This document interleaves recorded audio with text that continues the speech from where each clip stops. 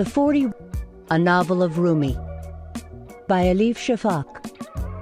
Narrated by Laurel Merlington. Copyright 2009 by Elif Shafak. This unabridged audiobook is published by arrangement with Viking, a member of Penguin Group USA, Inc., and was produced in the year 2010 by Tantor Media Incorporated, which holds the copyright thereto. When I was a child, I saw God. I saw angels. I watched the mysteries of the higher and lower worlds. I thought all men saw the same. At last I realized that they did not see. Shams of Tabriz. Prologue. Between your fingers you hold a stone and throw it into flowing water. The effect might not be easy to see. There will be a small ripple where the stone breaks the surface, and then a splash, muffled by the rush of the surrounding river. That's all. Throw a stone into a lake. The effect will be not only visible, but also far more lasting. The stone will disrupt the still waters. A circle will form where the stone hit the water, and in a flash that circle will multiply into another, then another.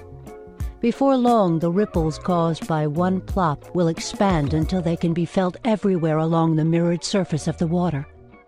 Only when the circles reach the shore will they stop and die out.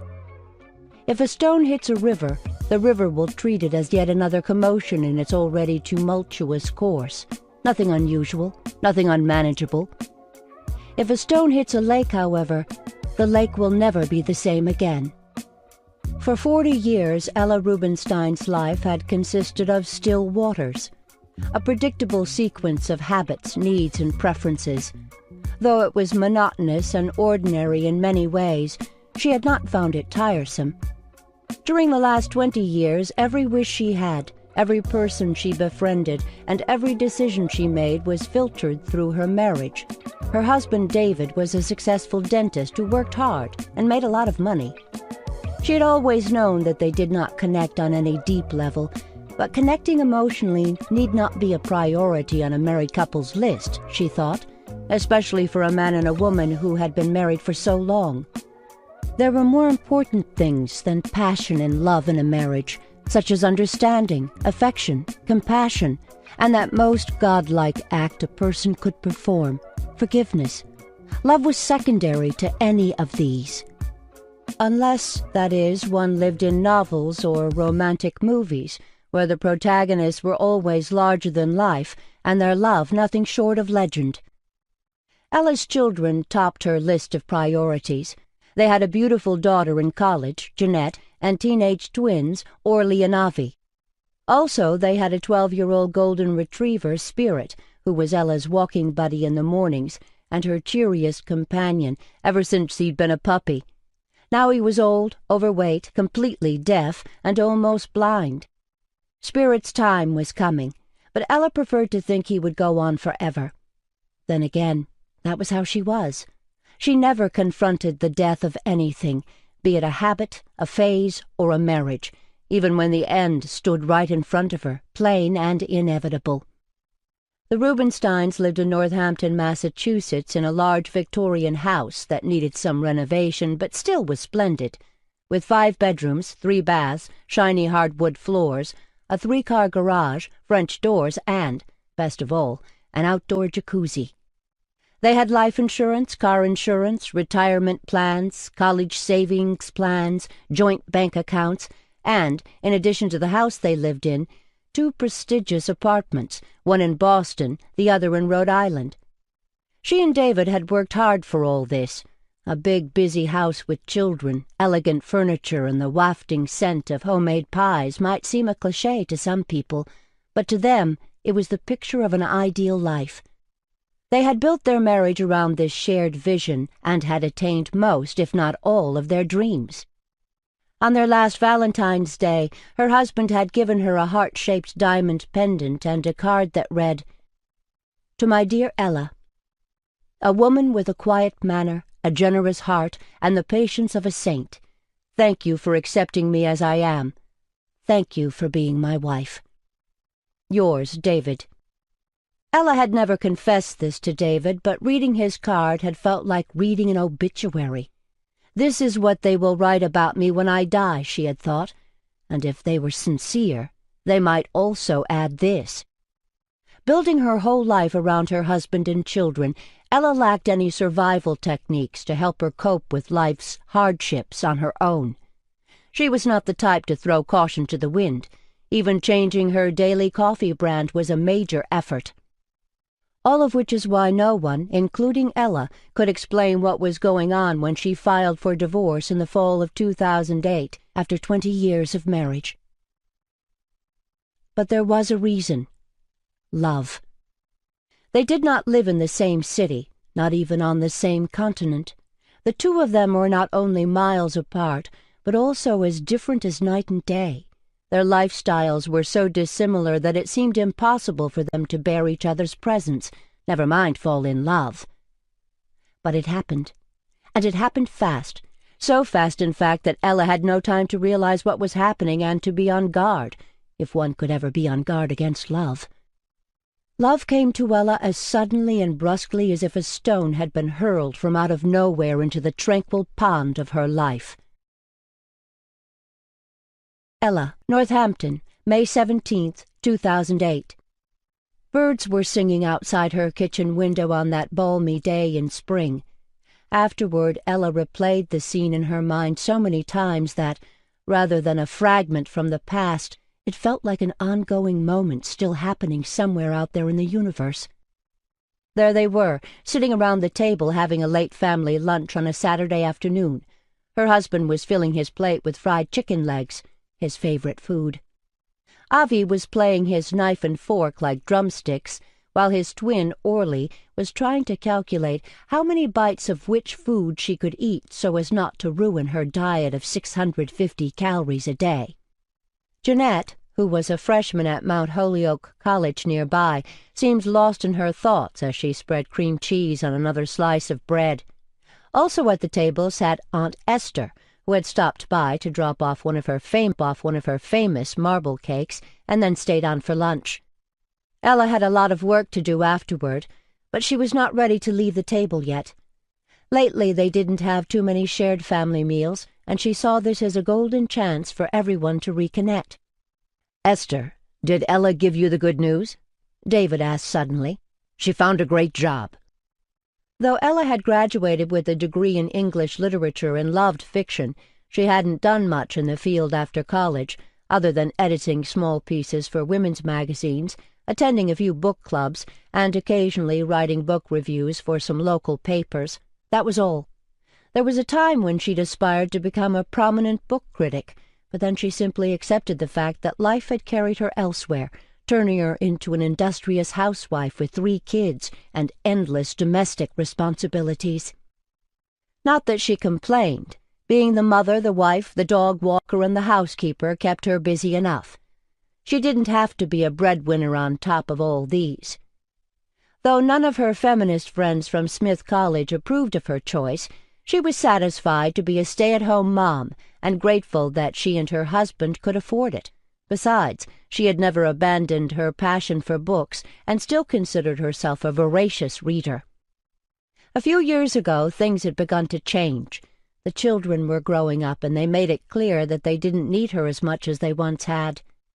Realizing that she had too much time to spare and no one to spend it with, Ella had considered how it might be to find a job. David had encouraged her, but though they kept talking and talking about it, she rarely pursued the opportunities that came her way, and when she did, potential employers were always looking for someone younger or more experienced. Afraid of being rejected over and over, she had simply let the subject drop.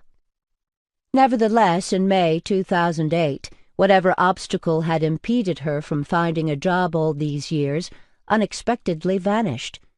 2 weeks shy of her 40th birthday, she found herself working for a literary agency based in Boston. It was her husband who found her the job through one of his clients, or perhaps through one of his mistresses. "Oh, it's no big deal," Ella rushed to explain now. "I'm only a part-time reader for a literary agent."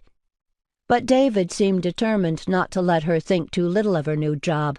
Come on, tell them it's a well-known agency, he urged, nudging her, and when she refused to comply, he heartily agreed with himself. It's a prestigious place, Esther. You should see the other assistants. Girls and boys, fresh out of the best colleges. Ella is the only one going back to work after being a housewife for years. Now isn't she something? Ella wondered if, deep inside, her husband felt guilty about keeping her away from a career, or else about cheating on her, these being the only two explanations she could think of as to why he was now going overboard in his enthusiasm. Still smiling, David concluded, "This is what I call chutzpah. We're all proud of her." "She is a prize, always was," said Aunt Esther in a voice so sentimental that it sounded as if Ella had left the table and was gone for good. They all gazed at her lovingly. Even Avi didn't make a cynical remark, and Orly for once seemed to care about something other than her looks. Ella forced herself to appreciate this moment of kindness, but she felt an overwhelming exhaustion that she had never experienced before. She secretly prayed for someone to change the subject. Jeanette, her older daughter, must have heard the prayer, for she suddenly chimed in, "I have some good news, too." All heads turned toward her, faces beaming with expectation.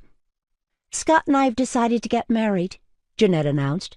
"Oh, I know what you guys are going to say, that we haven't finished college yet and all that, but you've got to understand. We both feel ready for the next big move." An awkward silence descended upon the kitchen table as the warmth that had canopied them just a moment ago evaporated. Orly and Avi exchanged blank looks, and Aunt Esther froze with her hand tightened around a glass of apple juice. David put his fork aside as if he had no appetite left, and squinted at Jeanette with his light brown eyes that were deeply creased with smile lines at the corners. However, right now he was anything but smiling. His mouth had drawn into a pout, as though he had just downed a swig of vinegar. "Great! I expected you to share my happiness, but I get this cold treatment instead," Jeanette whined. "You just said you were getting married," remarked David, as if Jeanette didn't know what she'd said and needed to be informed. "Dad, I know it seems a bit too soon, but Scott proposed to me the other day, and I've already said yes." "But why?" asked Ella. From the way Jeanette looked at her, Ella reckoned, that was not the kind of question her daughter expected. She would rather have been asked when or how. In either case, it meant that she could start shopping for her wedding dress. The question why was another matter altogether, and had completely caught her off guard. "Because I love him, I guess." Jeanette's tone was slightly condescending. "Honey, what I meant was, why the rush?" insisted Ella. "Are you pregnant or something?" Aunt Esther twitched in her chair, her face stern, her anguish visible. She took an antacid tablet from her pocket and started chewing on it.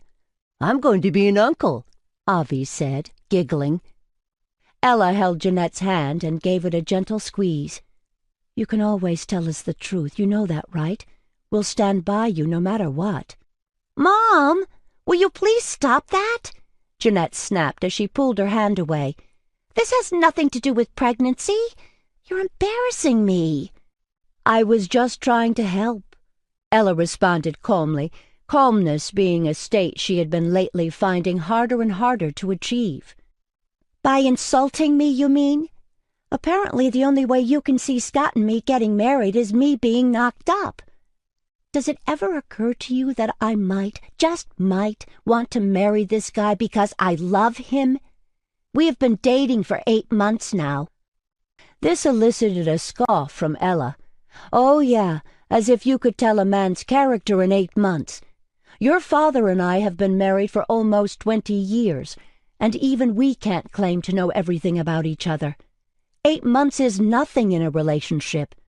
"It took God only 6 days to create the entire universe," said Avi, beaming, but cold stares from everyone at the table forced him back into silence. Sensing the escalating tension, David, his eyes fixed on his elder daughter, his brow furrowed in thought, interjected, "Honey, what your mom is trying to say is that dating is one thing, marrying is quite another." But, Dad, did you think we would date forever? Jeanette asked. Drawing in a deep breath, Ella said, To be perfectly blunt, we were expecting you to find someone better. You're too young to get involved in any serious relationship. You know what I'm thinking, Mom? Jeanette said in a voice so flat as to be unrecognizable. I'm thinking you're projecting your own fears onto me. But just because you married so young and had a baby when you were my age, that doesn't mean I'm going to make the same mistake. Ella blushed crimson, as if slapped in the face. From deep within she remembered the difficult pregnancy that had resulted in Jeanette's premature birth. As a baby and then as a toddler, her daughter had drained all of her energy, which was why she had waited 6 years before getting pregnant again. Sweetheart, we were happy for you when you started dating Scott, David said cautiously, trying a different strategy. He's a nice guy. But who knows what you'll be thinking after graduation? Things might be very different then. Jeanette gave a small nod that conveyed little more than feigned acquiescence. Then she said, Is this because Scott isn't Jewish? David rolled his eyes in disbelief. He had always taken pride in being an open-minded and cultured father, avoiding negative remarks about race, religion, or gender in the house. Jeanette, however, seemed relentless. Turning to her mother, she asked, Can you look me in the eye and tell me you'd still be making the same objections if Scott were a young Jewish man named Aaron? Jeanette's voice needled with bitterness and sarcasm, and Ella feared there was more of that welling up inside her daughter. Sweetheart, I'll be completely honest with you, even if you might not like it. I know how wonderful it is to be young and in love, believe me, I do. But to get married to someone from a different background is a big gamble. And as your parents, we want to make sure you're doing the right thing. And how do you know your right thing is the right thing for me? The question threw Ella off a little. She sighed and massaged her forehead, as if on the verge of a migraine. I love him, Mom. Does that mean anything to you? Do you remember that word from somewhere? He makes my heart beat faster. I can't live without him. Ella heard herself chuckle. It was not her intention to make fun of her daughter's feelings, not at all, but that was probably what her laughing to herself sounded like. For reasons unknown to her, she felt extremely nervous. She'd had fights with Jeanette before, hundreds of them, but today it felt as though she were quarreling with something else, something bigger. Mom, haven't you ever been in love? Jeanette retorted, a hint of contempt creeping into her tone. Oh, give me a break. Stop daydreaming and get real, will you? You're being so... Ella's eyes darted toward the window, hunting for a dramatic word until finally she came up with, romantic. What's wrong with being romantic? Jeanette asked, sounding offended. Really, what was wrong with being romantic? Ella wondered. Since when was she so annoyed by romanticism? Unable to answer the questions tugging at the edges of her mind, she continued all the same. Come on, honey. Which century are you living in? Just get it in your head. Women don't marry the men they fall in love with. When push comes to shove, they choose the guy who'll be a good father and a reliable husband. Love is only a sweet feeling bound to come and quickly go away. When she finished talking, Ella turned to her husband. David had clasped his hands in front of him, slowly as if through water, and was looking at her like he'd never seen her before. I know why you're doing this, Jeanette said. You're jealous of my happiness and my youth. You want to make an unhappy housewife out of me. You want me to be you, Mom. Ella felt a strange, sinking feeling in the pit of her stomach, as if she had a giant rock sitting there. Was she an unhappy housewife? A middle-aged mom trapped in a failing marriage? Was this how her children saw her? And her husband, too? What about friends and neighbors? Suddenly she had the feeling that everyone around her secretly pitied her, and the suspicion was so painful that she gasped. You should apologize to your mom, David said, turning to Jeanette with a frown on his face. It's all right. I don't expect an apology. Ella said dejectedly. Jeanette gave her mother a mock leer, and just like that she pushed back her chair, threw her napkin aside, and walked out of the kitchen. After a minute, Orly and Avi silently followed suit, either in an unusual act of solidarity with their elder sister, or because they'd gotten bored of all this adult talk. Aunt Esther left next, mumbling some poor excuse while chewing fiercely on her last antacid tablet. David and Ella remained at the table, an intense awkwardness hanging in the air between them. It pained Ella to have to face this void which, as they both knew, had nothing to do with Jeanette or any of their children. David grabbed the fork he had put aside and inspected it for a while. "So should I conclude that you didn't marry the man you loved?" "Oh, please, that's not what I meant." "What is it you meant, then?" David said, still talking to the fork. "I thought you were in love with me when we got married." "I was in love with you," Ella said, but couldn't help adding, "back then." "So when did you stop loving me?" David asked, deadpan. Ella looked at her husband in astonishment, like someone who had never seen her reflection before and who now held a mirror to her face. Had she stopped loving him? It was a question she had never asked herself before. She wanted to respond, but lacked not so much the will as the words. Deep inside she knew it was the two of them they should be concerned about, not their children. But instead they were doing what they both were best at, letting the days go by, the routine take over, and time run its course of inevitable torpor. She started to cry, unable to hold back this continuing sadness that had, without her knowledge, become a part of who she was. David turned his anguished face away. They both knew he hated to see her cry just as much as she hated to cry in front of him. Fortunately, the phone rang just then, saving them. David picked it up. "Hello?" "Yes, she's here. Hold on, please." Ella pulled herself together and spoke up, doing her best to sound in good spirits. "Yes, this is Ella." "Hi, this is Michelle. Sorry to bother you over the weekend," chirped a young woman's voice. "It's just that yesterday Steve wanted me to check in with you, and I simply forgot. Did you have a chance to start working on the manuscript?" "Oh," Ella sighed, only now remembering the task awaiting her. Her first assignment at the literary agency was to read a novel by an unknown European author. She was then expected to write an extensive report on it. "Tell him not to worry. I've already started reading," Ella lied. Ambitious and headstrong, Michelle was the kind of person she didn't want to upset on her first assignment. "Oh, good! How is it?" Ella paused, puzzled as to what to say.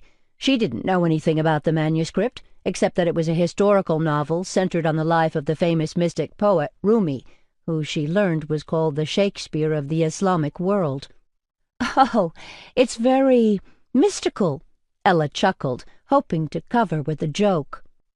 But Michelle was all business. "Right," she said flatly. "Listen, I think you need to get on this. It might take longer than you expect to write a report on a novel like that." There was a distant muttering on the phone as Michelle's voice trailed off. Ella imagined her juggling several tasks simultaneously, checking emails, reading a review on one of her authors, taking a bite from her tuna salad sandwich and polishing her fingernails, all while talking on the phone. "Are you still there?" Michelle asked a minute later. "Yes, I am." "Good. Listen, it's crazy in here. I need to go. Just keep in mind the deadline is in 3 weeks. "I know," Ella said abruptly, trying to sound more determined. "I'll make the deadline." The truth was, Ella wasn't sure she wanted to evaluate this manuscript at all. In the beginning, she'd been so eager and confident. It had felt thrilling to be the first one to read an unpublished novel by an unknown author, and to play however small a role in his fate. But now she wasn't sure if she could concentrate on a subject as irrelevant to her life as Sufism, and a time as distant as the 13th century. Michelle must have detected her hesitation. "Is there a problem?" she asked. When no answer came, she grew insistent. "Listen, you can confide in me." After a bit of silence, Ella decided to tell her the truth. "It's just that I'm not sure I'm in the right state of mind these days to concentrate on a historical novel. I mean, I'm interested in Rumi and all that, but still, the subject is alien to me. Perhaps you could give me another novel, something I could more easily relate to." "That's such a skewed approach," said Michelle. "You think you can work better with books you know something about? Not at all. Just because you live in this state, you can't expect to edit only novels that take place in Massachusetts, right?" "That's not what I meant," Ella said, and immediately realized she had uttered the same sentence too many times this afternoon. She glanced at her husband to see if he too had noticed this, but David's expression was hard to decipher. "Most of the time we have to read books that have nothing to do with our lives. That's part of our job. Just this week I finished working on a book by an Iranian woman who used to operate a brothel in Tehran and had to flee the country. Should I have told her to send the manuscript to an Iranian agency instead?" "No, of course not," Ella mumbled, feeling silly and guilty. "Isn't connecting people to distant lands and cultures one of the strengths of good literature?" "Sure it is. Listen, forget what I said. You'll have a report on your desk before the deadline." Ella conceded, hating Michelle for treating her as if she were the dullest person alive, and hating herself for allowing this to happen. "Wonderful, that's the spirit," Michelle concluded in her sing-song voice. "Don't get me wrong, but I think you should bear in mind that there are dozens of people out there who would love to have your job, and most of them are almost half your age. That'll keep you motivated." When Ella hung up the phone, she found David watching her, his face solemn and reserved. He seemed to be waiting for them to pick up where they'd left off, but she didn't feel like mulling over their daughter's future anymore, if that was what they'd been worrying about in the first place. Later in the day, she was alone on the porch, sitting in her favorite rocking chair, looking at the orangey-red Northampton sunset. The sky felt so close and open that you could almost touch it. Her brain had gone quiet, as if tired of all the noise swirling inside. This month's credit card payments, Orly's bad eating habits, Avi's poor grades, Aunt Esther and her sad cakes, her dog's spirits, decaying health, Jeanette's marriage plans, her husband's secret flings, and the absence of love in her life. One by one, she locked them all in small mental boxes. In that frame of mind, Ella took the manuscript out of its package and bounced it in her hand, as if weighing it. The title of the novel was written on the cover in indigo ink, Sweet Blasphemy. Ella had been told that nobody knew much about the author, a certain A.Z. Zahara, who lived in Holland.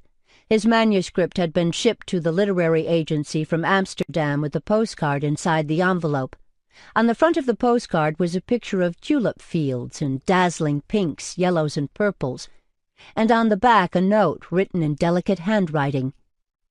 "Dear Sir, Madam, greetings from Amsterdam. The story I herewith send you takes place in 13th century Konya in Asia Minor, but I sincerely believe that it cuts across countries, cultures, and centuries. I hope you will have the time to read Sweet Blasphemy, a historical, mystical novel on the remarkable bond between Rumi, the best poet and most revered spiritual leader in the history of Islam, and Shams of Tabriz, an unknown, unconventional dervish full of scandals and surprises. May love be always with you and you always surrounded with love. A.Z. Zahara." Ella sensed that the postcard had piqued the editor's curiosity, but Steve was not a man who had time to read the work of an amateur writer, so he'd handed the package to his assistant Michelle, who had passed it on to her new assistant. This is how Sweet Blasphemy ended up in Ella's hands. Little did she know that this was going to be not just any book, but the book that changed her life. In the time she was reading it, her life would be rewritten. Ella turned the first page. There was a note about the writer. A.Z. Zahara lives in Amsterdam with his books, cats, and turtles when he is not traveling around the world. Sweet Blasphemy is his first novel and most probably his last. He has no intention of becoming a novelist and has written this book purely out of admiration and love for the great philosopher, mystic, and poet Rumi and his beloved son, Shams of Tabriz.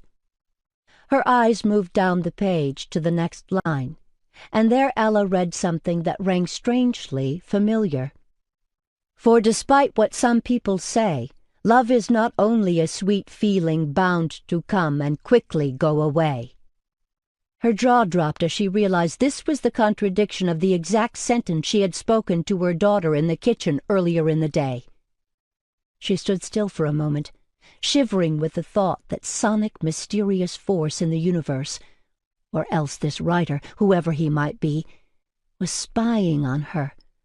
Perhaps he had written this book knowing beforehand what kind of person was going to read it first. This writer had her in mind as his reader. For some reason unbeknownst to her, Ella found the idea both disturbing and exciting. In many ways, the 21st century is not that different from the 13th century. Both will be recorded in history as times of unprecedented religious clashes, cultural misunderstandings, and a general sense of insecurity and fear of the other. At times like these, the need for love is greater than ever. A sudden wind blew in her direction, cool and strong, scattering the leaves on the porch. The beauty of the sunset drifted toward the western horizon, and the air felt dull, joyless. Because love is the very essence and purpose of life.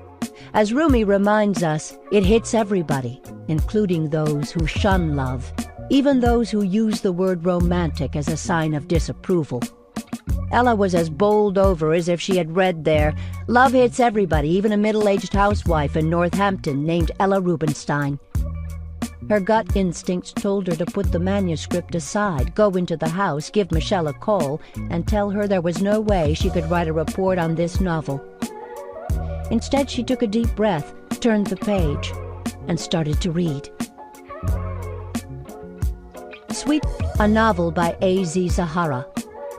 Sufi mystics say the secret of the Quran lies in the verse Al-Fatiha, and the secret of Al-Fatiha lies in Bismillahir-Rahman-Ir-Rahim, and the quintessence of Bismillah is the letter Ba, and there is a dot below that letter. The dot underneath the B embodies the entire universe. The Methnawi starts with B, just like all the chapters in this novel. Forward. Beset with religious clashes, political disputes, and endless power struggles, the 13th century was a turbulent period in Anatolia. In the west, the Crusaders, on their way to Jerusalem, occupied and sacked Constantinople, leading to the partition of the Byzantine Empire. In the east, highly disciplined Mongol armies swiftly expanded under the military genius of Genghis Khan.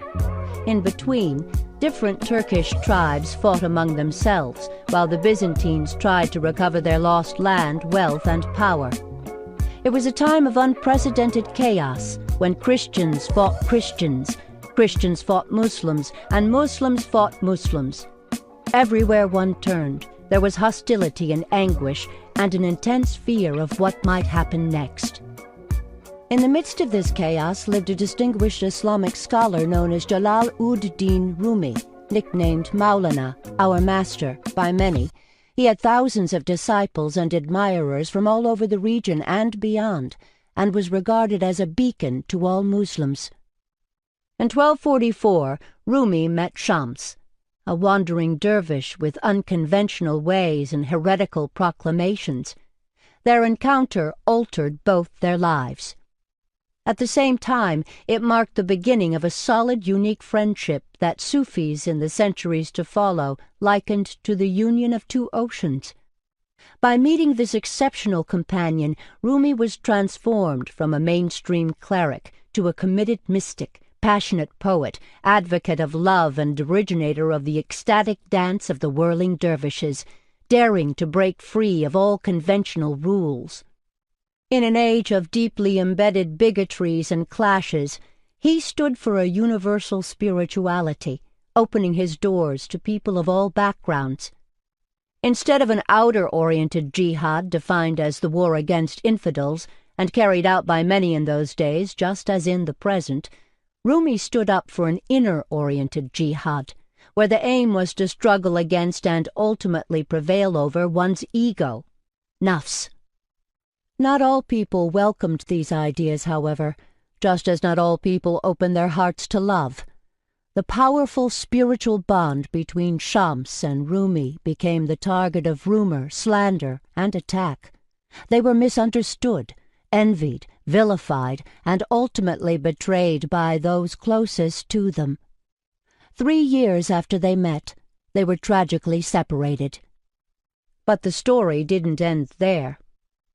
In truth, there never was an end. Almost 800 years later, the spirits of Shams and Rumi are still alive today, whirling amid us somewhere. The Killer, Alexandria, November 1252. Beneath dark waters in a well, he is dead now. Yet his eyes follow me wherever I go, bright and imposing, like 2 dark stars ominously hanging in the sky above. I came to Alexandria hoping that if I traveled far enough I could escape this piercing memory and stop the wail echoing inside my mind. That very last cry he gave out before his face drained of blood, his eyes bulged out, and his throat closed in an unfinished gasp. The farewell of a stabbed man, the howl of a trapped wolf. When you kill someone, something from that person passes to you, a sigh, a smell, or a gesture. I call it the curse of the victim. It clings to your body and seeps into your skin, going all the way into your heart, and thus continues to live within you. People who see me on the street have no way of knowing this, but I carry with me the traces of all the men I have killed. I wear them around my neck like invisible necklaces, feeling their presence against my flesh, tight and heavy. Uncomfortable though it feels, I have gotten used to living with this burden and have accepted it as part of my job. Ever since Cain slew Abel, in every murderer breathes the man he murdered. That much I know. It doesn't disturb me, not anymore. But then why was I shaken so badly after that last incident? Everything was different this time, right from the start. Take the way I found the job, for instance. Or should I say, instead, the way the job found me. Late in the fall of 1247, I was working for a brothel patron in Konya, a hermaphrodite famous for her anger and wrath. My task was to help her to keep the harlots under control and intimidate the customers who didn't behave. I remember the day vividly. I was hunting a harlot who had just escaped the brothel to find God. She was a beautiful young woman, which sort of broke my heart because when I caught up with her, I was going to ruin her face so bad that no man would ever want to look at her again. I was this close to catching the stupid woman when I found a mysterious letter on my doorsill. I had never learned how to read, so I took it to the madrasa, where I paid a student to read it for me. It turned out to be an anonymous letter signed by a few true believers. "We have heard from a reliable source where you came from and who you really were," the letter said. "A former member of the Assassins. We also know that after the death of Hassan Sabah and the incarceration of your leaders, the order is not what it used to be. You came to Konya to escape persecution, and you have been under disguise ever since." The letter said that my services were urgently needed on a matter of great importance. It assured me that payment would be satisfactory. If interested, I was to appear in a well-known tavern that evening after dark. Once there, I had to sit at the table closest to the window, my back to the door, my head bowed down and my eyes fixed on the floor. I would soon be joined by the person or persons who would hire me. They were going to give me all the information I needed to know, neither when they arrived nor as they left, and at no point during our conversation could I raise my head and look at their faces.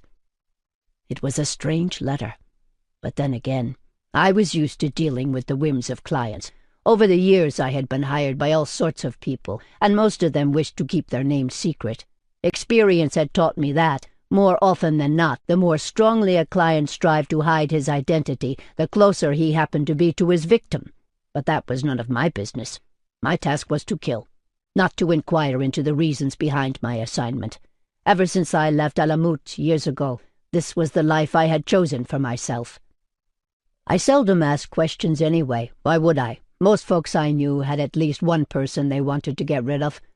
The fact that they didn't do anything about it didn't necessarily mean they were immune to the desire to kill. In fact, we all have it in us to kill someday.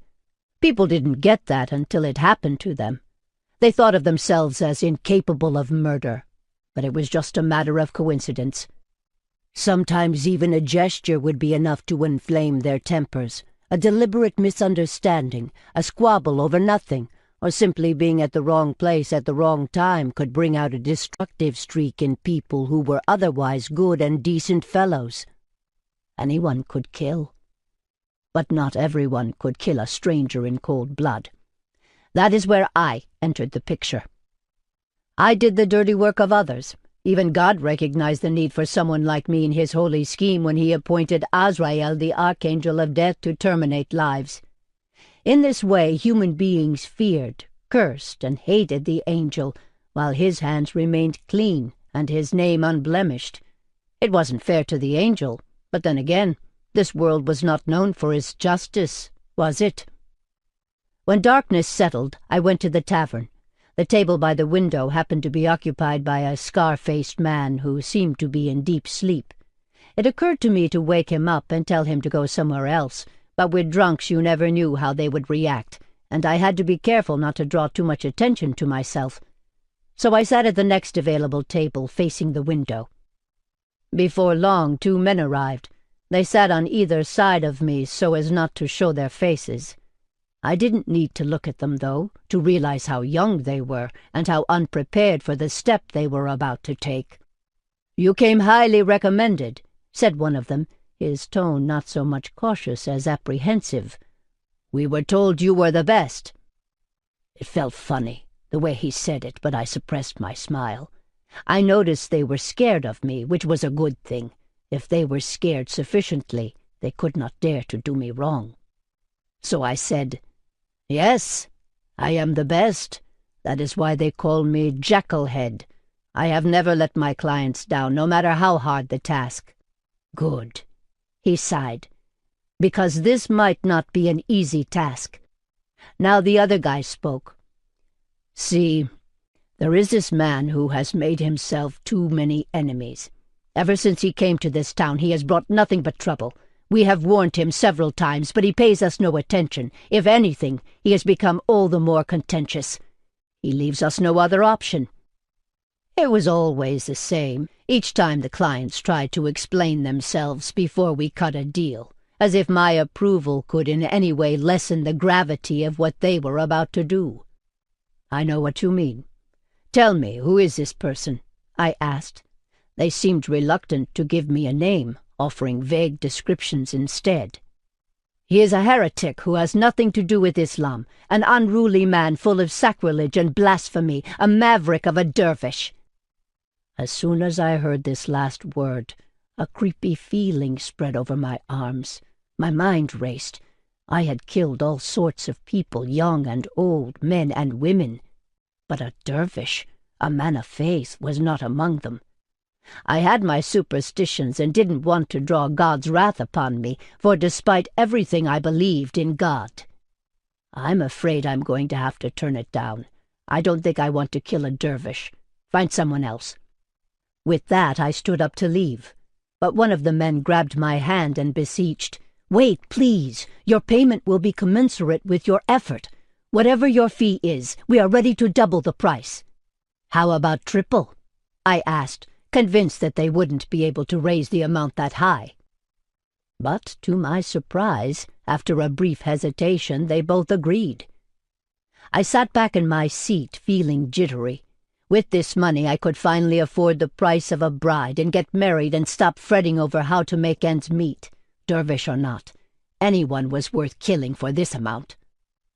How could I know in that moment that I was making the biggest mistake of my life and would spend the rest of my days regretting it? How could I know it would be so hard to kill the dervish and that even long after he was dead, his knife-like gaze would follow me everywhere? 5 years have passed since I stabbed him in that courtyard and dumped his body in a well, waiting to hear the splash that never came. Not a sound. It was as if, rather than falling down into the water, he fell up toward the sky. I still cannot sleep without having nightmares, and if I look at water, any source of water, for more than a few seconds, a cold horror grips my whole body and I throw up. Part 1. Earth. The things that are solid, absorbed, and still. Shams. An inn outside Samarkand, March 1242. Beeswax candles flickered in front of my eyes above the cracked wooden table. The vision that took hold of me this evening was a most lucid one. There was a big house with a courtyard full of yellow roses in bloom, and in the middle of the courtyard, a well with the coolest water in the world. It was a serene late autumn night with a full moon in the sky. A few nocturnal animals hooted and howled in the background. In a little while, a middle-aged man with a kind face, broad shoulders, and deep-set hazel eyes walked out of the house, looking for me. His expression was vexed, and his eyes were immensely sad. "Shams! Shams!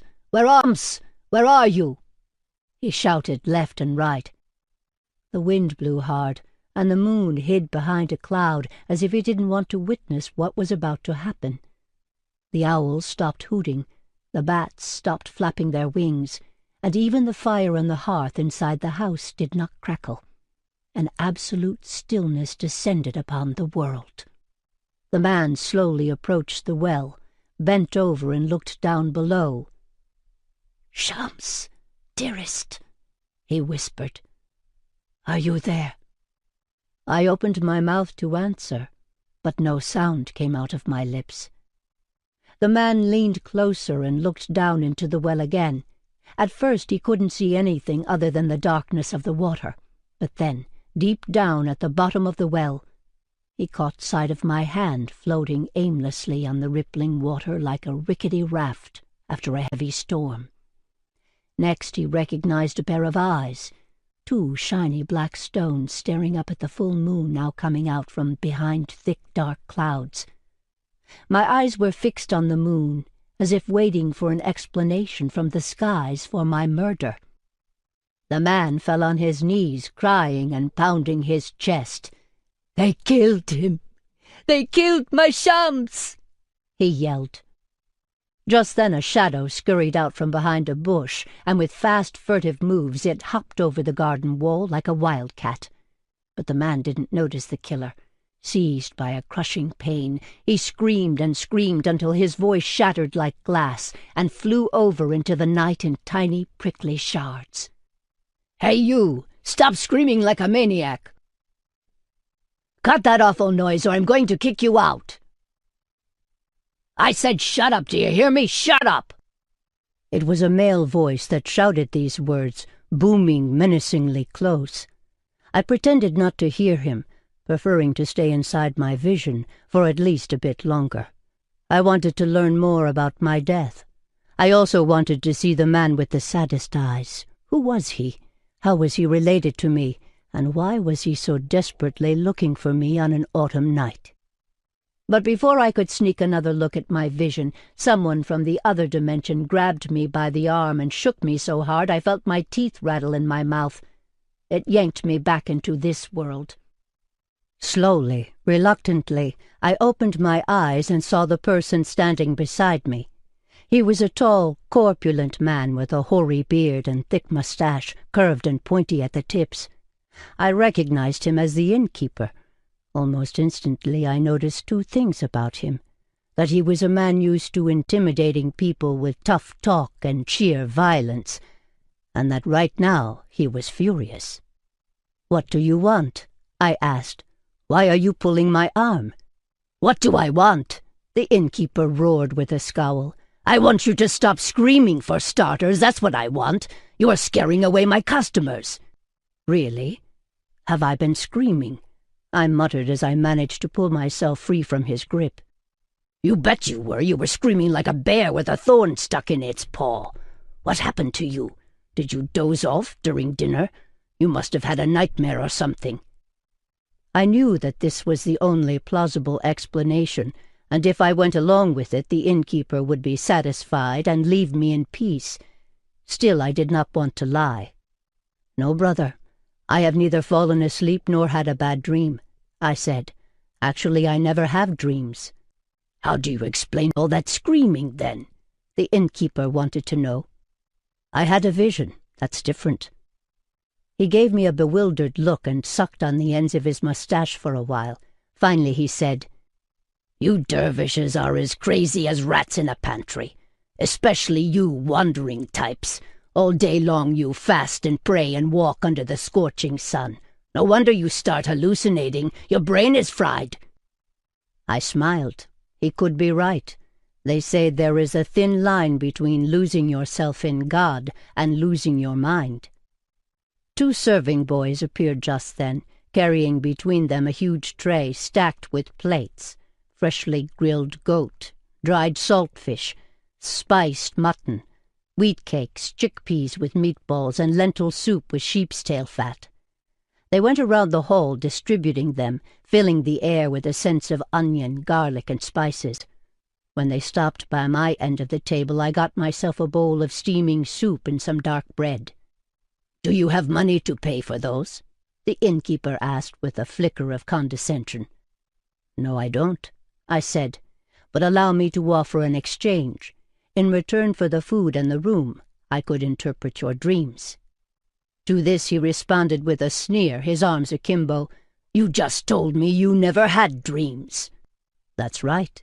I am a dream interpreter who doesn't have dreams of his own." "I should toss you out of here. Like I said, you dervishes are nuts," the innkeeper said, spitting out the words. "Here is some advice for you.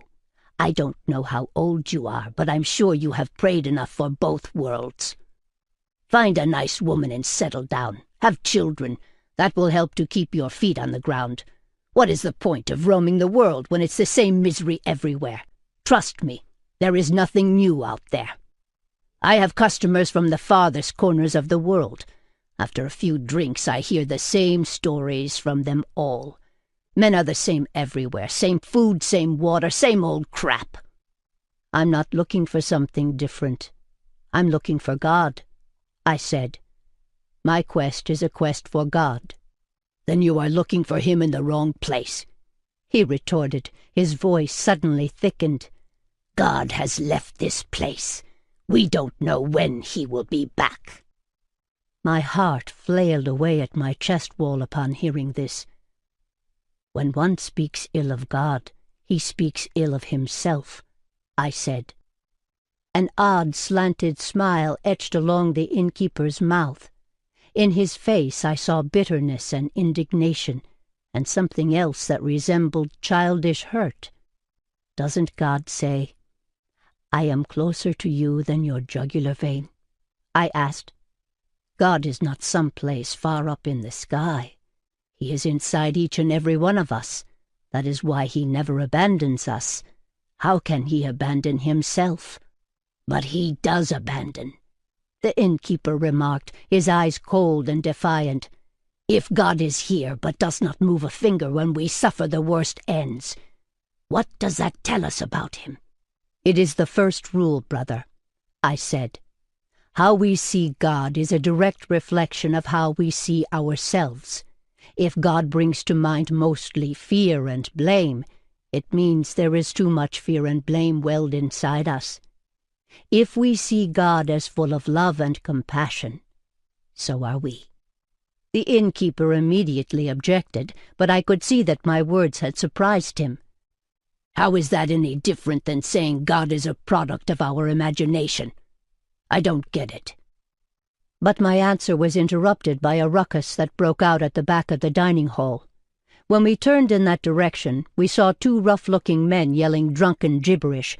With unbridled insolence, they were bullying the other customers, snatching food off their bowls, drinking from their cups, and, should anyone protest, mocking them like 2 naughty maktab boys. "Somebody should take care of these troublemakers, don't you think?" hissed the innkeeper between clenched teeth. "Now watch me." In a flash he reached the end of the hall, yanked one of the drunken customers from his seat and punched him in the face. The man must not have been expecting this at all, for he collapsed on the floor like an empty sack. A barely audible sigh came out of his lips, but other than that he made no noise. The other man proved stronger, and he fiercely fought back, but it didn't take the innkeeper long to knock him down too. He kicked his unruly customer in the ribs and then stomped on his hand, grinding it under his heavy boots. We heard the crack of a finger breaking, or maybe more. "Stop it!" I exclaimed. "You are going to kill him. Is that what you want?"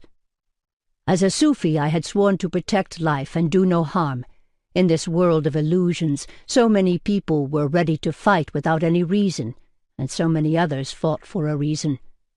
But the Sufi was the one who wouldn't fight, even if he had a reason. There was no way I could resort to violence, but I could thrust myself like a soft blanket between the innkeeper and the customers to keep them apart. "You stay out of this, dervish, or I'll beat the hell out of you too," the innkeeper shouted, but we both knew he wasn't going to do that. A minute later, when the serving boys lifted up the two customers, one of them had a broken finger, and the other a broken nose, and there was blood all over. A fearful silence descended on the dining hall. Proud with the awe he'd inspired, the innkeeper gave me a sidelong look. When he spoke again, it sounded as if he were addressing everyone around, his voice soaring high and wild, like a marauder bird boasting in the open sky. "You see, dervish, it wasn't always like this. Violence wasn't my element, but it is now. When God forgets about us down here, it falls upon us common people to toughen up and restore justice. So next time you talk to him, you tell him that. Let him know that when he abandons his lambs, they won't meekly wait to be slaughtered. They will turn into wolves." I struggled as I motioned toward the door. "You are mistaken. Am I wrong in saying I was a lamb once and have turned into a wolf?" "No, you got that right. I can see that you have become a wolf indeed, but you are wrong in calling what you are doing justice." "Wait! I haven't finished with you," the innkeeper shouted behind my back. "You owe me. In return for food and bed, you were going to interpret my dreams." "I'll do something better," I suggested. "I'll read your palm." I turned back and walked toward him, looking hard into his burning eyes. Instinctively, distrustfully, he flinched. Still, when I grabbed his right hand and turned his palm up, he didn't push me away. I inspected the lines and found them deep, cracked, marking uneven paths. Bit by bit the colors in his aura appeared to me, a rusty brown and a blue so pale as to be almost gray. His spiritual energy was hollowed out and thinned around the edges, as if it had no more strength to defend itself against the outside world. Deep inside, the man was no more alive than a wilting plant. To make up for the loss of his spiritual energy, he had doubled up his physical energy, which he used in excess. My heart beat faster, for I had started seeing something, at first dimly as if behind a veil, then with increasing clarity. A scene appeared in front of my eyes. A young woman with chestnut hair, bare feet with black tattoos, and an embroidered red shawl draped over her shoulders. "You have lost a loved one," I said, and took his left palm in my hand. Her breasts swollen with milk, and her belly so huge it looks as if it could rip apart. She is stuck in a hut on fire. There are warriors around the house riding horses with silver-gilded saddles. The thick smell of burning hay and human flesh. Mongol riders, their noses flat and wide, necks thick and short, and hearts as hard as rocks. The mighty army of Genghis Khan. "You have lost 2 loved ones," I corrected myself. "Your wife was pregnant with your first child." His eyebrows clamped down, his eyes fixed on his leather boots, and his lips tightly pursed. The innkeeper's face creased into an unreadable map. Suddenly he looked old beyond his years. "I realize that it's no consolation to you, but I think there is something you should know," I said. "It wasn't the fire or the smoke that killed her. It was a wooden plank in the ceiling that collapsed on her head. She died instantly without any pain. You always assumed she had suffered terribly, but in reality she did not suffer at all." The innkeeper furrowed his brow, bowed under a pressure only he could understand. His voice turned raspy as he asked, "How do you know all that?" I ignored the question. "You have been blaming yourself for not giving her a proper funeral. You still see her in your dreams, crawling out of the pit she was buried in. But your mind is playing games with you. In truth, your wife and son are both fine, traveling in infinity, as free as a speck of light." I then added, measuring each word, "You can become a lamb again, because you still have it in you." Upon hearing this, the innkeeper pulled his hand away, as if he had just touched a sizzling pan. "I don't like you, Dervish," he said. "I'll let you stay here tonight, but make sure you are gone early in the morning. I don't want to see your face around here again." It was always like this. When you spoke the truth, they hated you. The more you talked about love, the more they hated you. Ella, Northampton, May 18th, 2008. Bested by the tension that followed the argument with David and Jeanette, Ella was so drained she had to stop reading Sweet Blasphemy for a while. She felt as though the lid of a boiling cauldron had suddenly been lifted, emitting old conflicts and new resentments in the rising steam. Unfortunately, it was no other than she who had lifted that lid, and she had done it by dialing Scott's number and asking him not to marry her daughter.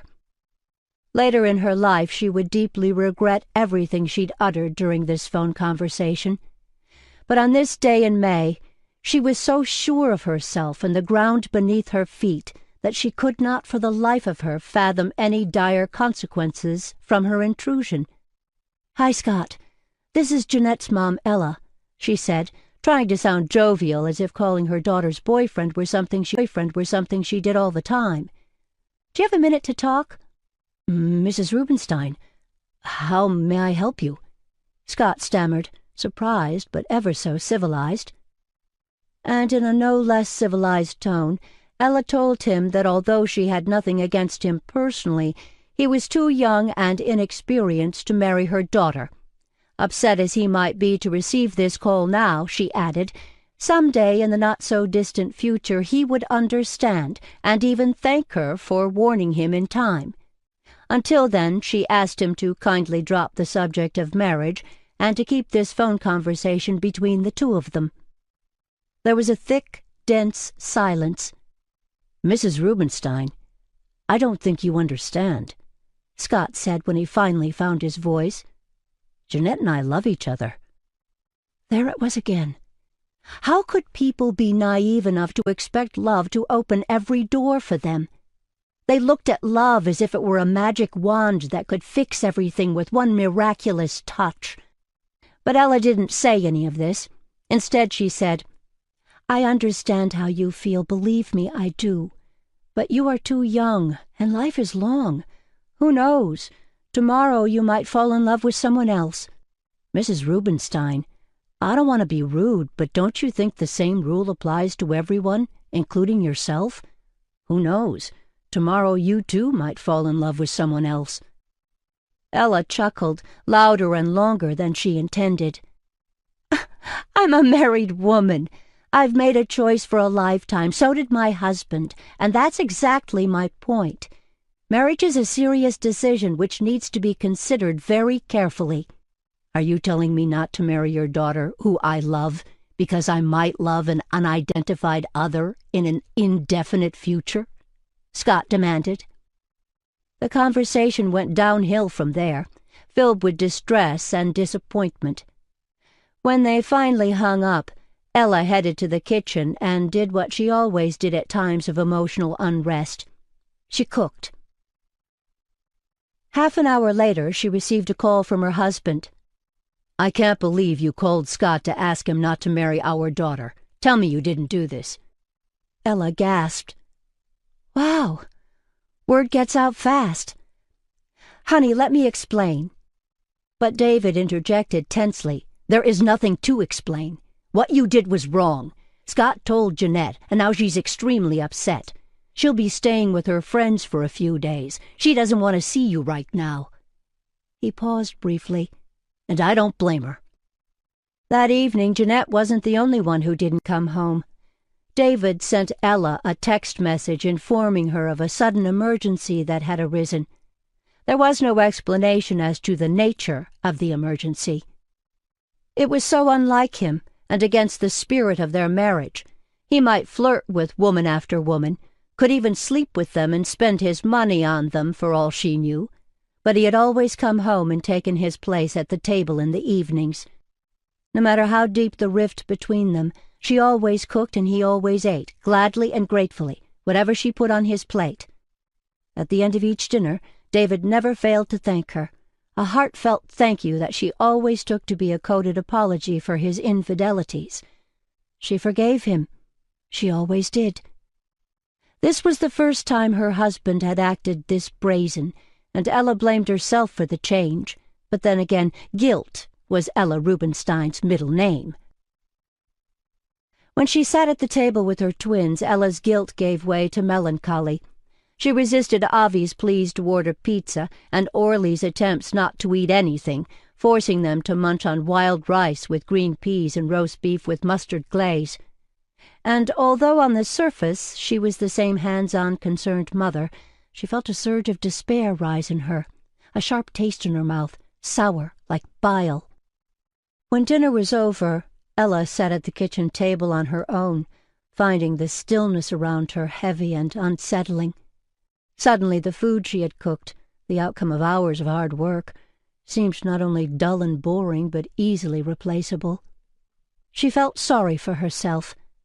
It was a pity that, at almost 40, she hadn't been able to make more of her life. She had so much love to give, and yet no one demanding it. Her thoughts turned to sweet blasphemy. She was intrigued by the character of Shams of Tabriz. It could be nice to have someone like him around, she joked to herself. Never a dull day with a guy like him. And somehow the image that popped up in her mind was of a tall, dark-looking, mysterious man with leather pants, a motorcycle jacket, and black hair that fell to his shoulders, riding a shiny red Harley-Davidson with multicolored tassels hanging from the handlebars. She smiled at the image. A handsome, sexy, Sufi motorcyclist riding fast on an empty highway. Wouldn't it be nice to get picked up while hitchhiking by a guy like that?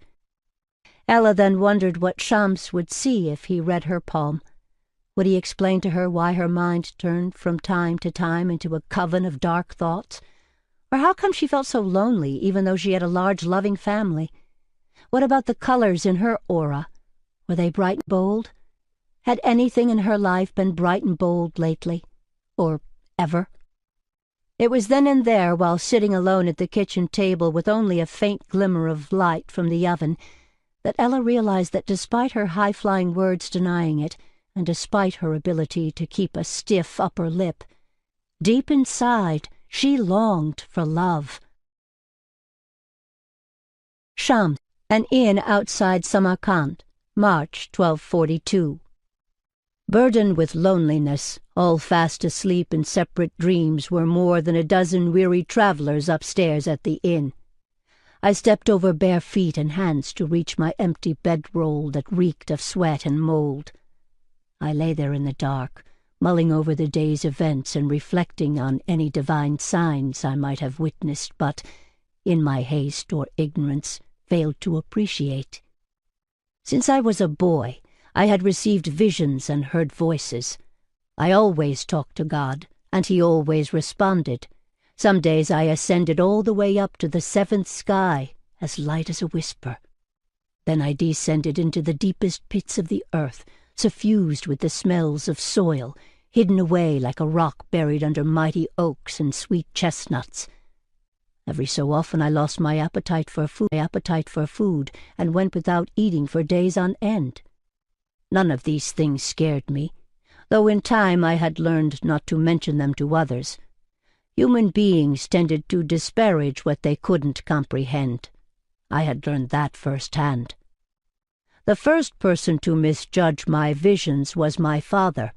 I must have been 10 years old when I started seeing my guardian angel on a daily basis and was naive enough to think that everyone else did as well. One day, while my father was teaching me how to build a cedar chest so that I could become a carpenter like him, I told him about my guardian angel. "You have a wild imagination, son," my father said dryly, "and you better keep it to yourself. We don't want to upset the villagers again."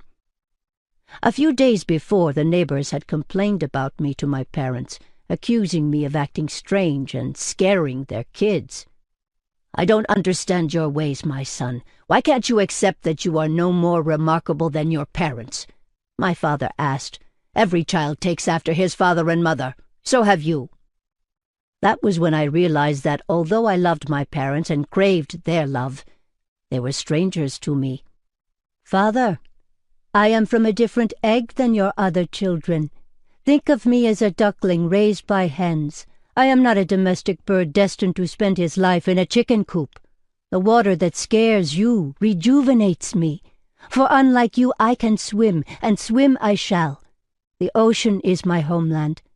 If you are with me, come to the ocean. If not, stop interfering with me and go back to the chicken coop." My father's eyes grew large, then small and distant. "If this is the way you talk to your father now," he said gravely, "I wonder how you will address your enemies when you grow up." Much to the chagrin of my parents, the visions did not disappear as I got older. If anything, they became more intense and gripping. I knew I made my parents nervous, and I felt guilty for upsetting them so. But the truth is, I didn't know how to end the visions, and even if I had, I don't think I would have. Before long, I left my house for good. Since then, Tabriz has become a smooth, sweet word, so fine and delicate it melts on my tongue. 3 cents accompany my memories of this place: cut wood, poppy seed bread, and the soft, crisp smell of snow. I have been a wandering dervish ever since, not sleeping in the same place more than once, not eating out of the same bowl twice in a row, every day seeing different faces around me. When hungry, I earn a few coins by interpreting dreams. In this state I roam east and west, searching for God high and low. I hunt everywhere for a life worth living and a knowledge worth knowing. Having roots nowhere, I have everywhere to go. During my travels, I have taken all sorts of roads, from popular trade routes to forgotten tracks where you wouldn't run into a soul for days on end. From the coasts of the Black Sea to the cities of Persia, from the vast steppes of Central Asia to the sand dunes of Arabia, I passed through thick forests, flat grasslands and deserts, sojourned at caravansaries and hostels, consulted with the learned men in age-old libraries, listened to tutors teaching little children in maktabs, discussed tafsir and logic with students in madrasas, visited temples, monasteries, and shrines, meditated with hermits in their caves, performed zikir with dervishes, fasted with sages and dined with heretics, danced with shamans under the full moon, came to know people of all faiths, ages, and professions, and witnessed misfortunes and miracles alike. I have seen poverty-stricken villages, fields blackened by fire, and plundered towns where the rivers ran red and there were no men left alive above the age of 10. I have seen the worst and the best in humanity. Nothing surprises me any more. As I went through all these experiences, I began to compile a list that wasn't written down in any book, only inscribed in my soul. This personal list I called the basic principles of the itinerant mystics of Islam. To me, these were as universal, dependable, and invariable as the laws of nature. Together they constituted the 40 rules of the religion of love, which could be attained with love and love only. And one of those rules said, "The path to the truth is a labor of the heart, not of the head. Make your heart your primary guide, not your mind. Meet, challenge, and ultimately prevail over your nafs with your heart. Knowing your ego will lead you to the knowledge of God." It had taken me years to finish working on these rules, all 40 of them, and now that I was done, I knew I was nearing the final stage of my time in this world. Lately I had been having many visions in this direction. It wasn't death that worried me, for I didn't see it as an end, but to die without leaving a legacy behind. There were many words piled up inside my chest, stories waiting to be told. I wanted to hand all this knowledge to one other person, neither a master nor a disciple. I sought an equal, a companion.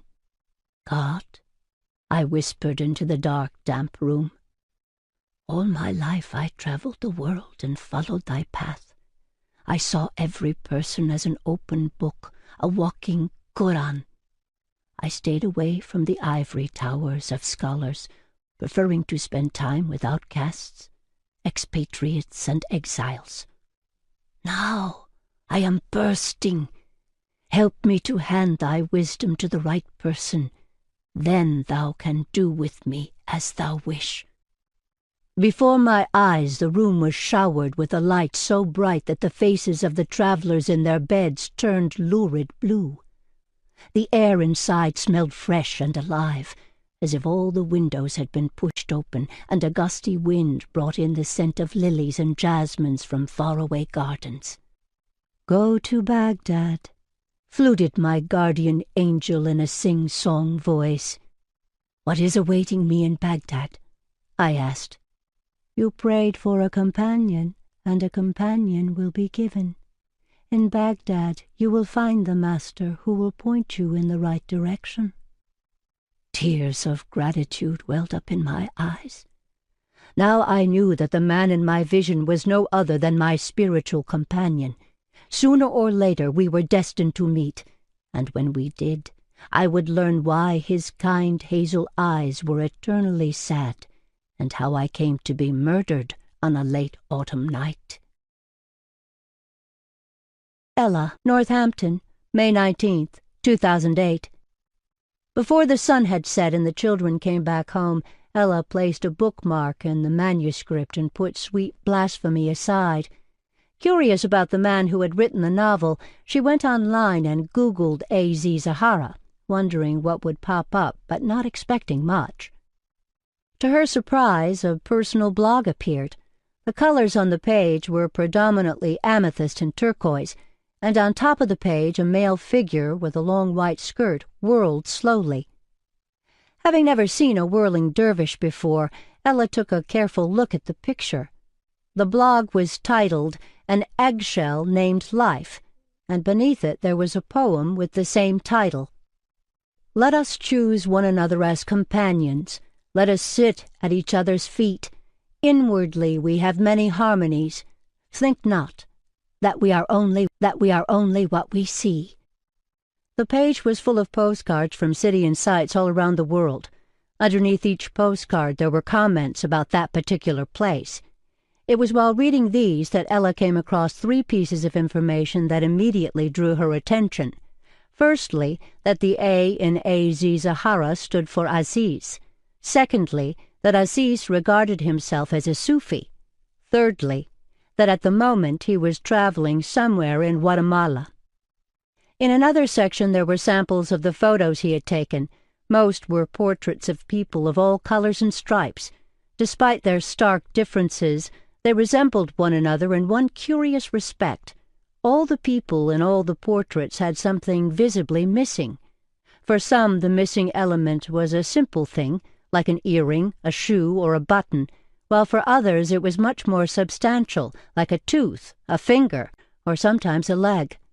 Underneath the photos it read, "No matter who we are or where we live, deep inside we all feel incomplete. It's like we have lost something and need to get it back. Just what that something is, most of us never find out, and of those who do, even fewer manage to go out and look for it. Ella scrolled up and down the web page, clicked on every postcard to enlarge it, and read every comment Aziz had made. At the bottom of the page there was an email address, azizzahara@gmail.com, which she wrote down on a piece of paper. Next to that she found a poem by Rumi. Choose love, love. Without the sweet life of love, living is a burden, as you have seen. It was while reading this poem that a most peculiar thought flashed across her mind. For a fleeting moment it felt as if everything Aziz Zahara included in his personal blog, the pictures, the comments, the quotations, and the poems, were written for her eyes only. It was a strange and slightly supercilious thought, but one that made perfect sense to her. Later in the afternoon, Ella sat by the window, feeling tired and slightly down, the sun heavy on her back, and the air in the kitchen filled with the smells of the brownies she was baking. She had Sweet Blasphemy open in front of her, but her mind was so preoccupied she couldn't concentrate on the manuscript. It occurred to her that perhaps she, too, should write her own set of ground rules. She could name it The 40 Rules of the Deeply Settled Earthy Housewife. Rule number 1, she murmured. Stop looking for love. Stop running after impossible dreams. There are surely more important things in life for a married woman about to be 40. But her own joke produced an obscure discomfort in Ella, reminding her of bigger worries. Unable to hold herself back any more, she gave her elder daughter a call. She got her answering machine. Jeanette, dear, I know it was wrong of me to call Scott, but my intentions weren't bad. I just wanted to make sure... She paused, deeply regretting not planning this message in advance. She could hear the soft rustle of the answering machine recording in the background. It made her nervous to think that the tape was rolling and time was running short. Jeanette, I'm sorry for the things I do. I know I shouldn't complain when I'm so blessed, but it's just that I am so unhappy. Click. The answering machine came to a stop. Ella's heart constricted with the shock of what she'd just said. What had come over her? She didn't know she was unhappy. Was it possible to be depressed and not know it? Oddly enough, she didn't feel unhappy about confessing her unhappiness. She hadn't been feeling much of anything lately. Her gaze slid to the piece of paper on which she'd written Aziz Zahara's email address. The address looked simple, unpretentious, and somehow inviting. Without giving it much thought, she went to her computer and started composing an email. Dear Aziz Zahara, my name is Ella. I am reading your novel, Sweet Blasphemy, in my capacity as a reader for the literary agency. I have only just begun, and I am enjoying it immensely. This, however, is my personal opinion and is not reflective of the views of my boss. Whether I like your novel or not, I have barely any influence on the final decision as to whether we will take you on as a client. It seems like you believe that love is the essence of life, and that nothing else matters. It's not my intention to get into a fruitless debate with you on this matter. Suffice it to say that I do not completely agree, but this is not why I am writing to you. I am writing because the timing of my reading Sweet Blasphemy couldn't have been more bizarre. Currently I am trying to persuade my elder daughter not to marry so young. The day before, I asked her boyfriend to call off their marriage plans. Now my daughter hates me and refuses to talk to me. I have a feeling you two would get along well, as you seem to have very similar views on love. I am sorry to pour my personal problems out on you. That wasn't my intention. Your personal blog, that is where I found your email address, says you are in Guatemala. Traveling around the world must be quite a thrill. If you happen to come to Boston, perhaps we could meet in person and talk over a cup of coffee. Best wishes, Ella. Her first email to Aziz was not a letter so much as an invitation, a cry for help. But Ella had no way of knowing this. As she sat in the silence of her kitchen and composed a note to an unknown writer, she didn't expect to meet now or at any time in the future. The Mask, Baghdad, April 1242. Baghdad took no note of the arrival of Shams of Tabriz, but I will never forget the day he came to our modest dervish lodge. We had important guests that afternoon. The High Judge had dropped by with a group of his men, and I suspected there was more than cordiality behind his visit. Renowned for his dislike of Sufism, the judge wanted to remind me that he kept an eye on us, just as he kept an eye on all the Sufis in the area.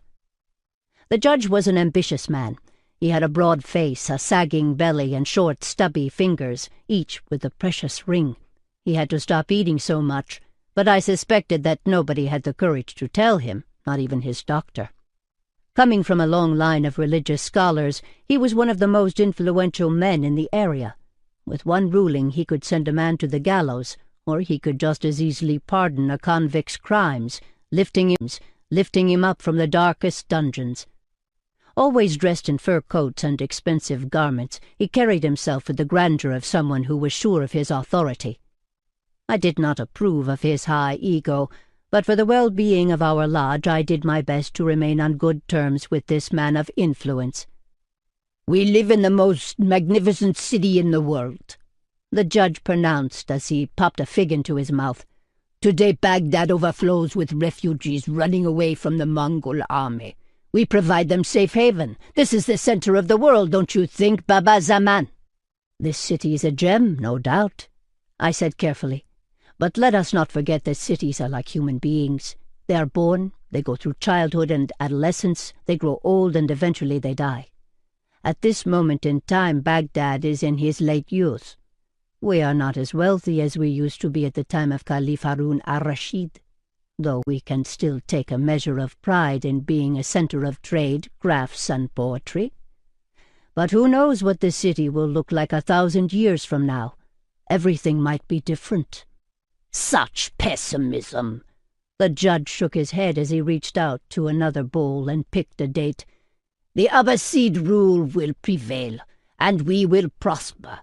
That is, of course, if the status quo is not disrupted by the traitors among us. There are those who call themselves Muslim, but their interpretation of Islam is far more dangerous than threats from infidels." I chose to remain silent. It was no secret that the judge thought the mystics, with their individualistic and esoteric interpretations of Islam, were troublemakers. He accused us of paying no heed to the Sharia, and thus disrespecting the men of authority, men like him. Sometimes I had the feeling he would rather have all Sufis kicked out of Baghdad. "Your brotherhood is harmless, but don't you think some Sufis are beyond the pale?" the judge asked, stroking his beard. I didn't know how to respond to that. Thank God, just then we heard a knock on the door. It was the ginger-haired novice. He made a beeline toward me and whispered in my ear that we had a visitor, a wandering dervish who insisted upon seeing me and refused to talk to anyone else. Normally I would have asked the novice to take the newcomer to a quiet, welcoming room, give him warm food, and make him wait until the guests had left. But as the judge was giving me a hard time, it occurred to me that a wandering dervish could dispel the tension in the room by telling us colorful stories from faraway lands. So I asked the novice to bring the man in. A few minutes later the door was opened, and in walked a man dressed head to toe in black, lank, gaunt, and of indeterminable age. He had a sharp nose, deeply set pitch-black eyes, and dark hair that fell over his eyes in thick curls. He wore a long hooded cloak, a wool garment, and sheepskin boots. There were a number of charms around his neck. He held a wooden bowl in his hand of the sort that mendicant dervishes carry to overcome their personal vanity and hubris by accepting the charity of others. I realized that here was a man who did not pay much attention to the judgments of society. That people could confuse him with some vagrant or even a beggar didn't seem to bother him in the least. As soon as I saw him standing there, awaiting permission to introduce himself, I sensed he was different. It was in his eyes, in his elaborate gestures, written all over him. like an acorn that might seem modest and vulnerable to ignorant eyes, but already heralds the proud oak tree that it will turn out to be. He looked at me with those piercingly black eyes and nodded silently. "Welcome to our lodge, dervish," I said as I motioned for him to take a seat on the cushions across from me. After greeting everyone, the dervish sat down, inspecting the people in the room, taking in every detail. Finally his gaze stopped at the judge. The two men looked at each other for a full minute without so much as a word, and I couldn't help wondering what each thought of the other, as they seemed so very opposite. I offered the dervish warm goat milk, sweetened figs, and filled dates, all of which he politely refused. When asked his name, he introduced himself as Shams of Tabriz, and said he was a wandering dervish, searching for God high and low. "And were you able to find him?" I inquired. A shadow crossed his face as the dervish nodded and said, "Indeed, he was with me all along." The judge interjected with a smirk he didn't bother to hide. "I never understand why you dervishes make life so complicated. If God was with you all along, why did you rummage around this whole time in search of him?" Shams of Tabriz bowed his head pensively and remained silent for a moment. When he looked up again, his face was calm, his voice measured. "Because although it is a fact that he cannot be found by seeking, only those who seek can find him." "Such word-play!" the judge scoffed. "Are you trying to tell us that we cannot find God if we stay in the same place all our lives? That's nonsense. Not everyone needs to dress in tatters and hit the road like you." There followed a ripple of laughter as the men in the room were eager to show their agreement with the judge. High-pitched, unconfident, and unhappy laughs from people used to toadying to superiors. I felt uneasy. Obviously, it hadn't been a good idea to bring the judge and the dervish together. Perhaps I was misunderstood. I didn't mean to say one could not find God if he stayed in his hometown. That is certainly possible, conceded the dervish. There are people who have never traveled anywhere and yet have seen the world. Exactly. The judge grinned triumphantly, a grin that vanished upon hearing what the dervish uttered next. What I meant to say, Judge, was that one could not find God if he stayed in the fur coat, silk garment, and pricey jewelry that you are wearing today. A stunned silence descended upon the room, the sounds and sighs around us dissolving down to dust. We all held our breath as if expecting something bigger to happen, though what could have been more shocking I didn't know. "Your tongue is too sharp for a dervish," the judge said. "When something needs to be said, I'll say it even if the whole world grabs me by the neck and tells me to be quiet." This was met with a frown from the judge, but then he shrugged dismissively. "Well, whatever," he said. "In any case, you are the man we need. We were just talking about the splendor of our city. You must have seen many places. Is there a place more charming than Baghdad?"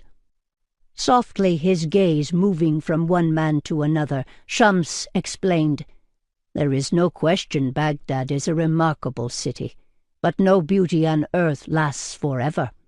Cities are erected on spiritual columns. Like giant mirrors, they reflect the hearts of their residents. If those hearts darken and lose faith, cities will lose their glamour. It happens, and it happens all the time." I couldn't help but nod. Shams of Tabriz turned to me, momentarily distracted from his thoughts, with a friendly flicker in his eyes. I felt them on me like the heat of a sweltering sun. That was when I clearly saw how he merited his name. This man was radiating vigor and vitality and burning within like a ball of fire. He was indeed Shams, the sun. But the judge was of a different mind. "You Sufis make everything too complicated. The same with philosophers and poets. Why the need for so many words? Human beings are simple creatures with simple needs. It falls upon the leaders to see to their needs and make sure they do not go astray. That requires applying the Sharia to perfection." "The Sharia is like a candle," said Shams of Tabriz.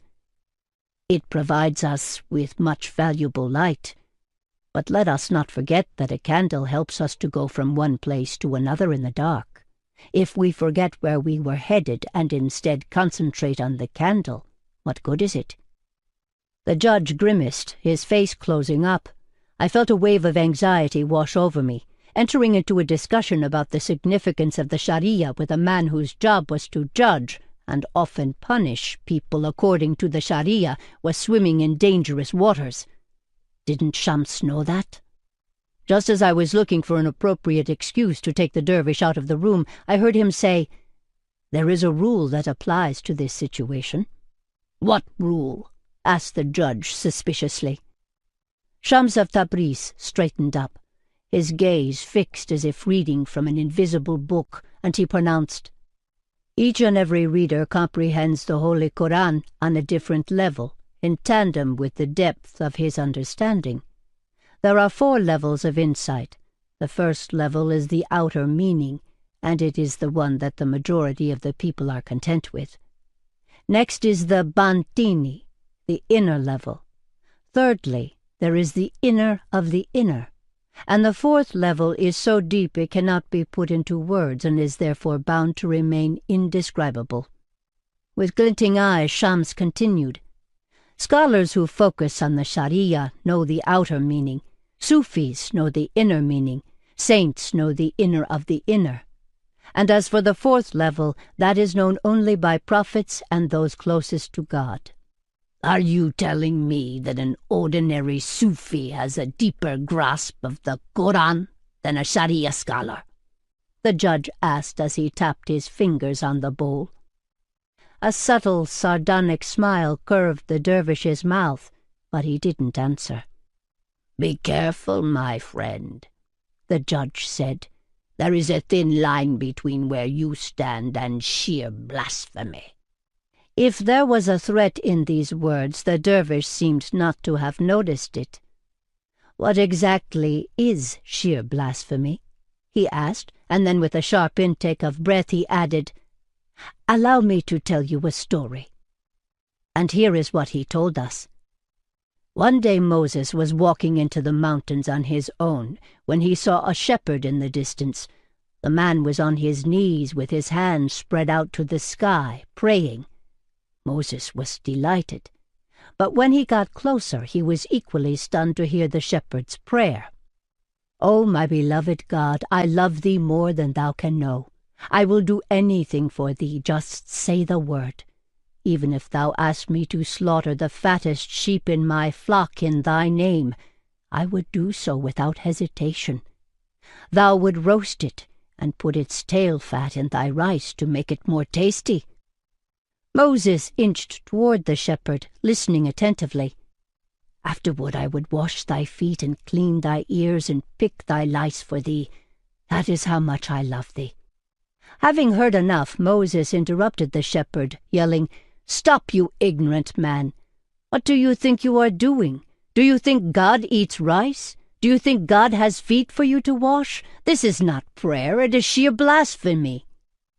Dazed and ashamed, the shepherd apologized repeatedly and promised to pray as decent people did.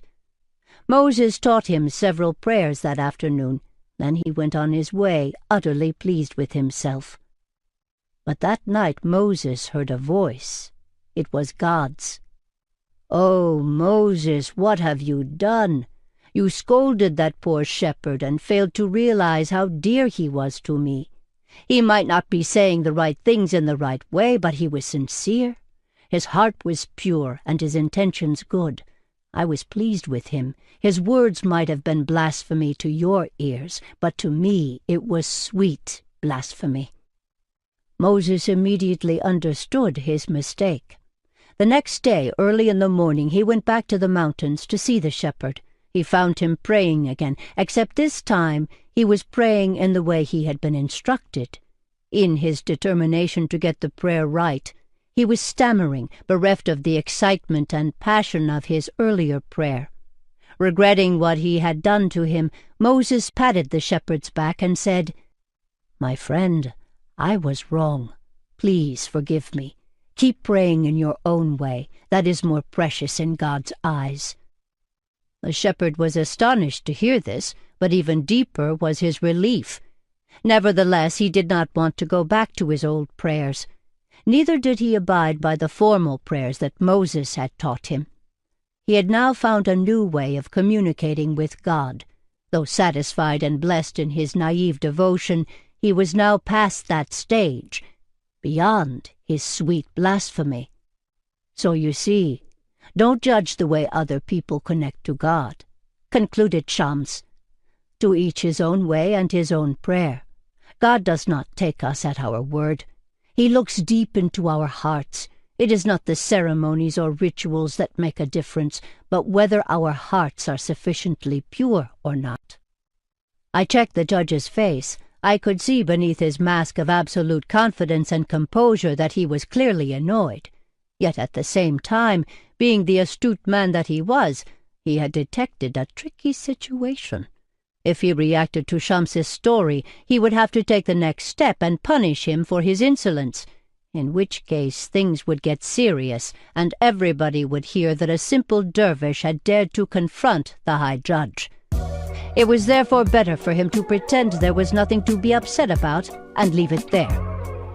Outside, the sun was setting, painting the sky a dozen shades of crimson, punctuated now and again by dark gray clouds. In a little while the judge rose to his feet, saying he had some important business to attend. After giving me a slight nod and Shams of Tabriz a cold stare, he strode off.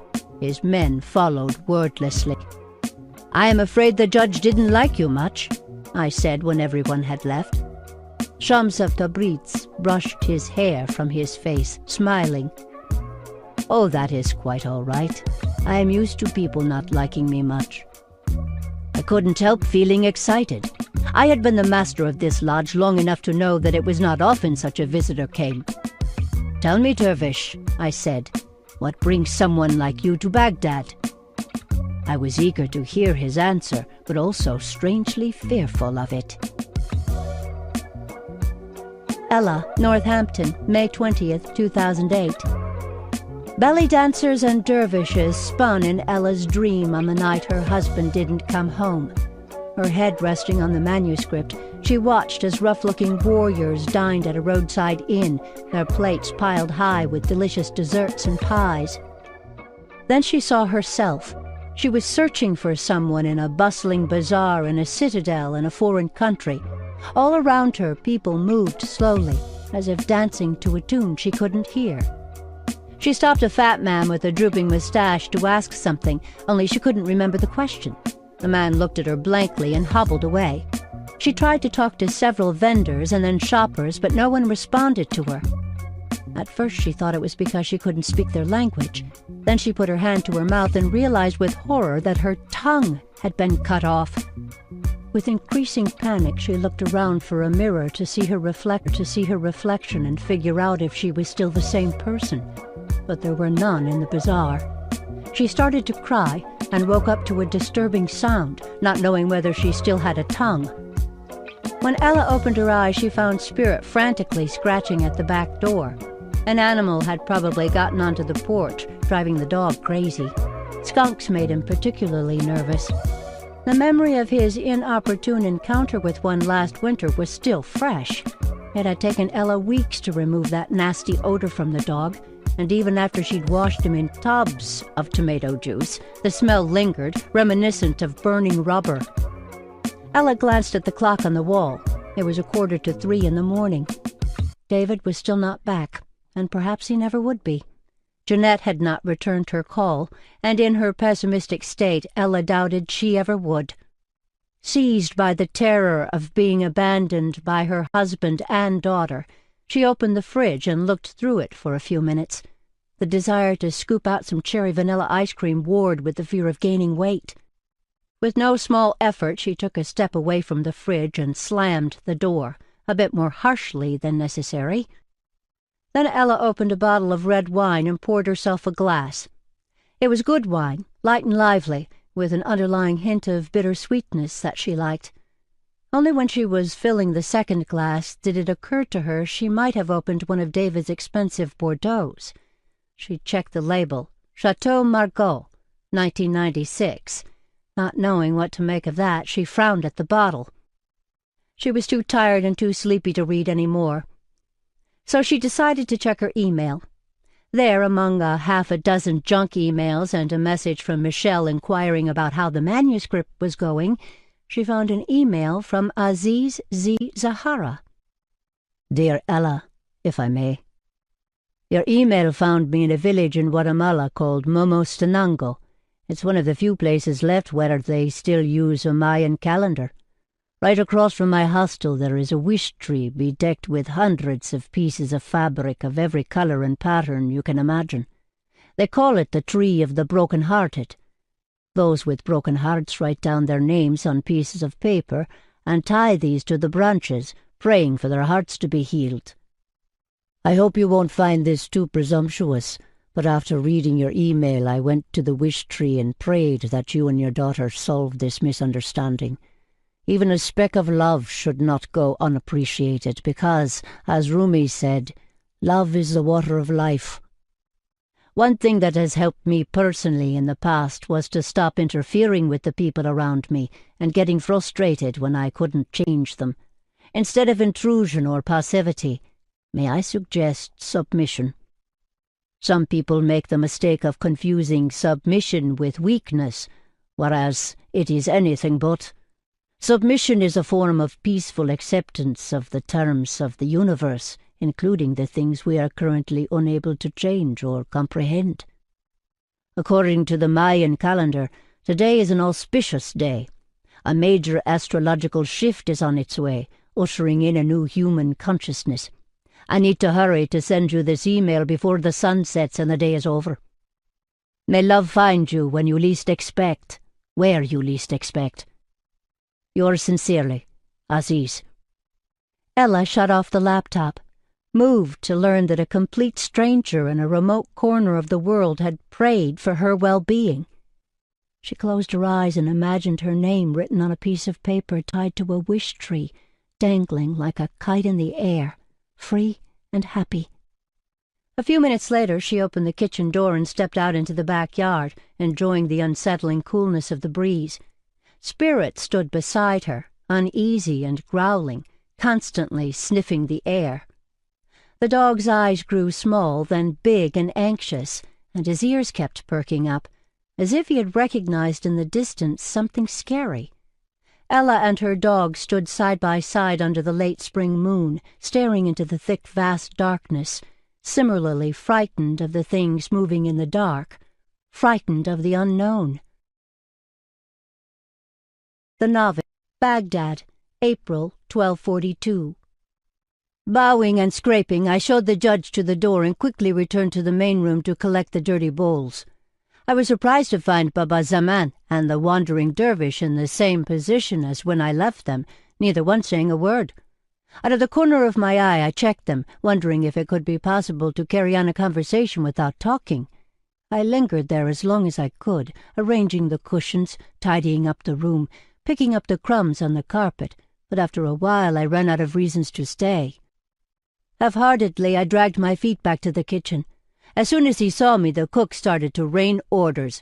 Wipe the counter, mop the floor, wash the dishes, scrub the stove and the walls around the grill, and when you are done, don't forget to check the mouse traps. Ever since I'd come to this lodge some 6 months ago, the cook had been riding roughshod over me. Every day he made me work like a dog, and called this torture part of my spiritual training, as if washing greasy dishes could be spiritual in any way.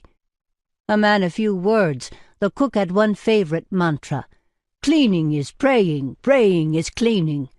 If that were true, all the housewives in Baghdad would have become spiritual masters, I once dared to say.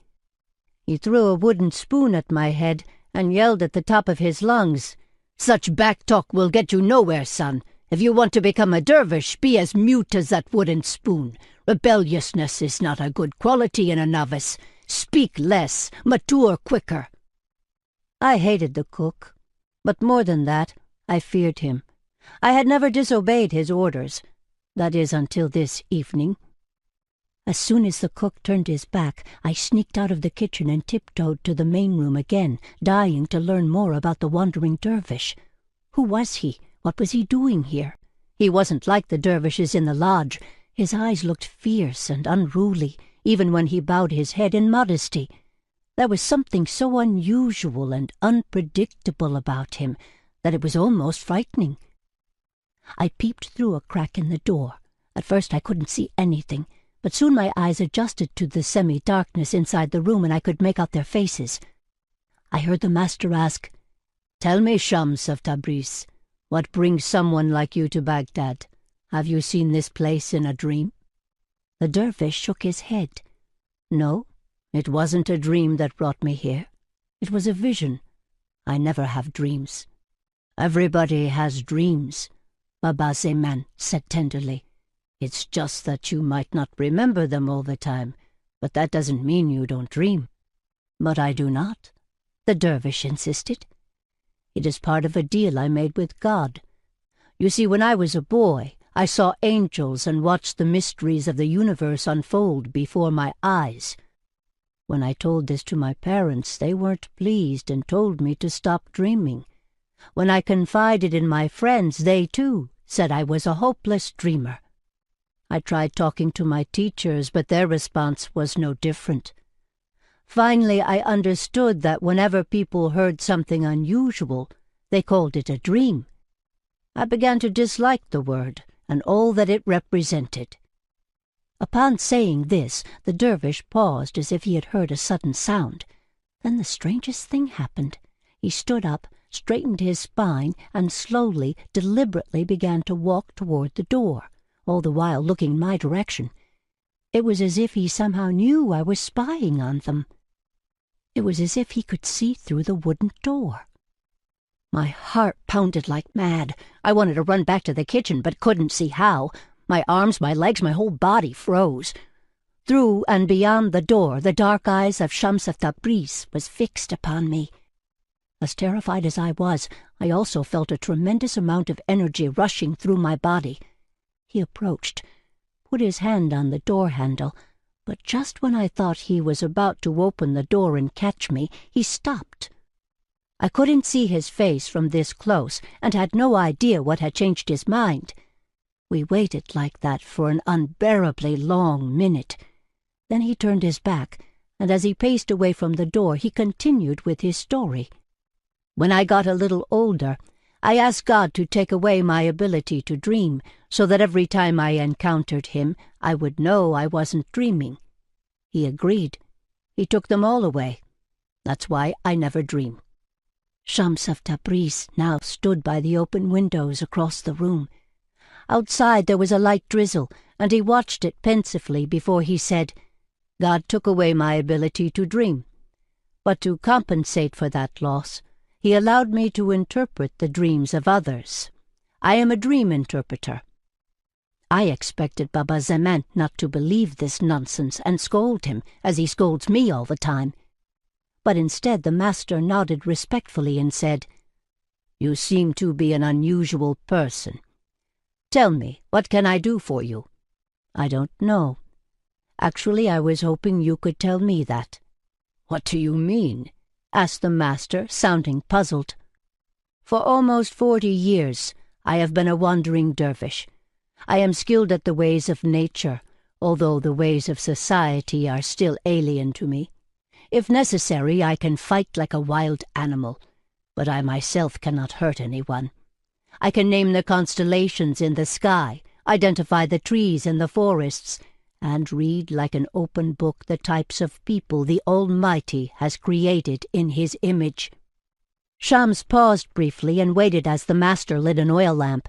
Then he continued, "One of the rules says you can study God through everything and everyone in the universe, because God is not confined in a mosque, synagogue, or church. But if you are still in need of knowing where exactly his abode is, there is only one place to look for him, in the heart of a true lover. There is no one who has lived after seeing him. just like there is no one who has died after seeing him. Whoever finds him will remain with him forever." In that dim, flickering light, Shams of Tabriz seemed even taller, his hair falling to his shoulders in disorderly waves. "But knowledge is like brackish water at the bottom of an old vase unless it flows somewhere. For years I prayed to God for a companion to share the knowledge accumulated inside me. Finally, in a vision in Samarkand, I've been told I should come to Baghdad to fulfill my destiny. I understand that you know the name of my companion and his whereabouts, and will tell me, if not now, then later." Outside the night had settled, and a wedge of moonlight streamed in through the open windows. I realized how late it was. The cook must have been looking for me, but I didn't care. For once it felt good to break the rules. "I don't know what kind of answer you are asking of me," murmured the master. "But if there is a piece of information I am destined to reveal, I know it will happen in due time. Until then you can stay here with us. Be our guest." Upon hearing this, the wandering dervish bowed humbly and gratefully to kiss Baba Zeman's hand. That is when the master asked that bizarre question.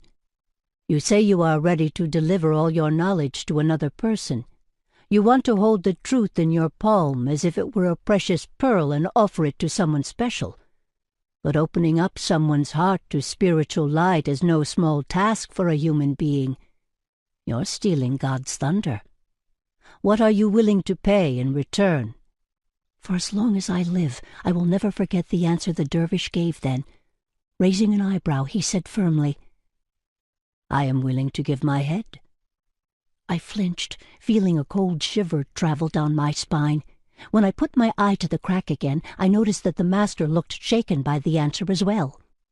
"Perhaps we have done enough talking for today." Baba Zeman exhaled a sigh. "You must be tired. Let me call the young novice. He will show you to your bed and provide clean sheets and a glass of milk." Now Shams of Tabriz turned toward the door, and I felt down to my bones that he was gazing at me again. More than that, it was as if he were looking through and into me, studying the pits and peaks of my soul, inspecting secrets that were hidden even from me. Perhaps he was involved with black magic, or had been trained by Harut and Marut, the two angels of Babylon that the Quran warned us against. Or else he possessed supernatural talents that helped him to see through doors and walls. Either way, he scared me.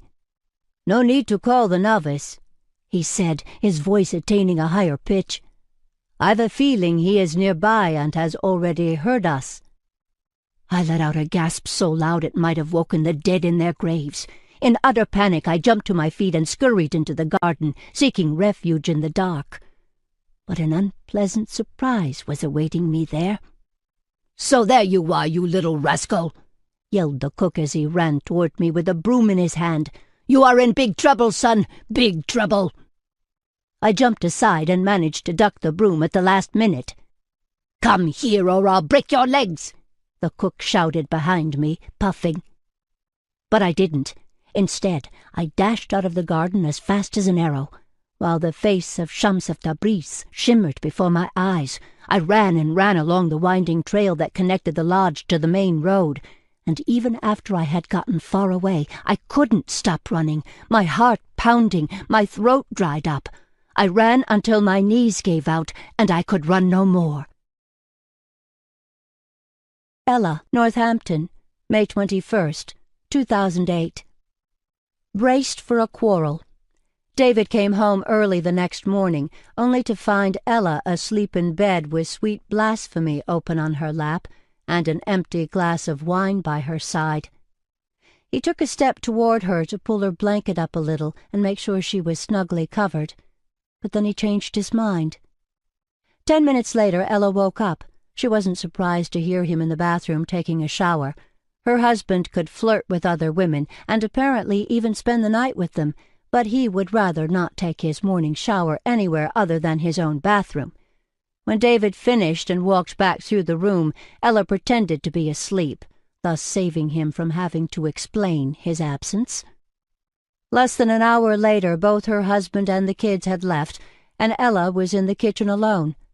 Life seemed to have resumed its regular course. She opened her favorite cookbook, Culinary Artistry Made Plain and Easy, and after considering several options, chose a fairly demanding menu that would keep her busy all afternoon. Clam chowder with saffron, coconut, and oranges. Pasta baked with mushrooms, fresh herbs, and 5 cheeses. Rosemary-infused veal spare ribs with vinegar and roasted garlic. Lime-bathed green bean and cauliflower salad. Then she decided on a dessert, warm chocolate soufflé. There were many reasons that Ella liked cooking. Creating a delicious meal out of ordinary ingredients was not only gratifying and fulfilling, but also strangely sensual. But more than that, she enjoyed cooking because it was something she was really good at. Besides, it quieted her mind. The kitchen was the one place in her life where she could avoid the outside world altogether and stop the flow of time within herself. For some people, sex might have the same effect, she imagined, but that always required 2, whereas to cook, all one needed were time, care, and a bag of groceries. People who cooked on TV programs made it sound as if cooking was about inspiration, originality, and creativity. Their favorite word was experimenting. Ella disagreed. Why not leave experimenting to scientists and quirkiness to artists? Cooking was about learning the basics, following the instructions, and being respectful of the wisdom of ages. All you had to do was use time-honored traditions, not experiment with them. Cooking skills came from customs and conventions, and although it was clear that the modern age belittled such things, there was nothing wrong with being traditional in the kitchen. Ella also cherished her daily routines. Every morning, roughly at the same time, the family had breakfast. Every weekend, they went to the same mall, and on the first Sunday of every month, they had a dinner party with their neighbors. Because David was a workaholic with little time on his hands, Ella was in charge of everything at home, managing the finances, reupholstering the furniture, caring for the house, running errands, arranging the kids' schedules, and helping them with their homework, and so on. On Thursday, she went to the Fusion Cooking Club, where the members merged the cuisines of different countries and freshened up age-old recipes with new spices and ingredients. Every Friday, she spent hours at the farmers' market, chatting with the farmers about their products, inspecting a jar of low-sugar organic peach jam, or explaining to another shopper how best to cook baby portobello mushrooms. Whatever she hadn't been able to find, she picked up from the Whole Foods market on the way home. Then, on Saturday evenings, David took Ella out to a restaurant, usually Thai or Japanese, and if they weren't too tired or drunk or simply not in the mood when they came home, they would have sex. Brief kisses and tender moves that exuded less passion than compassion. Once their most reliable connection, sex had lost its allure quite a while ago. Sometimes they went for weeks without making love. Ella found it odd that sex had once been so important in her life, and yet when it was gone, she felt relieved, almost liberated.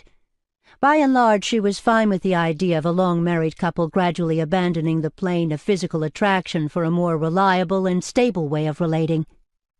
The only problem was that David hadn't abandoned sex as much as he had abandoned sex with his wife. She had never confronted him openly about his affairs, not even hinting of her suspicions. The fact that none of their close friends knew anything made it easier for her to feign ignorance. There were no scandals, no embarrassing coincidences, nothing to set tongues wagging. She didn't know how he managed it, given the frequency of his couplings with other women, particularly with his young assistants, but her husband handled things deftly and quietly. However, infidelity had a smell. That much Ella knew. If there was a chain of events, Ella couldn't tell which came first and which followed later. Had her loss of interest in sex been the cause of her husband's cheating? Or was it the other way round? Had David cheated on her first, and then she'd neglected her body and lost her sexual desire? Either way, the outcome remained the same. The glow between them, the light that had helped them to navigate the uncharted waters of marriage, keeping their desire afloat, even after 3 kids and 20 years, was simply not there anymore. For the next 3 hours her mind was filled with thoughts while her hands were restless. She chopped tomatoes, minced garlic, sautéed onions, simmered sauce, grated orange peels, and kneaded dough for a loaf of whole wheat bread. That last was based on the golden advice David's mother had given her when they got engaged. "Nothing reminds a man of home like the smell of freshly baked bread," she had said. "Never buy your bread. Bake it yourself, honey. It will work wonders." Working the entire afternoon, Ella set an exquisite table with matching napkins, scented candles, and a bouquet of yellow and orange flowers so bright and striking they looked almost artificial. For the final touch, she added sparkly napkin rings. When she was done, the dining table resembled those found in stylish home magazines. Tired but satisfied, she turned on the kitchen TV to the local news. A young therapist had been stabbed in her apartment, an electrical short had caused a fire in a hospital, and 4 high school students had been arrested for vandalism. She watched the news, shaking her head at the endless dangers looming in the world. How could people like Aziz Zahara find the desire and courage to travel the less developed parts of the globe when even the suburbs in America weren't safe anymore? Ella found it puzzling that an unpredictable and impenetrable world could drive people like her back into their houses, but had almost the opposite effect on someone like Aziz, inspiring him to embark on adventures far off the beaten track. The Rubensteins sat at a picture-perfect table at 7:30 p.m., the burning candles giving the dining room a sacred air. An outsider watching them might assume they were a perfect family, as graceful as the wisps of smoke slowly dissolving in the air. Even Jeanette's absence didn't tarnish the picture. They ate while Orly and Avi prattled on about the day's events at school. For once Ella felt grateful to them for being so chatty and noisy and covering up the silence that would otherwise have rested heavily between her and her husband. Out of the corner of her eye, Ella watched David jab his fork into a cauliflower and chew slowly.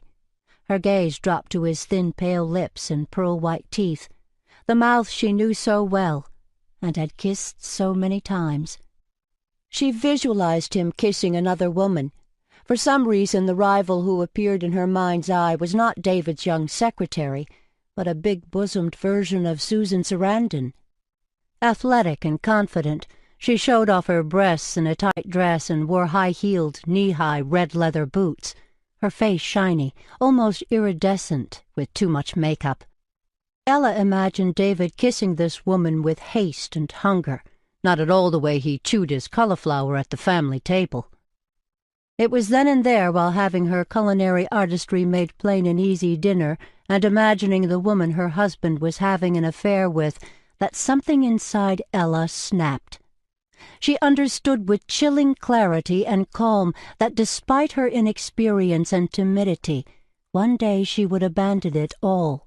Her kitchen, her dog, her children, her neighbors, her husband, her cookbooks, and homemade bread recipes.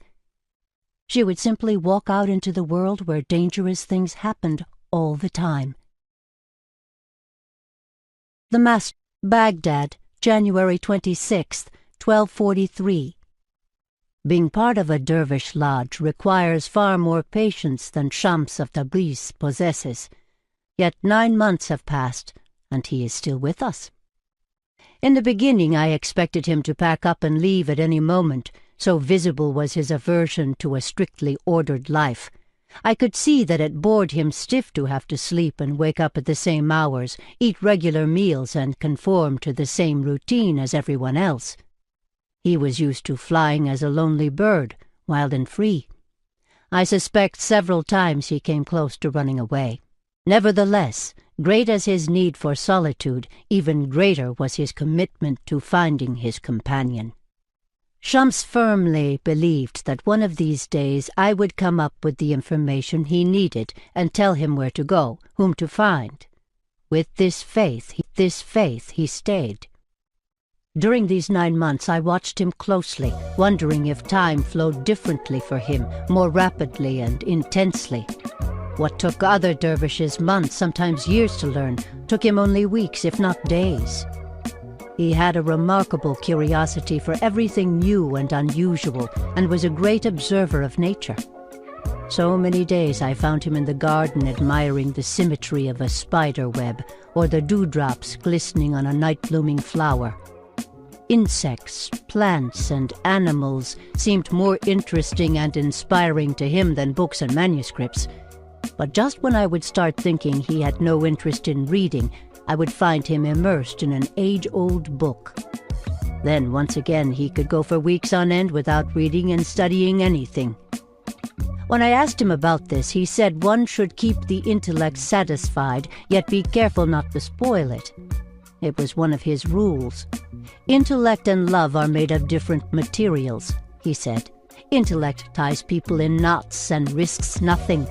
But love dissolves all tangles and risks everything. Intellect is always cautious and advises, beware too much ecstasy, whereas love says, oh, never mind, take the plunge.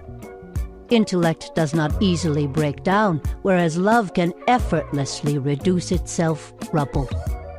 But treasures are hidden among ruins. A broken heart hides treasures. As I got to know him better, I admired his audacity and acumen, but I also suspected there was a downside to Shams's unrivaled ingenuity and originality. For one thing, he was straightforward to the point of brusqueness. I taught my dervishes never to see the faults of other people, and if they did, to be forgiving and quiet. Shams, however, let no mistake go unnoticed. Whenever he saw anything wrong, he spoke out about it right away, never beating around the bush. His honesty offended others, but he liked to provoke people to see what came out of them in moments of anger. Forcing him to do ordinary tasks was difficult. He had little patience for such jobs and lost his interest in something as soon as he got the hang of it. When it came to a routine, he got desperate, like a tiger trapped in a cage. If a conversation bored him or somebody made a foolish remark, he got up and left, never losing time with pleasantries. Values cherished by most human beings, such as security, comfort, and happiness, had hardly any meaning in his eyes. And his distrust of words was so intense that often he went without speaking for days. That, too, was one of his rules. Most of the problems of the world stem from linguistic mistakes and simple misunderstandings. Don't ever take words at face value.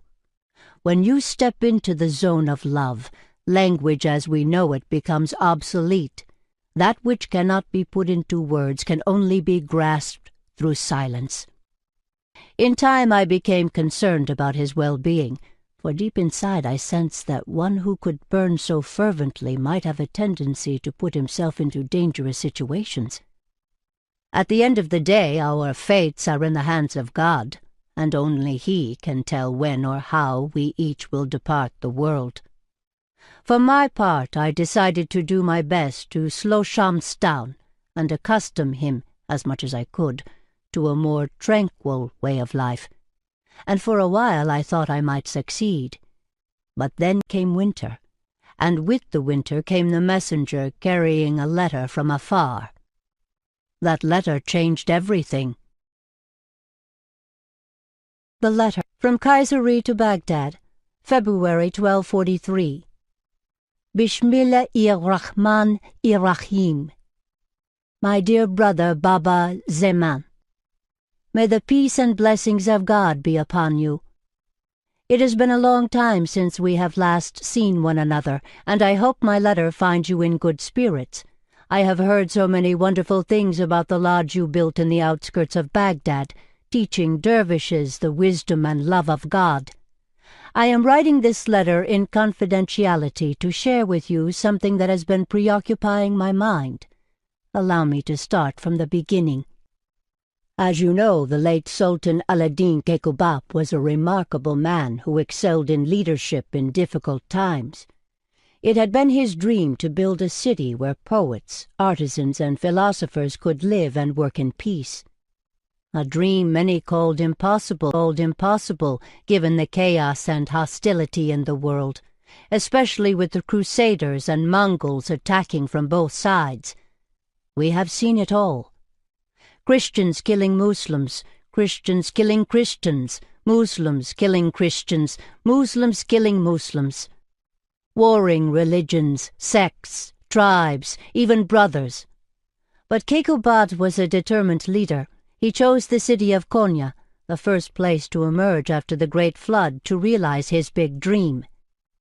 Now, in Konya there lives a scholar you may or may not have heard of. His name is Maulana Jalal-ud-Din, but he often goes by the name Rumi.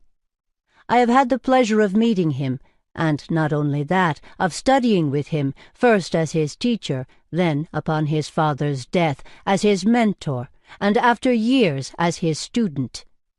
Yes, my friend, I became a student of my student. So talented and judicious was he. After a point I had nothing else to teach him and started to learn from him instead. His father was a brilliant scholar too. But Rumi has a quality that very few scholars ever have. The ability to dig deep below the husk of religion and pull out from its core the gem that is universal and eternal. I want you to know that these are not solely my personal thoughts. When Rumi met the great mystic, druggist, and perfumist Fariduddin Attar as a young man, Attar said of him, "This boy will open a gate in the heart of love and throw a flame into the hearts of all mystic lovers." Likewise, when Ibn Arabi, the distinguished philosopher, writer, and mystic, saw the young Rumi walking behind his father one day, he exclaimed, "Glory be to God! An ocean is walking behind a lake."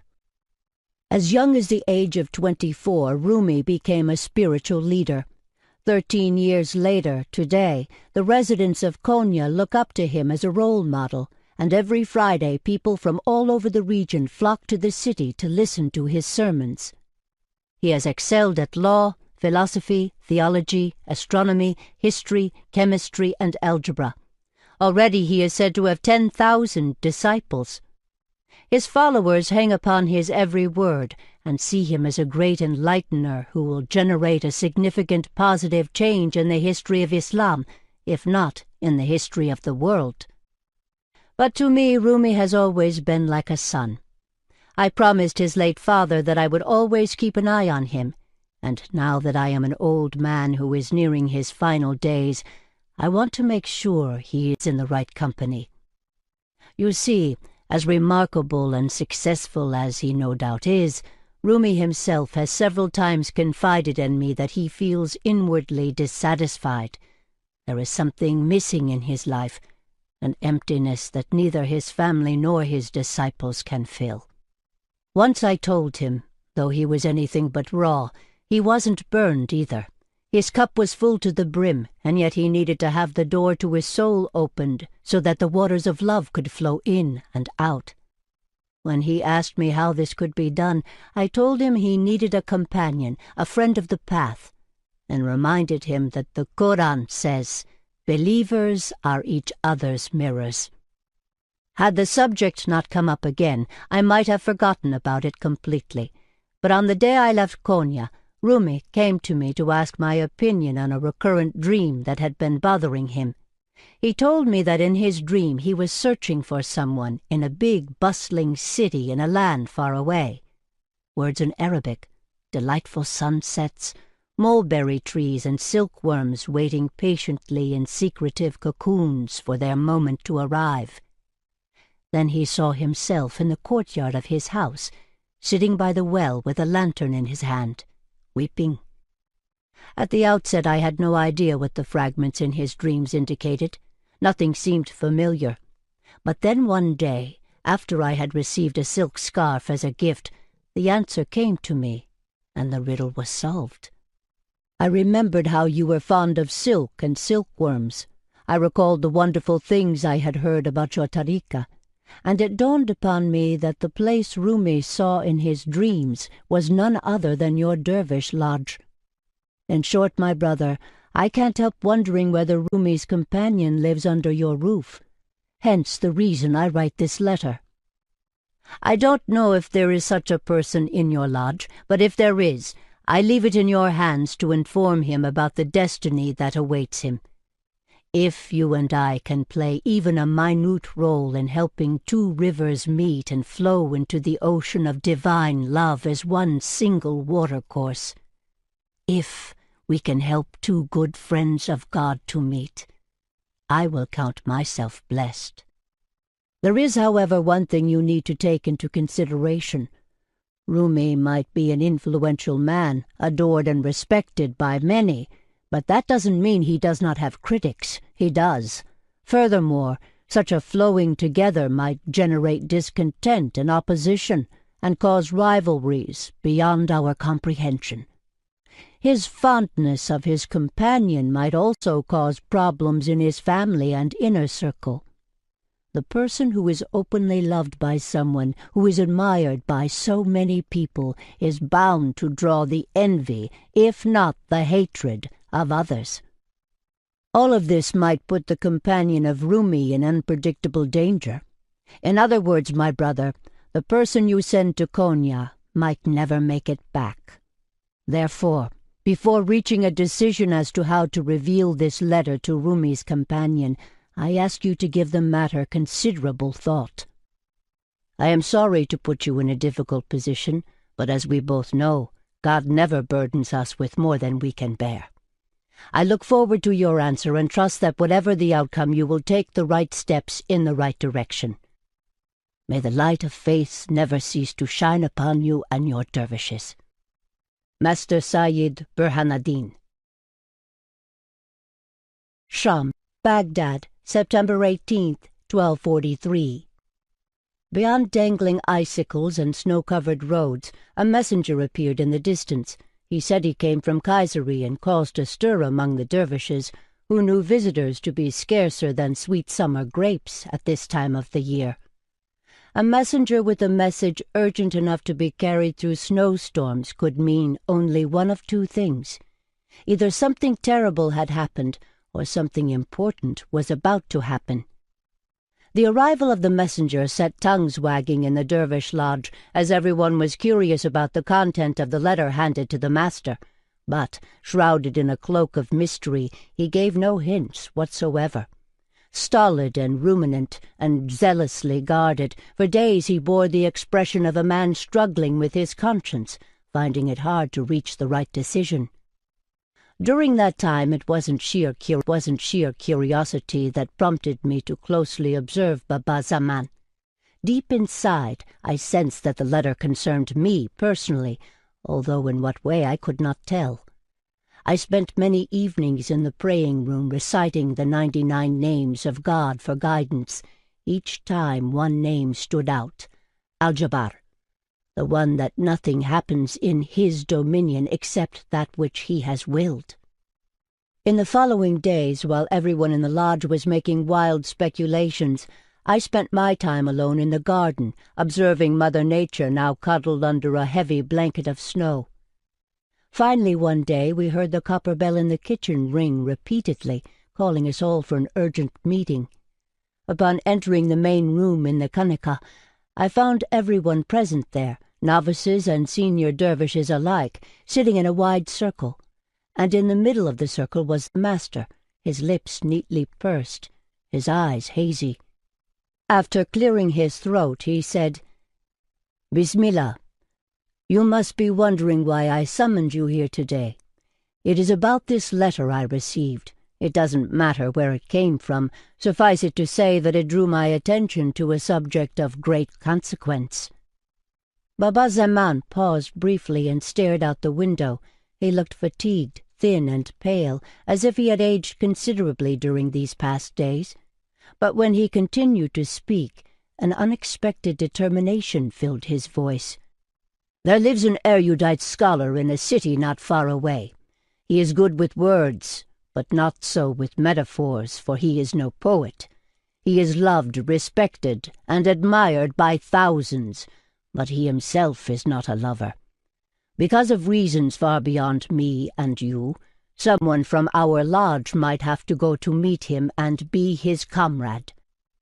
My heart tightened in my chest. I exhaled slowly, very slowly. I couldn't help remembering one of the rules.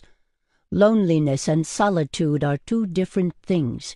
When you are lonely, it is easy to delude yourself into believing that you are on the right path. Solitude is better for us, as it means being alone without feeling lonely. But eventually it is best to find a person, the person who will be your mirror.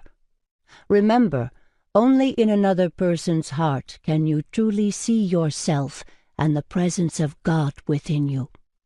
The master continued, "I'm here to ask if any one of you would like to volunteer for this spiritual journey. I could just as well have appointed someone, but this is not a task that could be performed out of duty, for it can be done only out of love and in the name of love." A young dervish asked permission to speak. "Who is this scholar, master?" "I can reveal his name only to the one who is willing to go." Upon hearing this, several dervishes raised their hands, excited and impatient. There were 9 candidates. I joined them, becoming the 10th.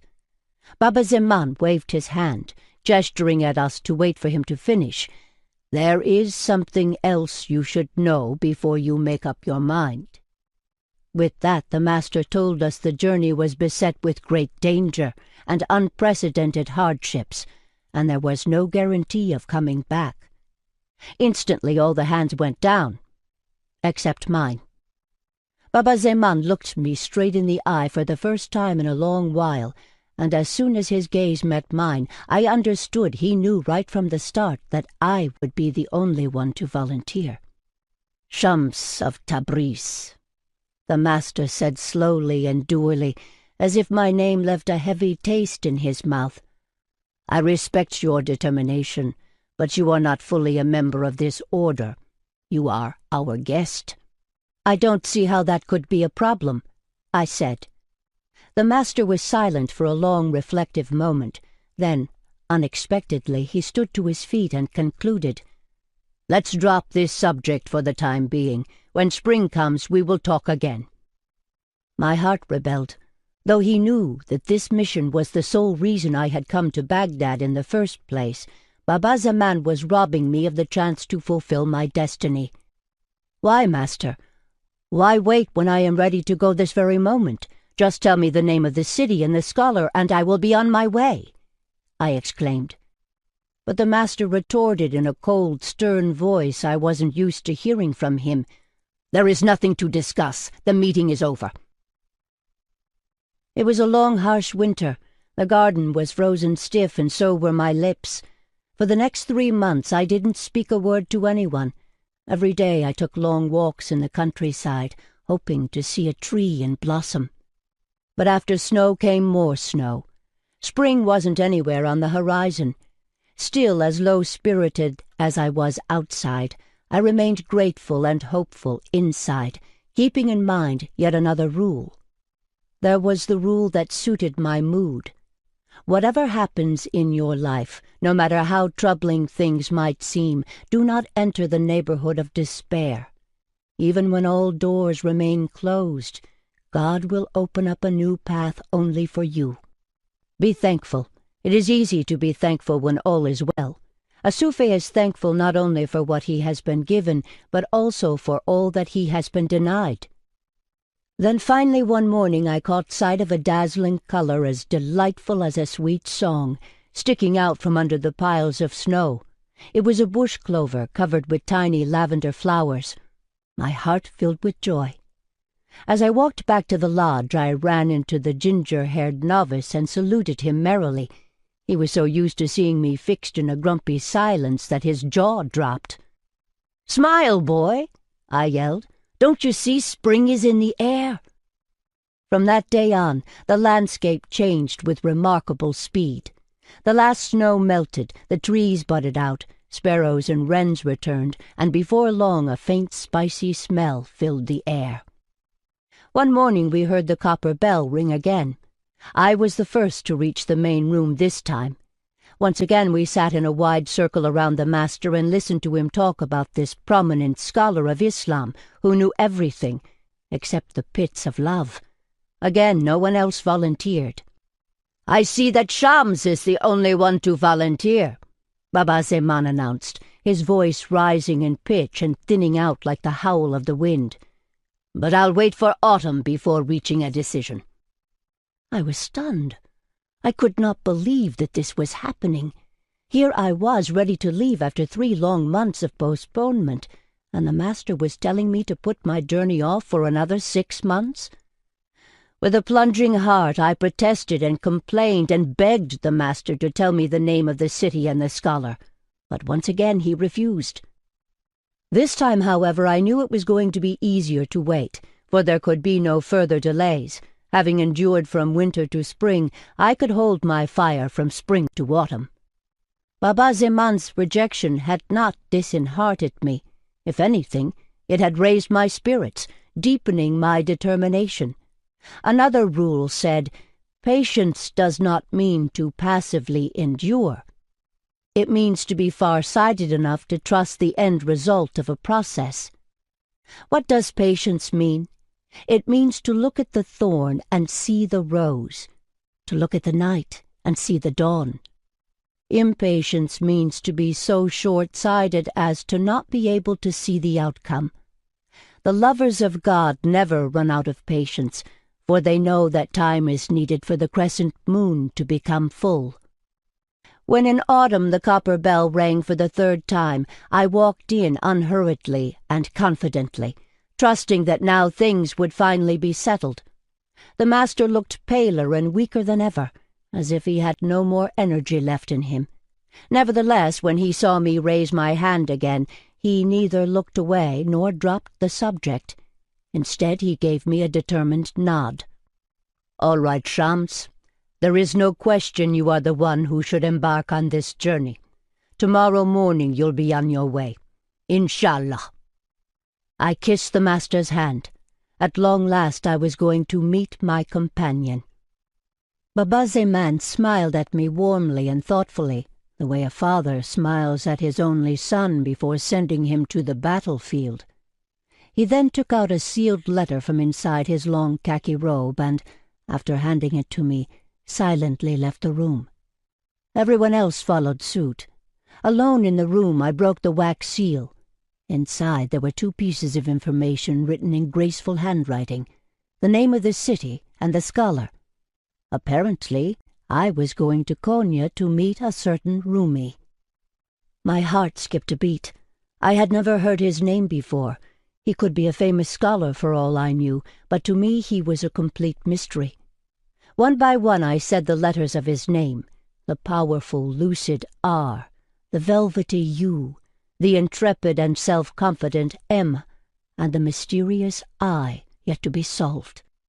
Bringing the letters together, I repeated his name over and over again until the word melted on my tongue with the sweetness of candy and became as familiar as water, bread, or milk. Ella, Northampton, May 22nd, 2008.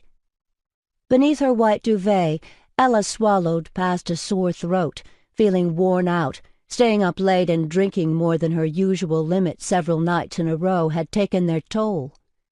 Still, she went downstairs to prepare breakfast and sat at the table with her twins and her husband, doing her best to look interested in their ongoing chatter about the coolest cars at school, when all she wanted was to go back to bed and sleep. All of a sudden, Orly turned to her mother and inquired, "Avi says our sister isn't going to come home again. Is that true, Mom?" Her voice reeked of suspicion and accusation. "Of course that's not true. Your sister and I had a quarrel, as you know, but we love each other," Ella said. "Is it true that you gave Scott a call and asked him to dump Jeanette?" Avi asked with a grin, apparently enjoying the subject immensely. Ella glanced at her husband with widened eyes, but David raised his eyebrows and flipped his hands open to indicate it wasn't him who told them such a thing. With practiced ease, Ella gave her voice the authoritarian tone she used when giving instructions to her children. "That's not quite right. I did speak with Scott, but I did not tell him to dump your sister. All I said was not to rush into marriage." "I'm never going to get married," Orly announced with certitude. "Yeah, as if any guy would want to have you as his wife," Avi snapped. While she listened to her twins tease each other for reasons she couldn't understand, Ella felt a nervous smile settle on her mouth. She suppressed it, but the smile was there, carved under her skin, as she walked them to the door and wished them all a nice day. Only when she returned to her seat at the table could she get rid of the smile, and she did that simply by allowing herself to sulk. The kitchen looked as if it had been attacked by an army of rats. Half-eaten scrambled eggs, unfinished bowls of cereal, and dirty mugs cluttered the counter. Spirit was pacing the floor, eager to go out for a walk. But even after 2 cups of coffee and a multivitamin drink, all Ella could manage was to take him out into the garden for a few minutes. Back from the garden, Ella found the red light flashing on the answering machine. She pressed the button, and to her great delight, Jeanette's melodious voice filled the room. "Mom, are you there?" "Well, I guess not, or you would have picked up the phone." She chuckled. "Okay, I was so angry at you, I didn't want to see your face again. But now I'm cool about it. I mean, what you did was wrong, that's for sure. You should never have called Scott. But I can understand why you did it. Listen, you don't need to protect me all the time. I'm not that premature baby who needs to be kept in an incubator anymore. Stop being overprotective. Just let me be, okay?" Ella's eyes filled with tears. The sight of Jeanette as a newborn baby flashed across her mind. Her skin utterly red and sad, her little fingers wrinkled and almost transparent, her lungs attached to a breathing tube. She was so unprepared for this world. Ella had spent many a sleepless night listening to her breathing just to make sure she was alive and would survive. "Mom, one more thing," added Jeanette, like an afterthought. "I love you." On that cue, Ella let out a deep breath. Her mind shifted to Aziz's email. The wish tree had granted his wish, at least the first part of it. By giving her a call, Jeanette had done her part. Now it fell upon Ella to fulfill the rest. She called her daughter's cell phone and found her on her way to the campus library. "I got your message, honey. Listen, I'm so sorry. I want to apologize to you." There was a pause, brief but charged. "That's all right, Mom." "No, it's not. I should have shown more respect for your feelings. Let's leave it all behind, shall we?" said Jeanette as though she were the mother and Ella her rebellious daughter. "Yes, dear." Now Jeanette dropped her voice to a confidential mumble as if afraid of what she was going to ask next. "What you said the other day kind of worried me. I mean, is that true? Are you really unhappy?" "Of course not," Ella answered a bit too quickly. "I raised 3 beautiful children. How can I be unhappy?" But Jeanette didn't sound convinced. "I meant with Daddy." Ella didn't know what to say except the truth. "Your father and I have been married a long time. It's difficult to remain in love after so many years." "I understand," said Jeanette, and, oddly, Ella had the feeling she did. After she hung up, Ella allowed herself to muse over love. She sat curled up in her rocking chair and wondered how she, hurt and cynical as she was, could ever experience love again. Love was for those looking for some rhyme or reason in this wildly spinning world. But what about those who had long given up the quest? Before the day ended, she wrote back to Aziz. "Dear Aziz, if I may, thanks for your kind and heartwarming reply, which helped me through a family crisis. My daughter and I managed to leave behind that awful misunderstanding, as you politely called it. You were right about one thing. I constantly vacillate between 2 opposites, aggressive and passive. Either I meddle too much in the lives of loved ones, or I feel helpless in the face of their actions. As for submission, I've never experienced the kind of peaceful surrender you wrote to me about. Honestly, I don't think I have what it takes to be a Sufi. But I have to give you this. Amazingly, things between Jeanette and me turned out the way I wanted, only after I stopped wanting and interfering. I owe you a big thank you.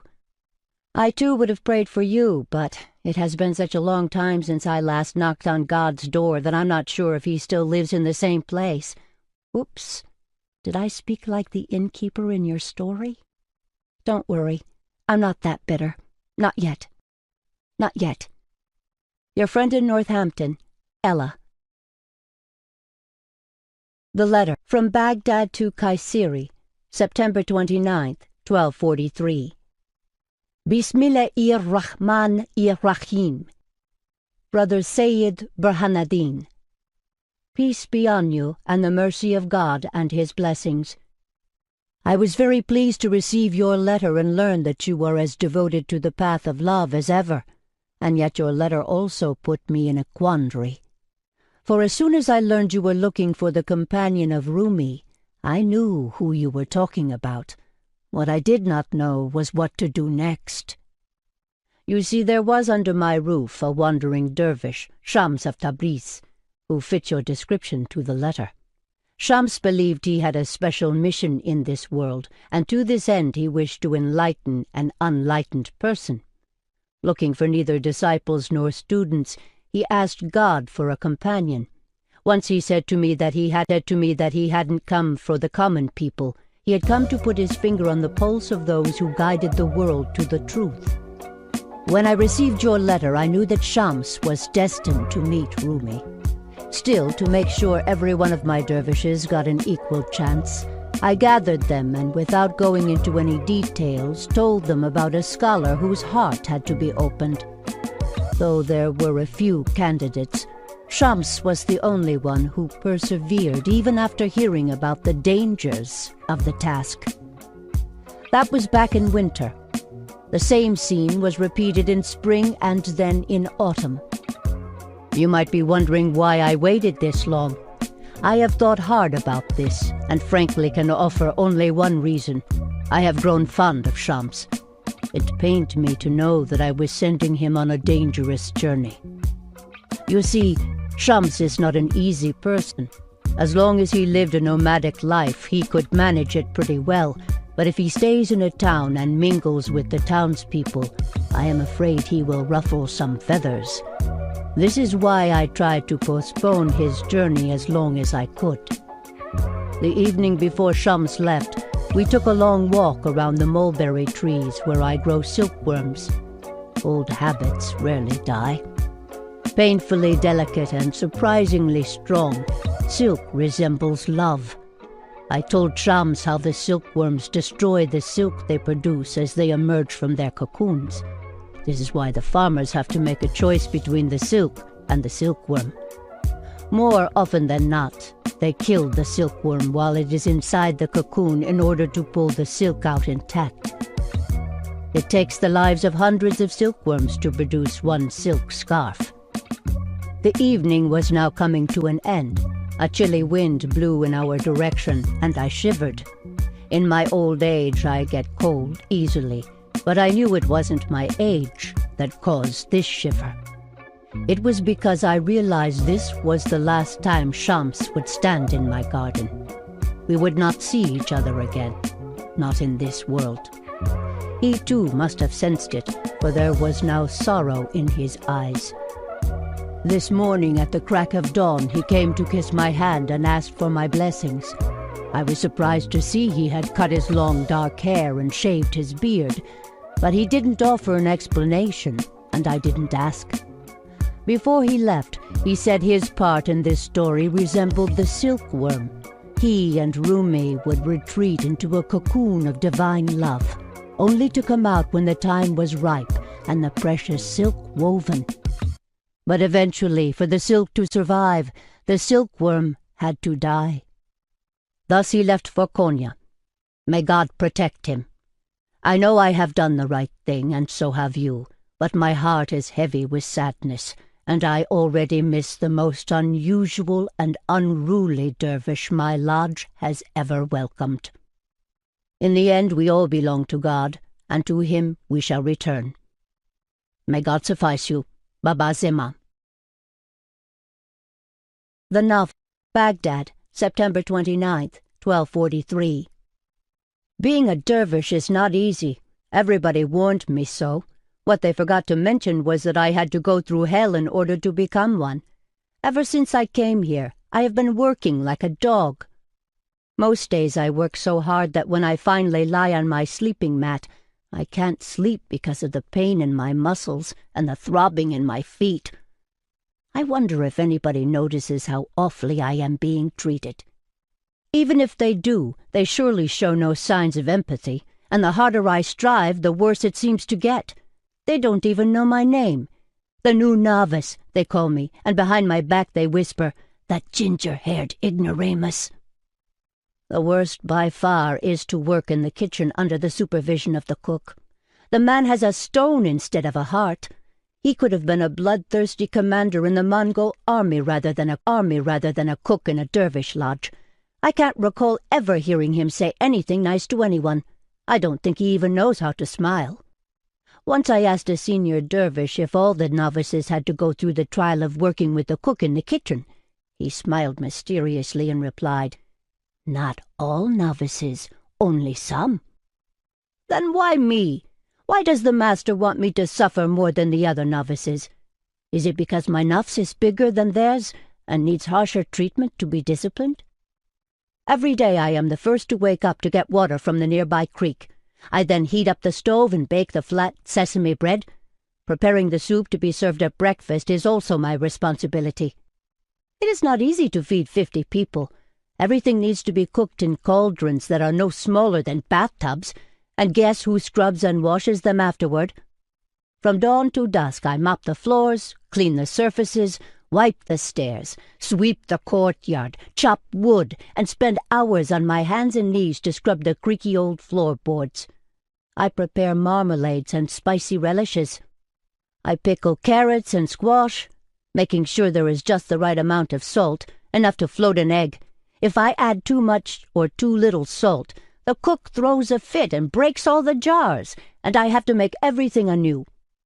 To top it all off, I am expected to recite prayers in Arabic as I perform each and every task. The cook wants me to pray aloud so that he can check whether I skip or mispronounce a word. So I pray and work and pray. "The better you bear the hardships in the kitchen, the faster you will mature, son," my tormentor claims. "While you learn to cook, your soul will simmer." "But how long is this trial going to last?" I asked him once. 1,001 days, was his answer. If Scheherazade the storyteller managed to come up with a new tale every night for that long, you too can endure. This is crazy. Do I resemble in the least bit that loud-mouthed Scheherazade? Besides, all she did was to lie on velvet cushions twiddling her toes and make up fancy stories while she fed the cruel prince sweet grapes and figments of her imagination. I don't see any hard work there. She wouldn't have survived a week if she were asked to accomplish half of my work. I don't know if anyone is counting, but I surely am, and I have 624 more days to go. The first 40 days of my trial I spent in a cell so small and low that I could neither lie down nor stand up, and had to sit on my knees all the time. If I longed for proper food or some comfort, was scared of the dark or the loneliness, or, God forbid, had wet dreams about a woman's body, I was ordered to ring the silver bells dangling from the ceiling for spiritual help. I never did. This is not to say I never had any distracting thoughts, but what's wrong with having a few distractions when you can't even move? When the seclusion period was over, I was sent back to the kitchen to suffer at the hands of the cook, and suffer I did. But the truth is, as bitter as I might have been toward him, I had never broken the cook's rules, that is, until the evening shums of Tabriz arrived. That night, when he finally caught up with me, the cook gave me the worst beating of my life, breaking willow stick after willow stick on my back. Then he put my shoes in front of the door with their fronts pointing out to make it clear it was time for me to leave. In a dervish lodge, they never kick you out or tell you openly that you have failed. Instead, they make you silently leave. "We cannot make you a dervish against your will," the cook announced. "A man can bring a donkey to the water but cannot make him drink. The donkey should have it in him. There's no other way." That makes me the donkey, of course. Frankly, I would have left this place a long time ago had it not been for Shams of Tabriz. My curiosity about him kept me anchored here. I had never met anyone like him before. He feared no one and obeyed no one. Even the cook respected him. If there ever were a role model for me in this lodge, it was Shams, with his charm, dignity, and unruliness, not the humble old master. Yes, Shams of Tabriz was my hero. After seeing him, I decided I didn't need to turn myself into a meek dervish. If I spent enough time next to him, I could become just as brash, steadfast, and rebellious. So when autumn came and I realized that Shams was leaving for good, I decided to leave with him. Having made up my mind, I went to see Baba Zaman and found him sitting reading an old book by the light of an oil lamp. "What do you want, novice?" he asked wearily, as if seeing me tired him. As forthright as I could be, I said, "I understand that Shams of Tabriz is leaving soon, master. I want to go with him. He might need company on the way." "I didn't know you cared for him so much," the master said suspiciously. "Or is it because you are looking for ways to avoid your tasks in the kitchen? Your trial is not over yet. You can hardly be called a dervish." "Perhaps going on a journey with someone like Shams is my trial," I suggested, knowing that it was a bold thing to say, but saying it anyhow. The master lowered his gaze, lapsing into contemplation. The longer his silence, the more I was convinced he would scold me for my insolence and call the cook to keep a better eye on me. But he did no such thing. Instead, he looked at me forlornly and shook his head. "Perhaps you were not created for life in a lodge, my son. After all, out of every 7 novices that set out on this path, only 1 remains. My feeling is you are not fit to be a dervish and need to look for your kismet elsewhere. As for accompanying Shams on his journey, you will have to ask him about that." Thus giving me notice, Baba Zaman closed the subject with a polite but dogged gesture of his head and went back to his book. I felt sad and small, but strangely liberated. Sham, Baghdad, September 30th, 1243. Battling the winds, my horse and I sped away at the crack of dawn. Only once did I stop to look back. The dervish lodge resembled a bird's nest hidden among mulberry trees and shrubs. For a while Baba Zaman's weary face kept flickering across my mind. I knew he was concerned about me, but I saw no real reason for that. I had embarked on an inner journey of love. How could any harm come out of that? It was my 10th rule. East, west, south, or north makes little difference. No matter what your destination, just be sure to make every journey a journey within. If you travel within, you'll travel the whole wide world and beyond. Though I had anticipated hardships ahead, that didn't worry me much. Whatever fate awaited me in Konya, I welcomed it. As a Sufi, I had been trained to accept the thorn with the rose, the difficulties with the beauties of life. Hence followed another rule. The midwife knows that when there is no pain, the way for the baby cannot be opened, and the mother cannot give birth. Likewise, for a new self to be born, hardship is necessary. Just as clay needs to go through intense heat to become strong, love can only be perfected in pain. The night before I left the dervish lodge, I opened all the windows in my room to let the sounds and the smells of the darkness waft in. By the flickering light of a candle, I cut my long hair. Thick clusters of it fell to the floor. I then shaved my beard and mustache and got rid of my eyebrows. When done, I inspected the face in the mirror, now brighter and younger. Without any hair, my face was cleared of a name, age, or gender. It had no past or future, sealed forever in this moment. "Your journey is already changing you," said the master when I went to his room to say goodbye, "and it hasn't even started yet." "Yes," I realized. I said softly, "It is another one of the 40 rules. The quest for love changes us. There is no seeker among those who search for love who has not matured on the way. The moment you start looking for love, you start to change within and without." With a slight smile, Baba Zaman took out a velvet box and handed it to me. Inside I found 3 things: a silver mirror, a silk handkerchief, and a glass flask of ointment. "These items will help you on your journey. Use them when need be. If you ever lose self-esteem, the mirror will show your inner beauty. In case your reputation is stained, the handkerchief will remind you of how pure your heart is. As for the balm, it will heal your wounds, both inside and outside." I caressed each object, closed the box, and thanked Baba Zaman. Then there was nothing else to say. As the birds chirped and tiny dewdrops hung from the branches with the first light of the morning, I mounted my horse.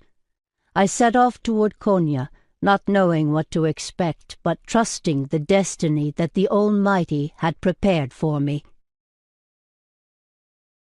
The Novel. Baghdad, September 30th, 1243.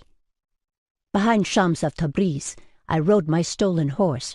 Hard as I tried to keep a safe distance behind us, it soon proved impossible to trail him without making myself apparent.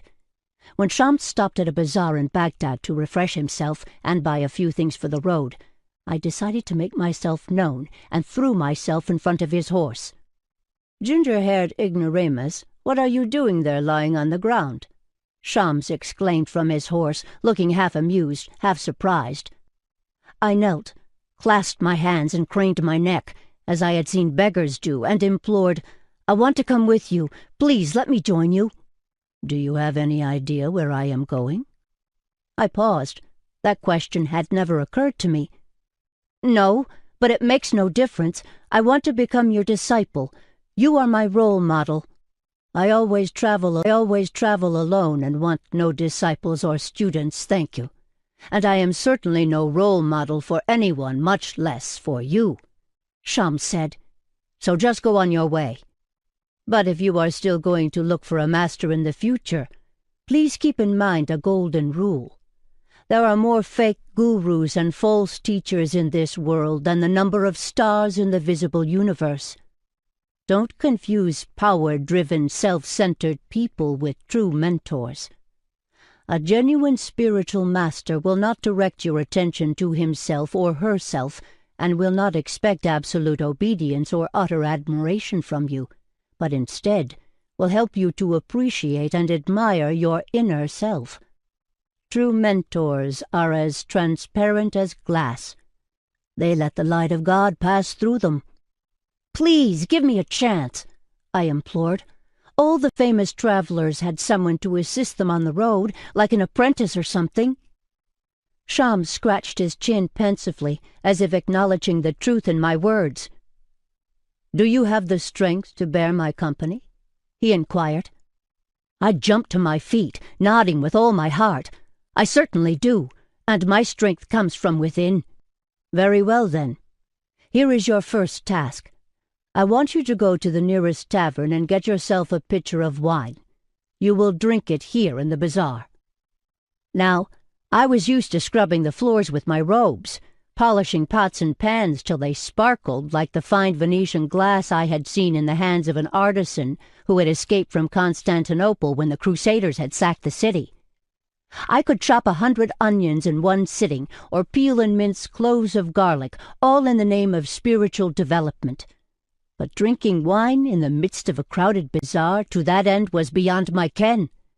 I looked at him in horror. "I cannot do that. If my father learns, he'll break my legs.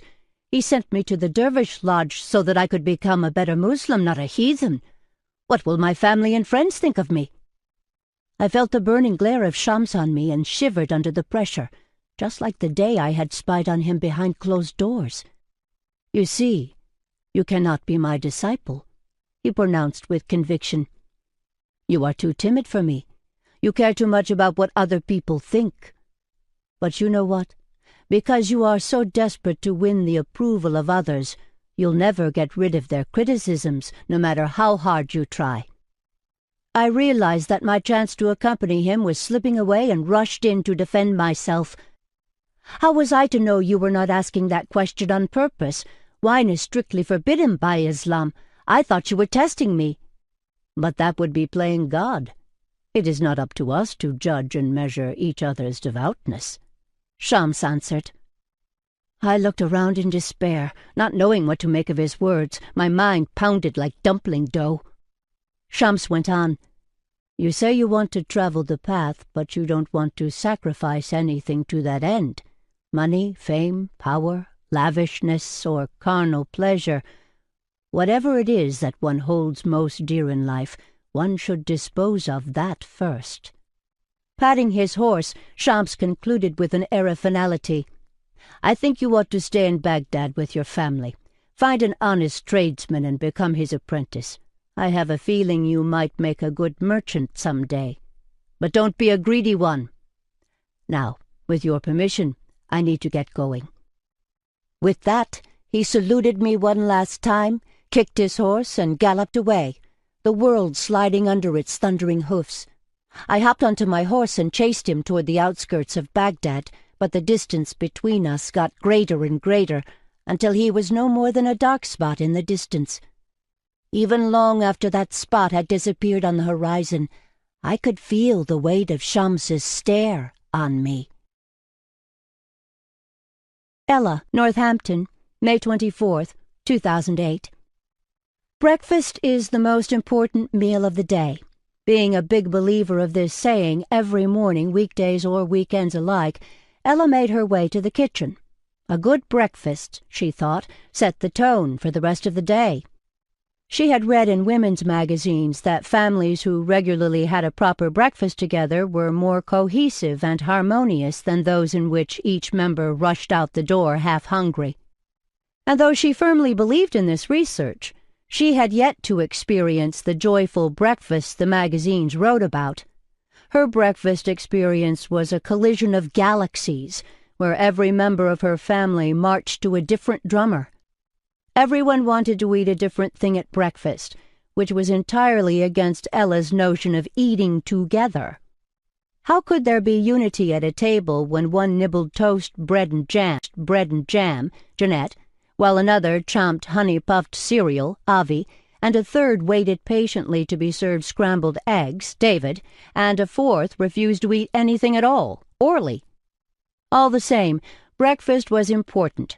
Every morning she prepared it, determined that no child of hers would begin the day munching on candy or some other junk food.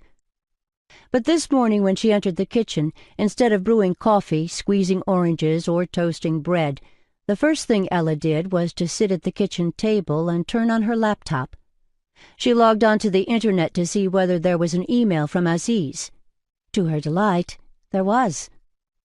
"Dear Ella, I was happy to learn that things have improved between you and your daughter. As for me, I left the village of Momostanango yesterday at the crack of dawn. Strange, I stayed here only a few days, and yet when the time came to bid farewell, I felt sad, almost grieved. Would I ever see this tiny village in Guatemala again? I didn't think so. Each time I say goodbye to a place I like, I feel like I am leaving a part of me behind. I guess whether we choose to travel as much as Marco Polo did, or stay in the same spot from cradle to grave, life is a sequence of births and deaths. Moments are born and moments die. For new experiences to come to light, old ones need to wither away, don't you think? While in Momostanango, I meditated and tried to visualize your aura. Before long, 3 colors came to me, warm yellow, timid orange, and reserved metallic purple. I had a feeling these were your colours. I thought they were beautiful both separately and together. My final stop in Guatemala is Shaul, a small town with adobe houses and children with eyes wide beyond their years. In each house, women of all ages weave magnificent tapestries. I asked a granny to choose a tapestry and said it was for a lady living in Northampton. After giving it some thought, she pulled a tapestry from a huge pile behind her. I swear to God, there were more than 50 tapestries of every possible colour in that pile, yet the one she chose for you was composed of only 3 tones, yellow, orange, and purple. I thought you might like to know about this coincidence, if there is such a thing in God's universe.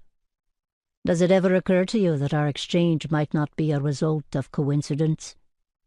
Warm regards, Aziz. P.S. If you want, I can send you your tapestry via mail, or I can wait till the day we meet for coffee and bring it myself.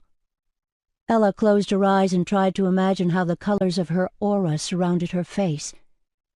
Interestingly, the image of herself that popped up in her mind was not her grown-up self, but her as a child, around 7 years of age. Many things came flooding back to her, memories that she thought she had long left behind. The sight of her mother standing still with a pistachio-green apron around her waist and a measuring cup in her hand, her face an ashen mask of pain, dangling paper hearts on the walls, bright and sparkly, and the body of her father hanging from the ceiling as if he wanted to blend with the Christmas decorations and give the house a festive look. She remembered how she had spent her teenage years holding her mother responsible for the suicide of her father. As a young girl, Ella had promised herself that when she got married, she would always make her husband happy and not fail in her marriage like her mother. In her endeavor to make her marriage as different from her mother's as possible, she had not married a Christian man, preferring to marry inside her faith. It was only a few years earlier that Ella had stopped hating her aging mother. And though the two of them had been on good terms lately, the truth was, deep inside, she still felt ill at ease when she remembered the past. "Mom! Earth to Mom! Earth to Mom!" Ella heard a ripple of giggles and whispers behind her shoulder.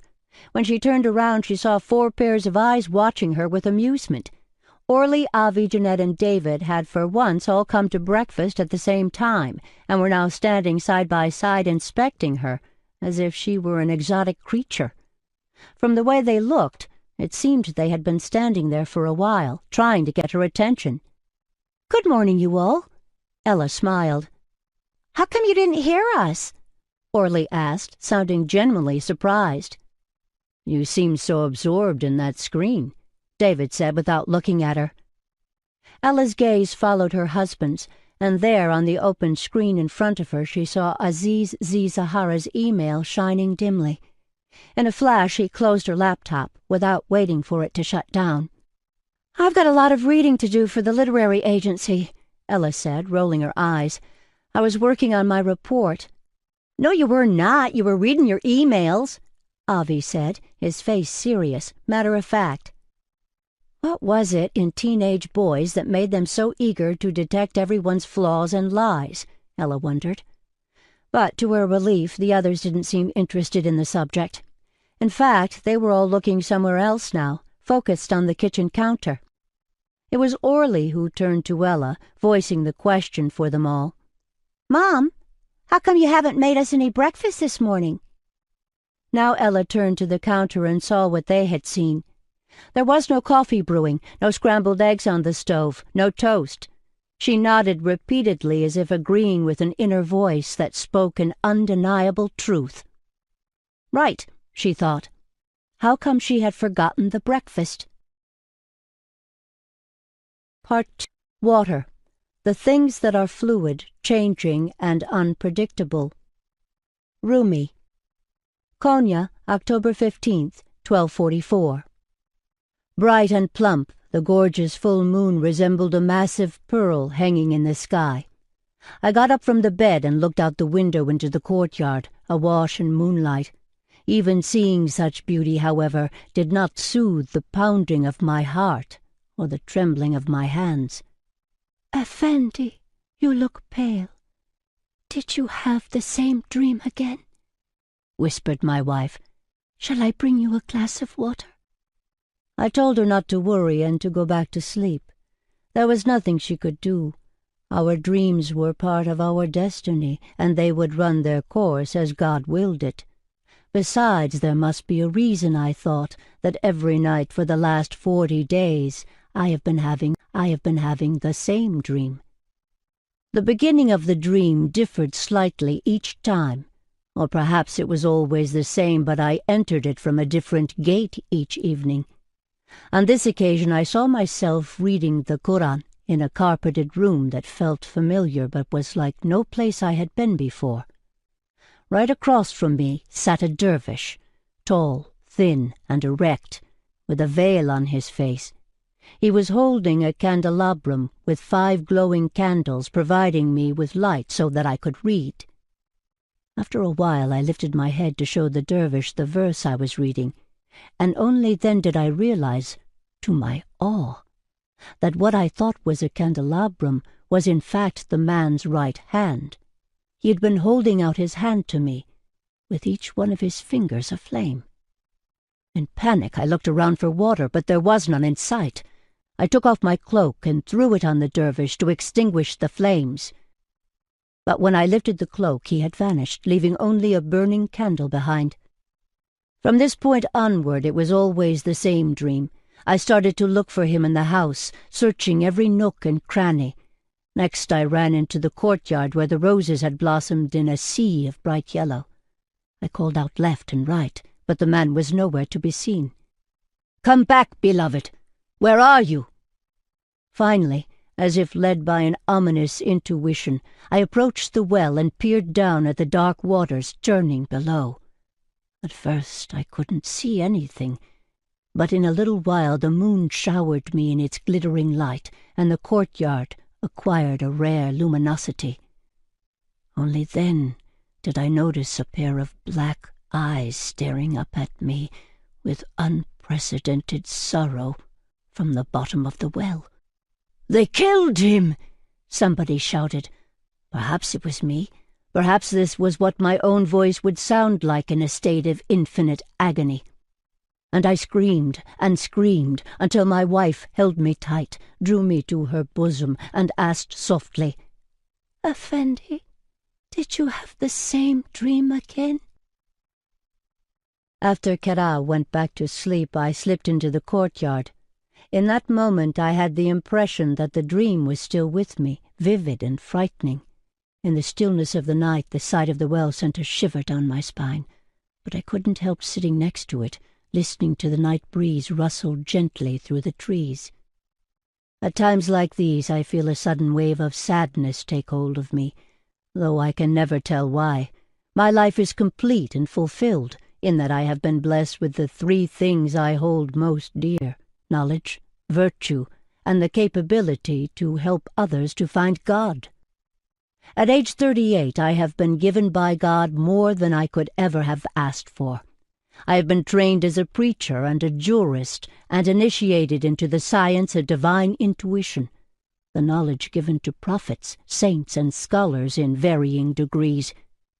Guided by my late father, educated by the best teachers of our time, I have worked hard to deepen my awareness with the belief that this was the duty God had assigned me. My old master, Syed Burhanuddin, used to say I was one of God's beloved, since I was given the honorable task of delivering his message to his people and helping them differentiate right from wrong.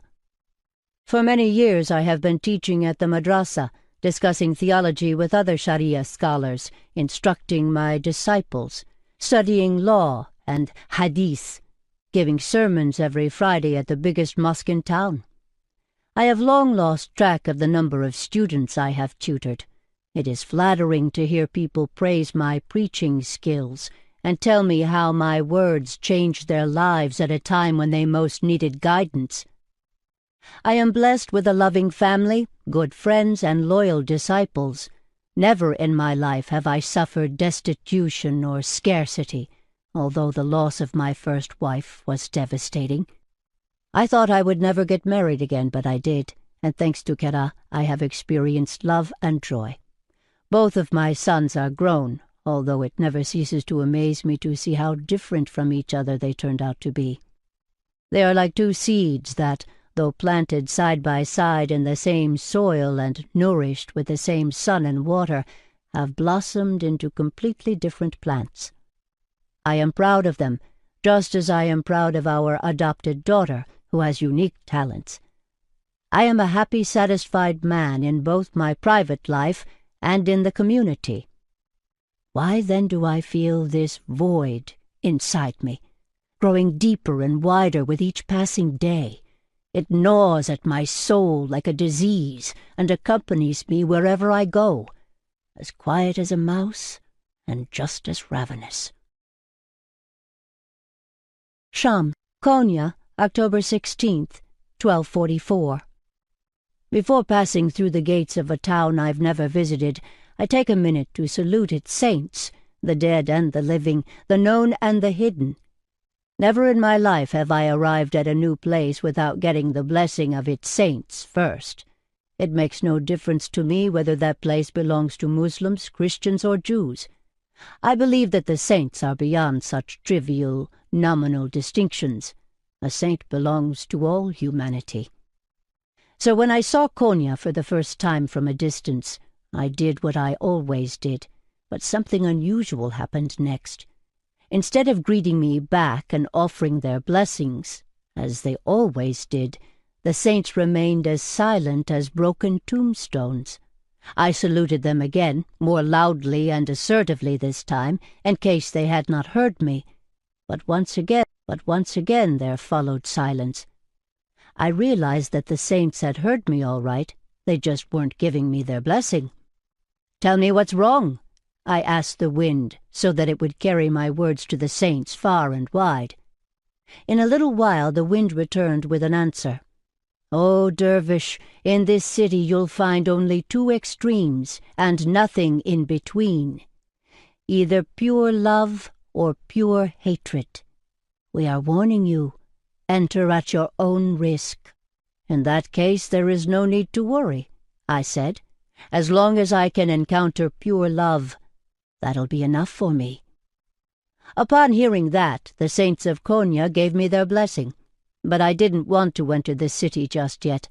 I sat down under an oak tree, and as my horse munched on the sparse grass around, I looked at the city looming in the distance.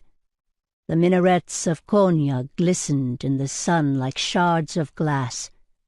Every now and then I heard dogs barking, donkeys braying, children laughing, and vendors yelling at the top of their lungs.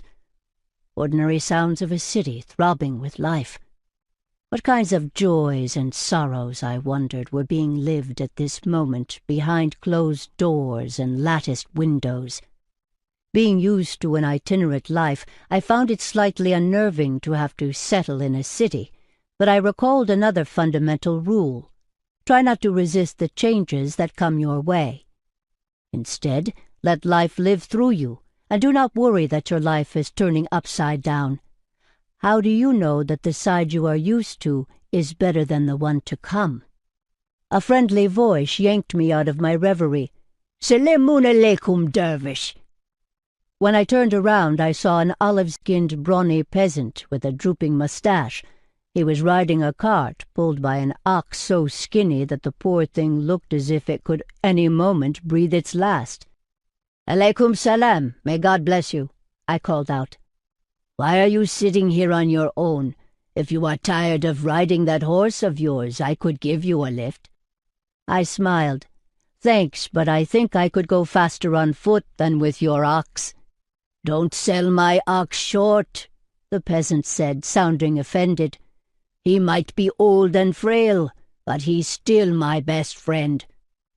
Put in my place by these words, I jumped to my feet and bowed before the peasant.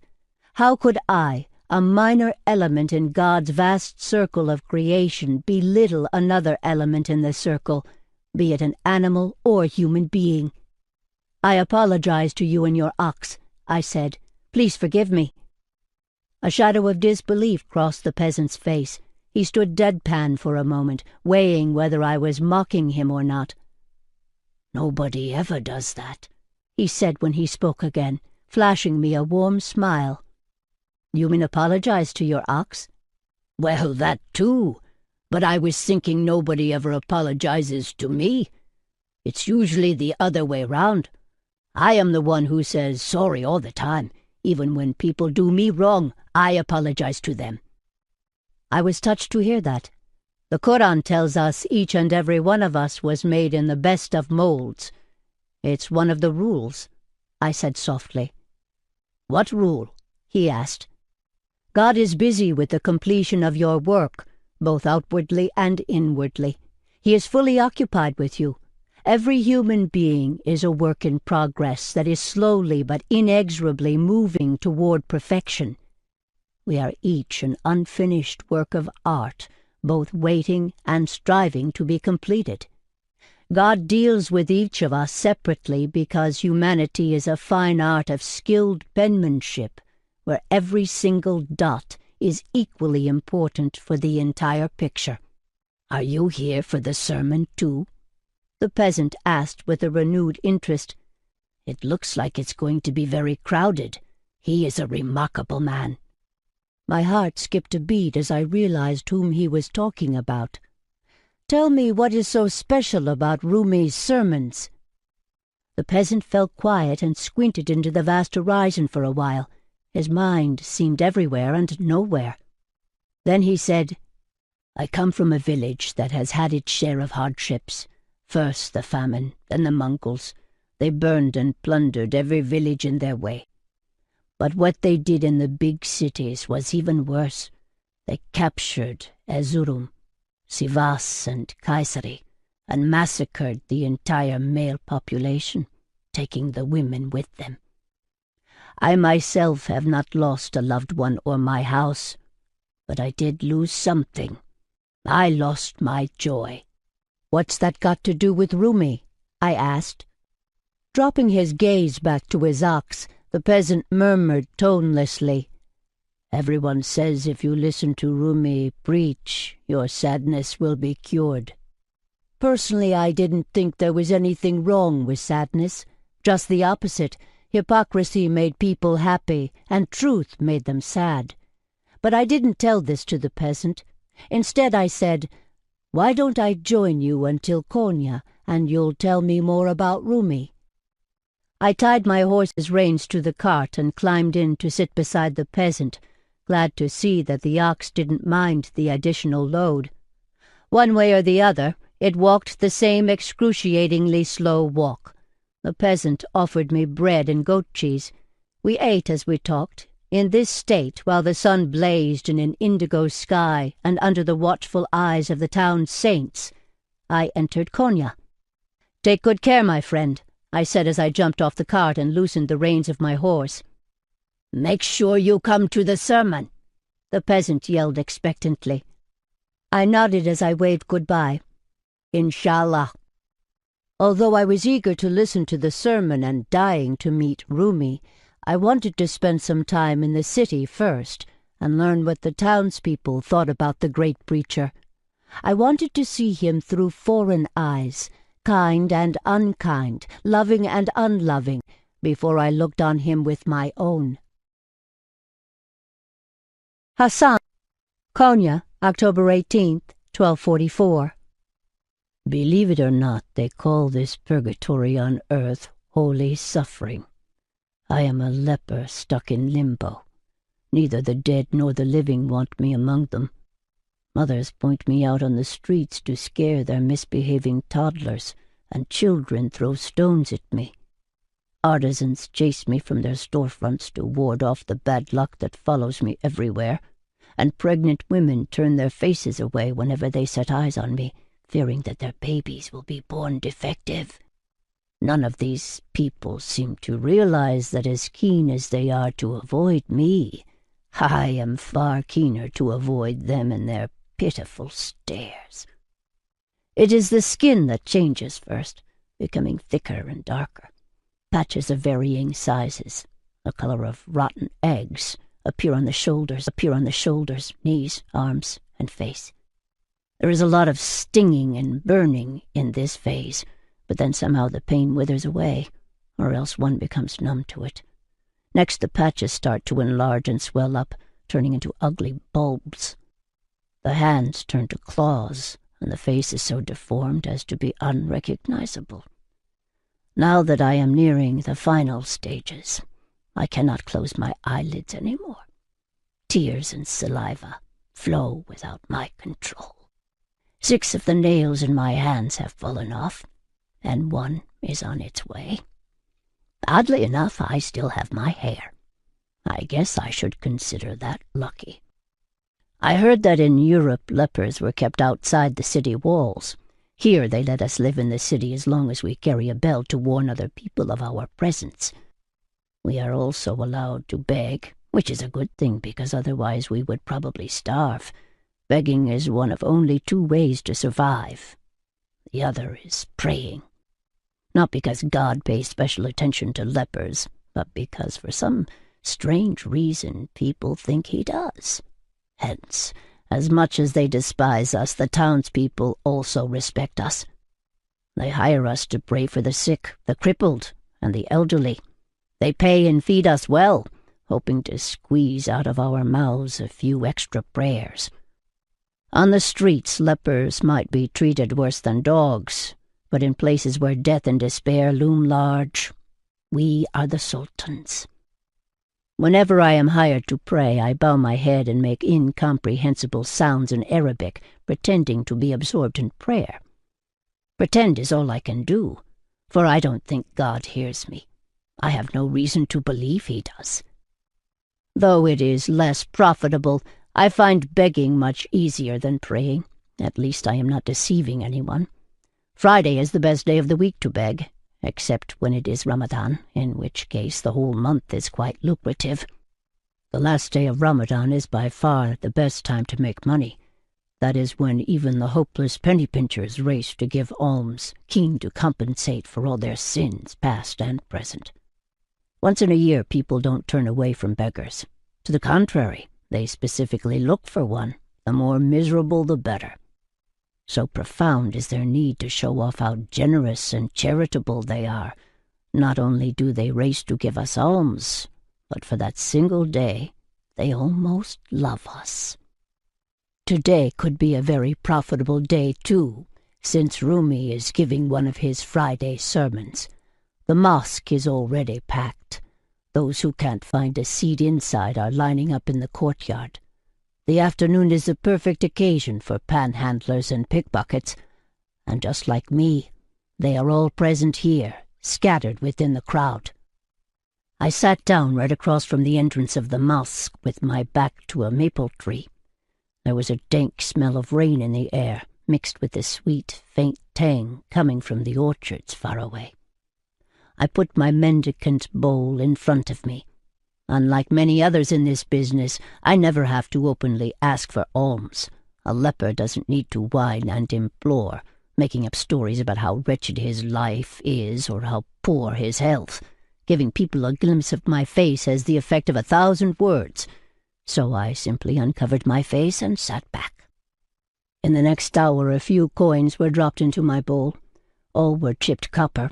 I yearned for a gold coin with symbols of sun, lion, and crescent. Since the late Alaeddin Kekobad had loosened the rules on currency, coins issued by the Beys of Aleppo, the Fatimids, and the Caliph of Baghdad, not to mention the Italian florin, were all pronounced valid. The rulers of Konya accepted them all, and so did the town's beggars. Together with the coins, a few dry leaves fell on my lap. The maple tree was shedding its reddish-gold leaves, and as a gusty wind blew, quite a number of these made it into my bowl, as if the tree were giving me alms. Suddenly I realized that the maple tree and I had something in common. A tree shedding its leaves in autumn resembled a man shedding his limbs in the final stages of leprosy. I was a naked tree, my skin, my organs, my face falling apart.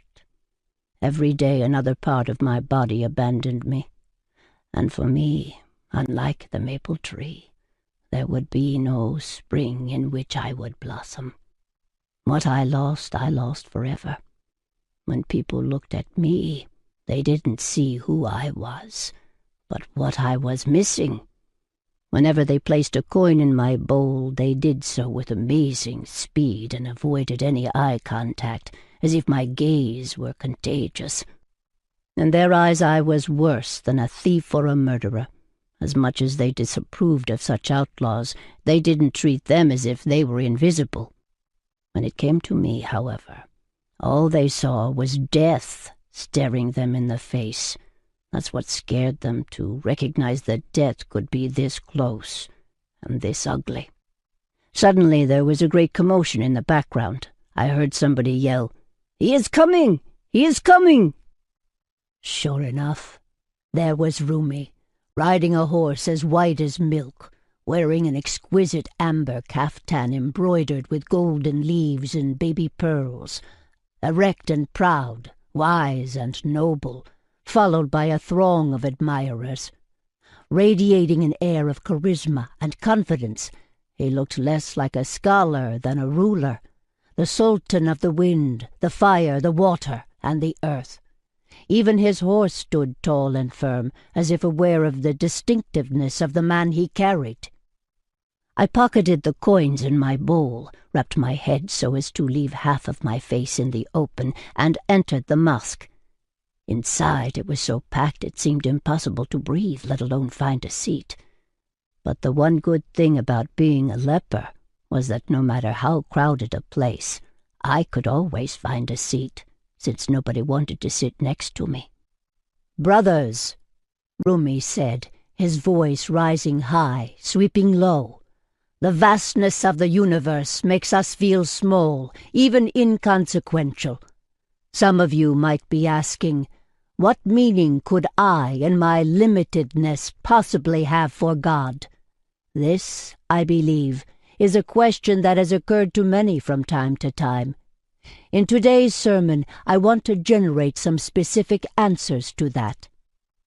Rumi's 2 sons were in the front row, the handsome one, Sultan Walet, who everyone said resembled his late mother, and the young one, Aladdin, with an animated face but curiously furtive eyes. I could see that both were proud of their father. The children of Adam were honored with knowledge so great that neither the mountains nor the heavens could shoulder it. Rumi continued, "That is why it says in the Quran, 'Truly we offered the trust to the heavens and the earth and the mountains, but they refused to bear it because they were afraid of it. Only man took it up. Having been given such an honorable position, human beings should not aim any lower than what God had intended.'" Pronouncing his vowels in that strange way only the educated are capable of, Rumi talked about God, assuring us that he dwelled not in a distant throne in the sky, but very close to each and every one of us. What brought us even closer to God, he said, was none other than suffering. "Your hand opens and closes all the time. If it did not, you would be paralyzed. Your deepest presence is in every small contracting and expanding. The two are as beautifully balanced and coordinated as the wings of a bird." At first I liked what he said. It warmed my heart to think of joy and sorrow as dependent on each other as a bird's wings. But almost instantly I felt a wave of resentment rise up in my throat. What did Rumi know about suffering? As a son of an eminent man and heir to a wealthy, prominent family, life had always been good to him. I knew he had lost his first wife, but I didn't believe he had ever experienced real misfortune. Born with a silver spoon in his mouth, raised in distinguished circles, tutored by the best scholars and always loved, pampered, and admired. How dare he preach on suffering? With a sinking heart, I realized that the contrast between Rumi and me couldn't be greater. Why was God so unfair? To me he had given poverty, sickness, and misery. To Rumi, riches, success, and wisdom. With his flawless reputation and royal demeanor, he hardly belonged to this world, at least not to this city. I had to cover my face if I didn't want people to be revolted by the sight of me, while he shone in public like a precious gem. I wondered how he would fare if he were in my shoes. Had it ever occurred to him that even someone as perfect and privileged as he could someday tumble and fall? Had he ever contemplated how it would feel to be an outcast, even for one day? Would he still be the great Rumi if he had been given the life I was given? With each new question, my resentment rose, sweeping away whatever admiration I might otherwise have had for him. Bitter and petulant, I stood up and pushed my way out. Several people in the audience eyed me curiously, wondering why I was leaving a sermon that so many others were dying to attend. Sham, Konya, October 18th, 1244. Beholden to the peasant who dropped me off at the town centre, I found myself and my horse a place to stay. The inn of sugar vendors seemed just what I needed. Of the 4 rooms I was shown, I chose the one with the fewest possessions, which consisted of a sleeping mat with a mouldy blanket, an oil lamp that was sputtering its last, a sun-dried brick that I could use as a pillow, and a good view of the whole town up to the base of the surrounding hills. Having thus settled down, I roamed the streets, amazed at the mixture of religions, costumes, and languages permeating the air. I ran into gypsy musicians, Arab travelers, Christian pilgrims, Jewish merchants, Buddhist priests, Frankish troubadours, Persian artists, Chinese acrobats, Indian snake charmers, Zoroastrian magicians, and Greek philosophers. In the slave market I saw concubines with skin white as milk and hefty, dark eunuchs who had seen such atrocities that they had lost their ability to speak. In the bazaar I came across travelling barbers with bloodletting devices, fortune-tellers with crystal balls, and magicians who swallowed fire.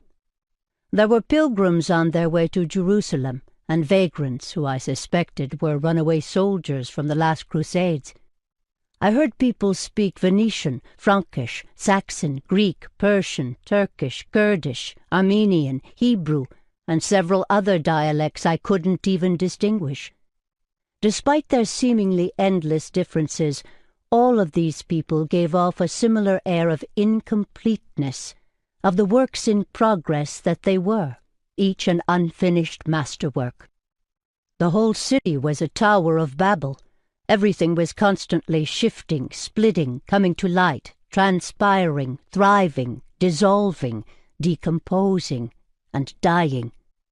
Amid this chaos I stood in a place of unperturbed silence and serenity, utterly indifferent to the world and yet at the same time feeling a burning love for all the people struggling and suffering in it. As I watched the people around me, I recalled another golden rule. It's easy to love a perfect God, unblemished and infallible that he is. What is far more difficult is to love fellow human beings with all their imperfections and defects. Remember, one can only know what one is capable of loving. There is no wisdom without love. Unless we learn to love God's creation, we can neither truly love nor truly know God. I roamed the narrow alleys where artisans of all ages toiled in their small, dingy stores. In every place I visited, I overheard the townspeople talk about Rumi. How did it feel, I wondered, to be this popular? How did it affect his ego?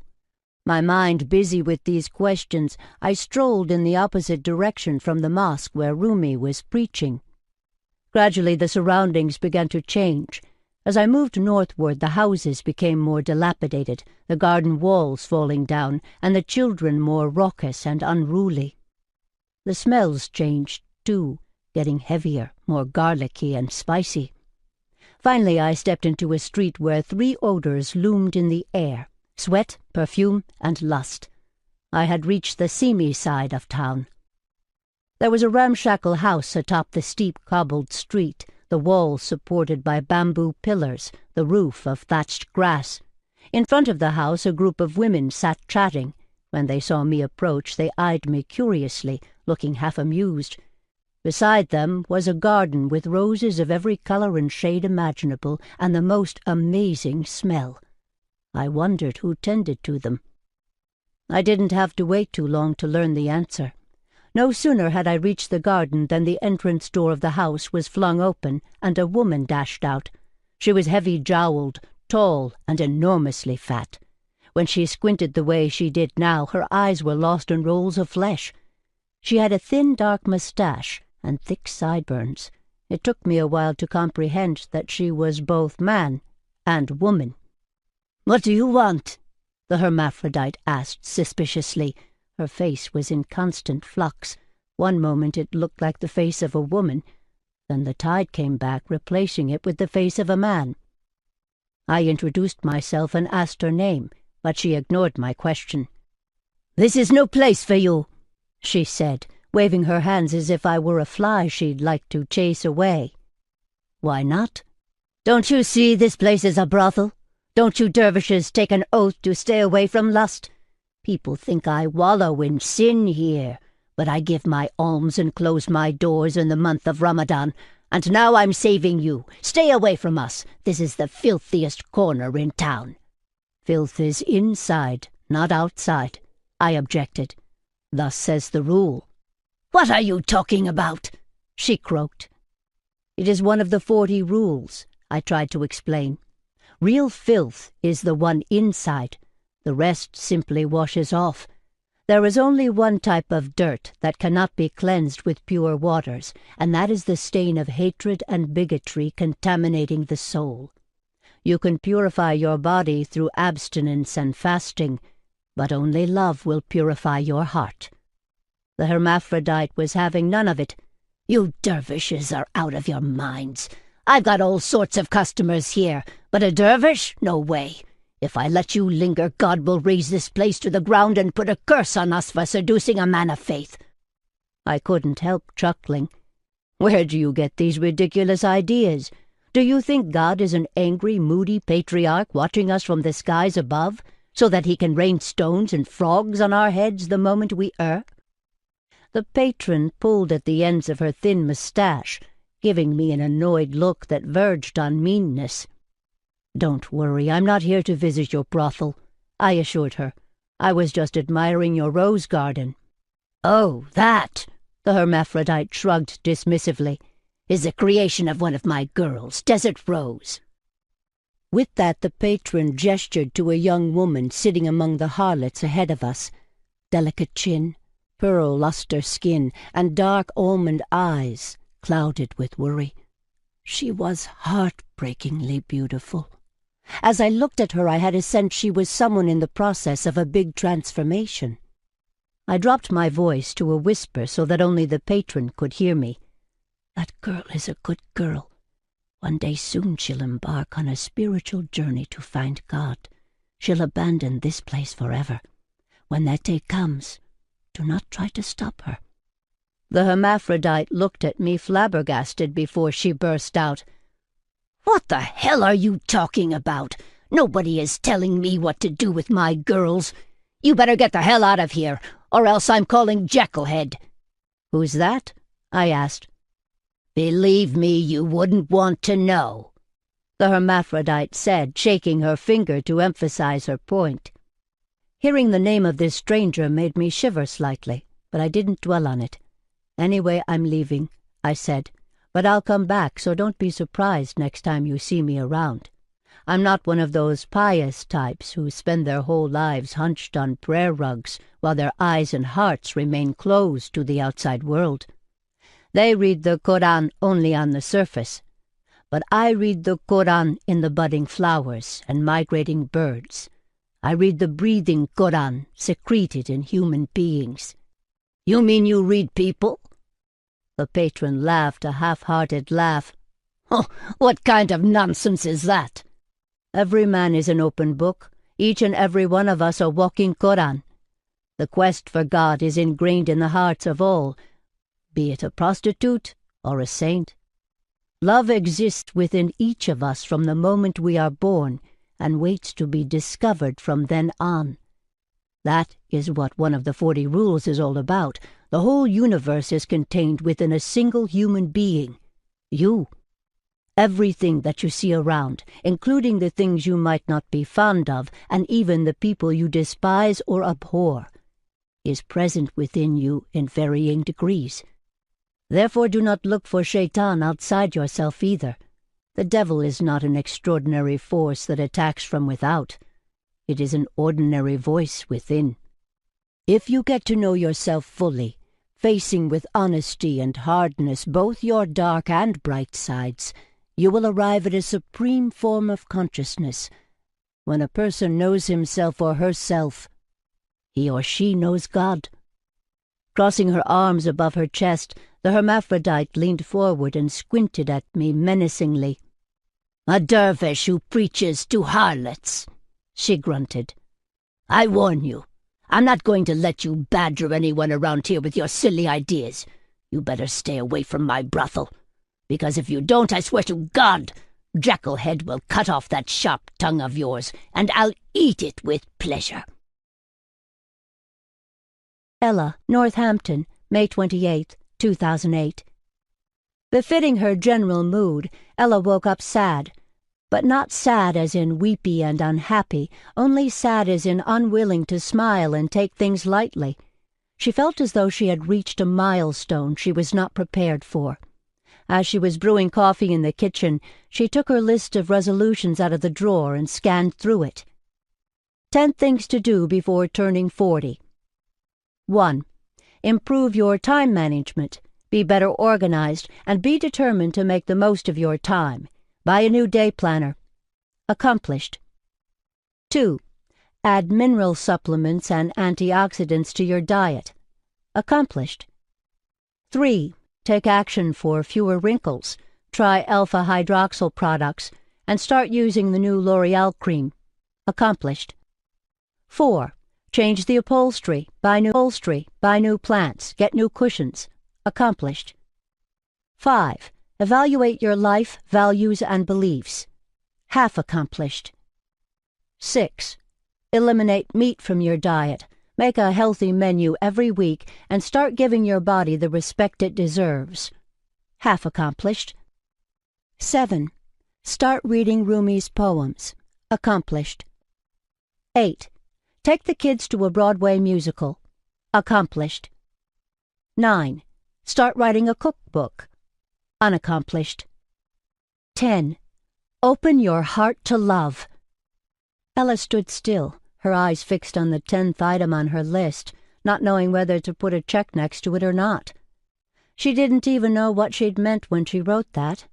What was she thinking? It must be the effect of sweet blasphemy, she murmured to herself. Lately she found herself frequently thinking about love. Dear Aziz, today is my birthday. I feel like I have reached a milestone in my life. They say turning 40 is a defining moment, especially for women. They also say that 40 is the new 30 and 60 is the new 40. But as much as I'd like to believe all that, it sounds too far-fetched to me. I mean, who are we kidding? 40 is 40. I guess now I'll have more of everything, more knowledge, more wisdom, and of course more wrinkles and gray hair. Birthdays have always made me happy, but this morning I woke up with heaviness in my chest, asking questions too large for someone who hadn't even had her morning coffee yet. I kept wondering, is the way I've lived my life the way I want to continue from now on? And then a fearful feeling came over me. What if both a yes and a no might generate equally disastrous consequences? So I found another answer. Maybe. Warm wishes, Ella. P.S. Sorry I couldn't write a more cheerful email. I don't know why I'm down in the dumps today, and I can't give you a reason. That is, other than turning 40. I guess that is what they call midlife crisis. Dear Ella, happy birthday. 40 is a most beautiful age for both men and women. Did you know that in mystic thought, 40 symbolizes the ascent from one level to a higher one and spiritual awakening? When we mourn for 40 days. When a baby is born, it takes 40 days for him to get ready to start life on earth. And when we are in love, we need to wait 40 days to be sure of our feelings. The flood of Noah lasted 40 days, and while the waters destroyed life, they also washed all impurity away and enabled human beings to make a new fresh start. In Islamic mysticism, there are 40 degrees between man and God. Likewise, there are 4 basic stages of consciousness and 10 degrees in each, making 40 levels in total. Jesus went into the wilderness for 40 days and nights. Mohammed was 40 years old when he received the call to become a prophet. Buddha meditated under a linden tree for 40 days. Not to mention the 40 rules of Shams. You receive a new mission at 40, a new lease on life. You have reached a most auspicious number. Congratulations, and don't worry about getting old. There are no wrinkles or grey hair strong enough to defy the power of 40. Warmly, Aziz. Desert the Harlot. Konya, October 18th, 1244. Brothels have existed since the beginning of time, and so have women like me. But there is something that amazes me. Why is it that although people say they hate seeing women prostitute themselves, the same people make life hard for a prostitute who wants to repent and start life anew? It is as if they are telling us they are sorry that we have fallen so low, but now that we are where we are, we should stay there forever. I don't know why this is. All I know is some people feed on the miseries of others, and they don't like it when there is one less miserable person on the face of the earth. But no matter what they say or do, I am going to walk out of this place one day. This morning I woke up bursting with a desire to listen to the great Rumi preach. Had I told the patron the truth, and asked permission, she would have made fun of me. "Since when do whores go to mosques?" she would have said, laughing so hard her round face would have turned crimson. That's why I lied. After that hairless dervish left, the patron looked so preoccupied I sensed it was the right time to go and talk. She is always more approachable when distracted. I told her I needed to go to the bazaar to run some errands. She believed me. After 9 years of my working like a dog for her, she does. "Only on one condition," she said. "Sesame is coming with you." That wasn't a problem. I liked Sesame, a big hefty man with the mind of a child. He was reliable and honest to the point of simplicity. How he survived in such a cruel world was a mystery to me. Nobody knew what his real name was, perhaps not even himself. We had named him so because of his infatuation with Sesame Halva. When a harlot from the brothel needed to go out, Sesame accompanied her like a silent shadow. He was the best guard I could have wished for. The two of us took the dusty road winding through the orchards. When we reached the first intersection, I asked Sesame to wait for me, and I disappeared behind a bush where I had hidden a bag full of men's clothes. It was harder than I thought to dress up as a man. Wrapping long scarves around my breasts, I flattened my chest. Then I put on baggy trousers, a cotton vest, a long maroon robe, and a turban. Finally, I covered half my face with a scarf, hoping to resemble an Arab traveler. When I walked back toward him, Sesame flinched, looking puzzled. "Let's go," I urged him, and when he didn't budge, I opened my face. "My dear, haven't you recognized me?" "Desert Rose, is that you?" Sesame exclaimed, putting one hand on his mouth like a child in awe. "Why did you dress up like that?" "Can you keep a secret?" Sesame nodded, his eyes widening with excitement.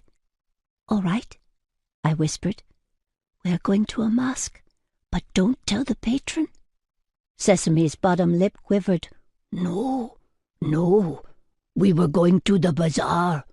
"Yes, dear, later. First we are going to listen to the great Rumi." Sesame panicked slightly, as I knew he would. The change in plans was unsettling to him. "Please, this means a lot to me," I begged. "If you agree and promise not to tell anyone about it, I'll buy you a huge chunk of halva." Halva. Sesame clucked his tongue with delight, as if the word alone had left a sweet taste in his mouth. And with sweet expectation, we set off toward the mosque where Rumi was going to speak. I was born in a small village near Nicaea. My mother always said to me, "You were born in the right place," but I am afraid it was under the wrong star. The times were bad, unpredictable.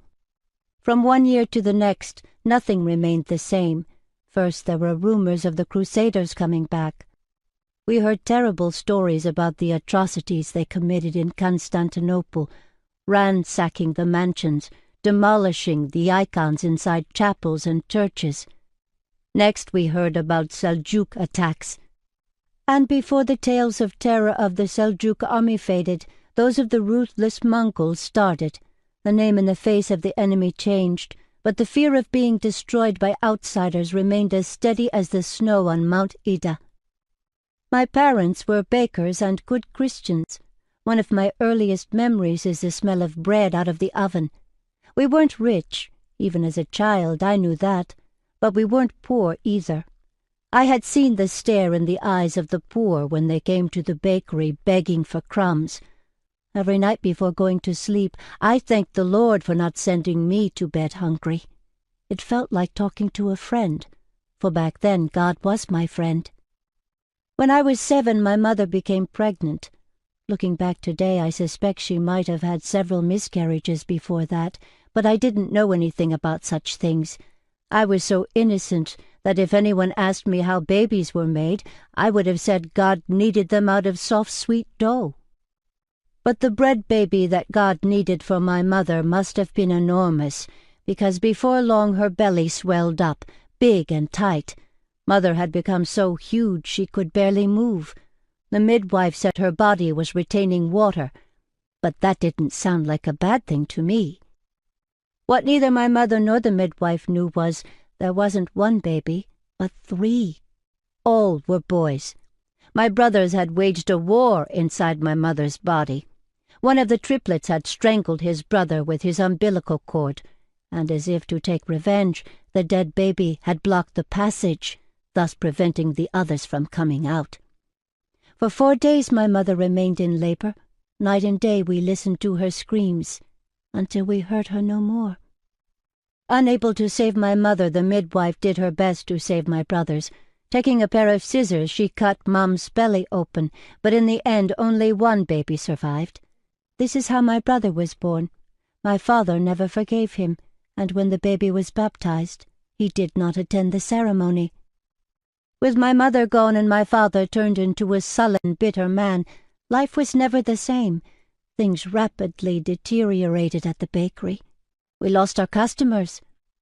Afraid of becoming poor and having to beg someday, I started to hide bread rolls under my bed, where they would get dry and stale. But it was my brother who really suffered.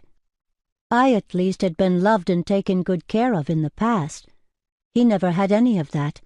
It broke my heart to see him being mistreated, and yet a part of me was relieved, even grateful, that it wasn't I who had become the target of my father's fury. I wish I had protected my brother. Everything would be different then, and I wouldn't be in a brothel in Konya today. Life is so strange. A year later my father remarried. The only difference in my brother's life was that whereas before it was my father who ill-treated him, now it was my father and his new wife who did so. He started to run away from home, only to come back with the worst habits and the wrong friends. One day my father beat him so badly he almost killed him. After that the boy changed. There was a cold, cruel stare in his eyes that wasn't there before. I knew he had something in mind, but it never occurred to me what a horrible plan he was brewing. I wish I had known. I wish I could have prevented the tragedy. Then, one morning in spring, my father and stepmother were found dead, killed with rat poison, As soon as the incident became public, everyone suspected my brother. When the guards started asking questions, he ran away in panic. I never saw him again, and just like that, I was alone in the world. Unable to stay at home, where I still sensed my mother's smell, unable to work at the bakery where disturbing memories hovered in the air, I decided to go to Constantinople to stay with an old spinster aunt who had now become my closest relative. I was 13. I took a carriage to Constantinople. I was the youngest passenger on board and the only one traveling alone. A few hours into the road we were stopped by a gang of robbers. They took everything: suitcases, clothes, boots, belts, and jewelry. Even the driver's sausages. Having nothing to give them, I stood aside quietly, certain that they would do me no harm. But just when they were about to leave, the gang leader turned to me and asked, "Are you a virgin, dainty thing?" I blushed and refused to answer such an improper question. Little did I know that my blushing was the answer he wanted. "Let's go," the gang leader shouted. "Take the horses and the girl." While I resisted them in tears, none of the other passengers even tried to help me. The robbers took me to a thick, dense forest, where I was surprised to see they had created a whole village. There were women and children. Ducks, goats, and pigs were all over the place. It looked like an idyllic village, except it was inhabited by criminals. Soon I understood why the gang leader had asked me if I was a virgin. The chief of the village was severely ill with nervous fever. He had been in bed for a long time, with red spots all over his body, trying countless treatments to no avail. Recently someone had convinced him that if he slept with a virgin, his illness would be transmitted to her, and he would be clean and cured. There are things in my life I don't want to remember. My time in the forest is one of them. Even today, whenever the forest comes to my mind, I think of the pine trees and only the pine trees.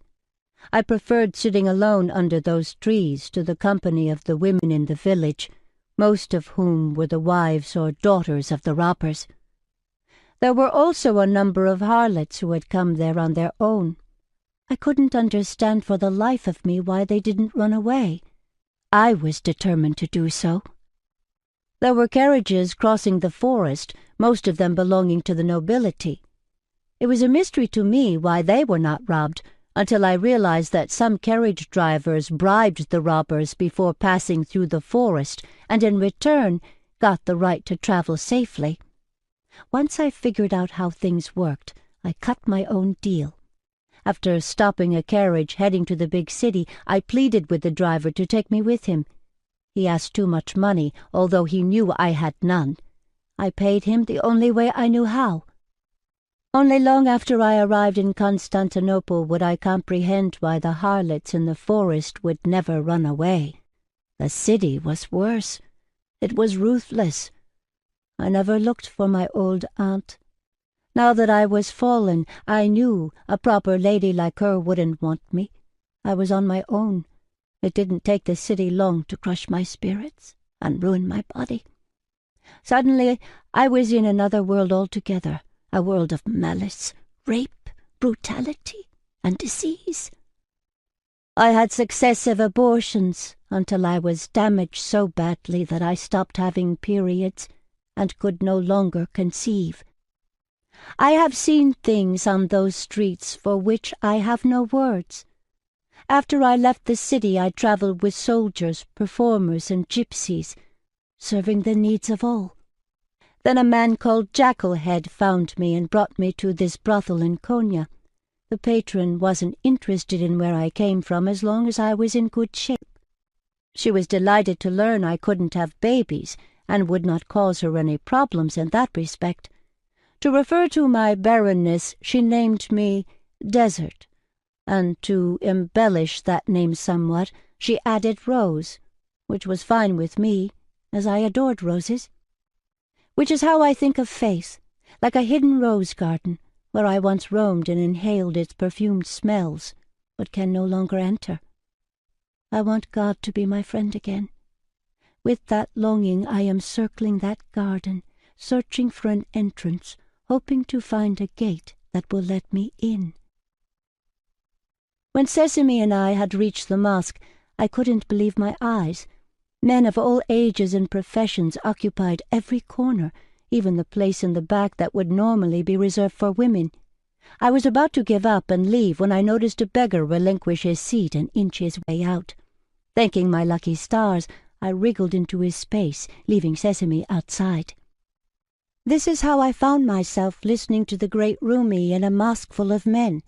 I didn't even want to think what could happen if they found out there was a woman amid them, let alone a harlot. Chasing off all dark thoughts, I gave my full attention to the sermon. God created suffering so that joy might appear through its opposite, Rumi said. Things become manifest through opposites. Since God has no opposite, he remains hidden. As the preacher talked, his voice rose and swelled like a mountain stream fed by the melting snow. Look at the abasement of the earth and the exaltation of the heavens. Know that all the states of the world are like this, flooding and drought, peace and war. Whatever happens, do not forget, nothing God has created is in vain, whether wrath or forbearance, honesty or guile. Sitting there, I saw that everything served a purpose. My mother's pregnancy and the war in her womb, my brother's incurable loneliness, even the murder of my father and stepmother, my dreadful days in the forest, and every brutality I have seen on the streets of Constantinople. They each contributed in their own way to my story. Behind all hardships was a larger scheme. I couldn't make it out clearly, but I could feel it with my whole heart. Listening to Rumi in a packed mosque on that afternoon, I felt a cloud of tranquility descend over me, as delightful and soothing as the sight of my mother baking bread. Hassan, Konya, October 18th, 1244. Bristling with irritation, I sat under the maple tree. I continued to be angry at Rumi for his flamboyant speech on suffering, a subject he clearly knew little about. The shadow of the minaret inched its way across the street. Half dozing, half eyeing the passers-by, I was about to fall asleep when I caught sight of a dervish I had never seen before. Dressed in black rags, holding a large staff in his hand, with no facial hair and a tiny silver earring in one ear. He looked so different that I couldn't help fixing my gaze upon him. As his eyes scanned left and right, it didn't take the dervish long to notice me. Instead of ignoring my presence, the way people who saw me for the first time always did, he put his right hand on his heart and greeted me as if we were two old friends. I was so stunned I looked around just to make sure he wasn't greeting someone else, but there was only me and the maple tree. Dazed, confused, I nonetheless put my hand on my heart and greeted him back. Slowly the dervish walked toward me. I lowered my gaze, expecting him to leave a copper coin in my bowl or hand me a piece of bread, but instead he knelt down to my eye level. "Selamun alaikum, beggar," he said.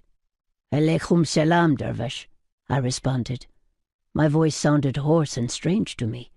It had been such a long time since I'd felt the need to speak to anyone that I had almost forgotten what my voice sounded like. He introduced himself as Shams of Tabriz and asked my name. I laughed. "What does a man like me need a name for?" "Everybody has a name," he objected. "God has countless names. Of those, only 99 are known to us. If God has so many names, how can a human being who is the very reflection of him go around without a name?" I didn't know how to respond to that, and so didn't even try. Instead, I conceded. "I had a wife and a mother once. They used to call me Hassan." "Hassan it is, then." The dervish nodded. Then, to my surprise, he gave me a silver mirror. "Keep it," he said. "A good man in Baghdad gave it to me, but you need it more than I do. It will remind you that you bear God within you." Before I found the chance to say anything in return, a commotion broke out in the background. The first thing that came to my mind was that a pickpocket had been caught in the mosque, but when the shouts grew louder and fiercer, I knew that it had to be something bigger. No pickpocket would create such an uproar. We found out soon enough. A woman, a known prostitute, had been found in the mosque, dressed up as a man. A group of people were shoving her out, chanting, "Lash the deceiver! Lash the whore!" In this state, the angry mob reached the street. I caught sight of the young woman in men's clothing. Her face was pale as death, and her almond eyes terrified. I had seen many lynchings before. It never ceased to amaze me how dramatically people changed when they joined a mob. Ordinary men with no history of violence, artisans, vendors, or peddlers, turned aggressive to the point of murder when they banded together. Lynchings were common and ended with the corpses put on display to deter others. "Poor woman," I muttered to Shams of Tabriz. But when I turned to him for a response, there was no one standing there.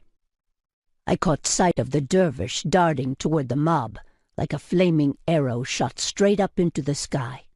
I jumped to my feet and rushed to catch up with him. When he reached the head of the procession, Shams raised his staff like a flag and yelled at the top of his voice, "Stop it, people! Halt!"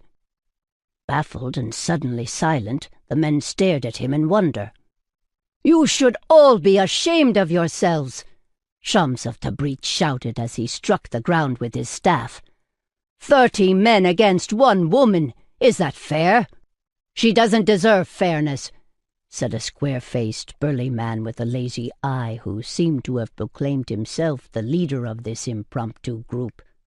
I recognized him instantly.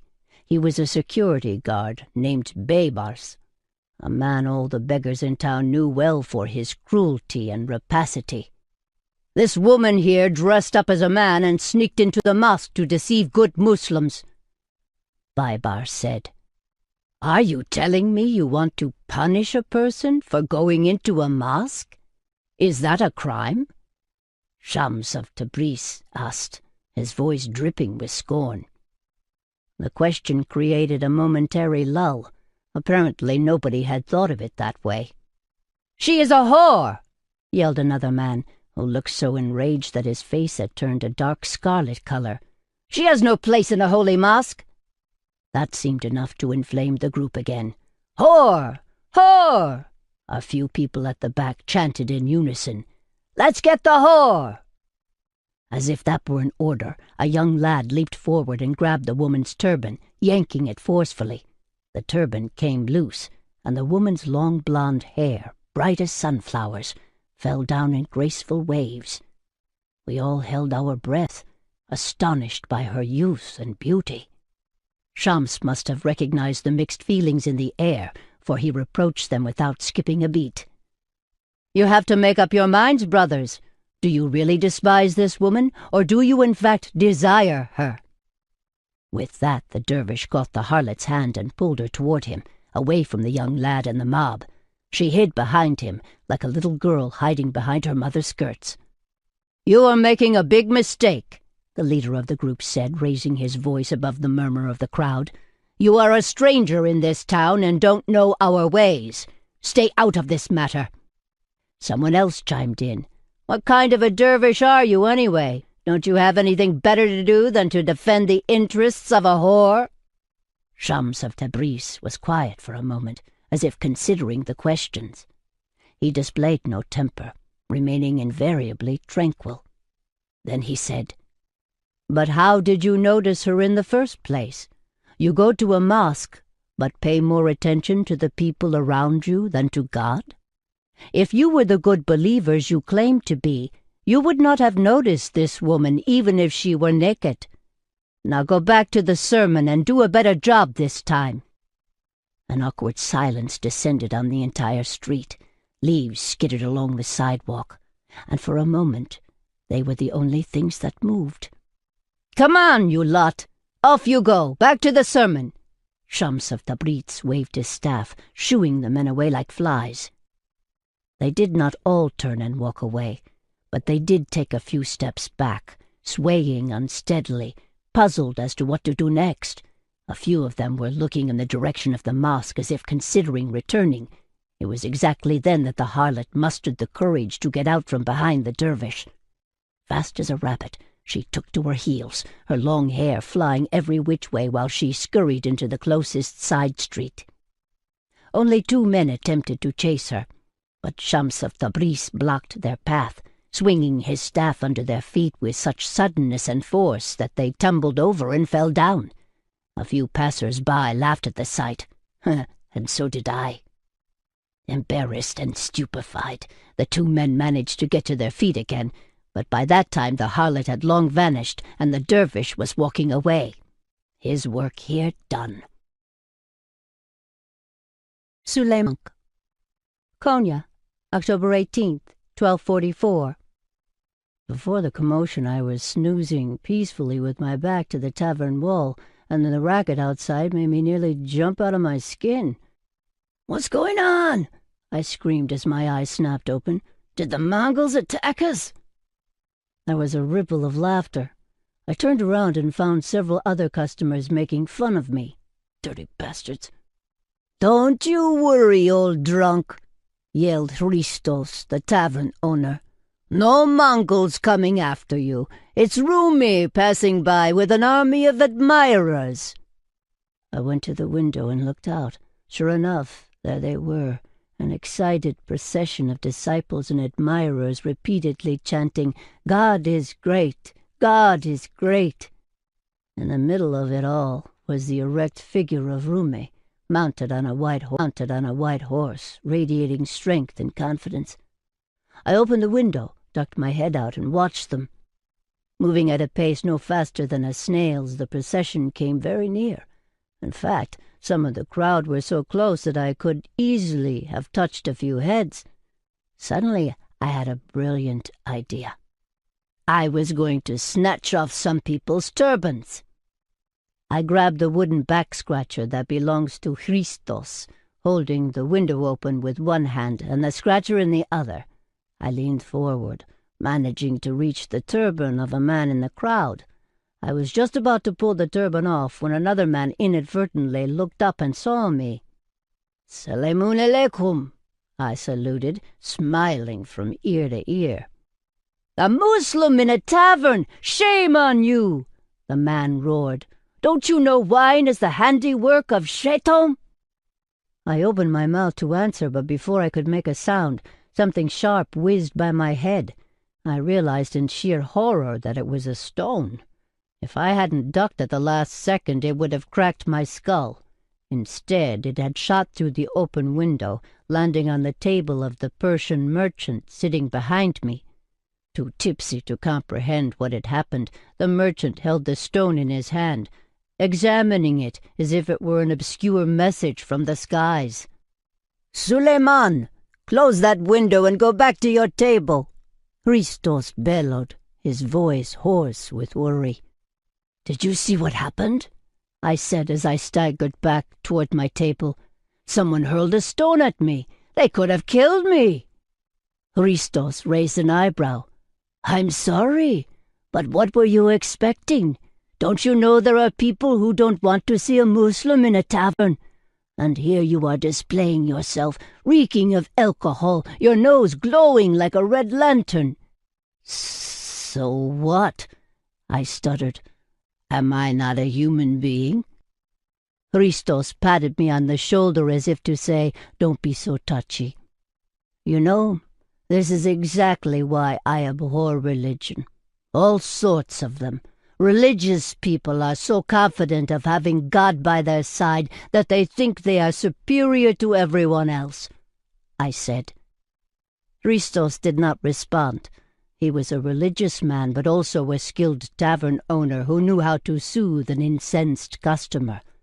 He brought me another carafe of red wine and watched me as I guzzled it. Outside, a wild wind blew, slamming shut the windows and scattering dry leaves left and right. For a moment we stood still, listening carefully, as if there were a melody to be heard.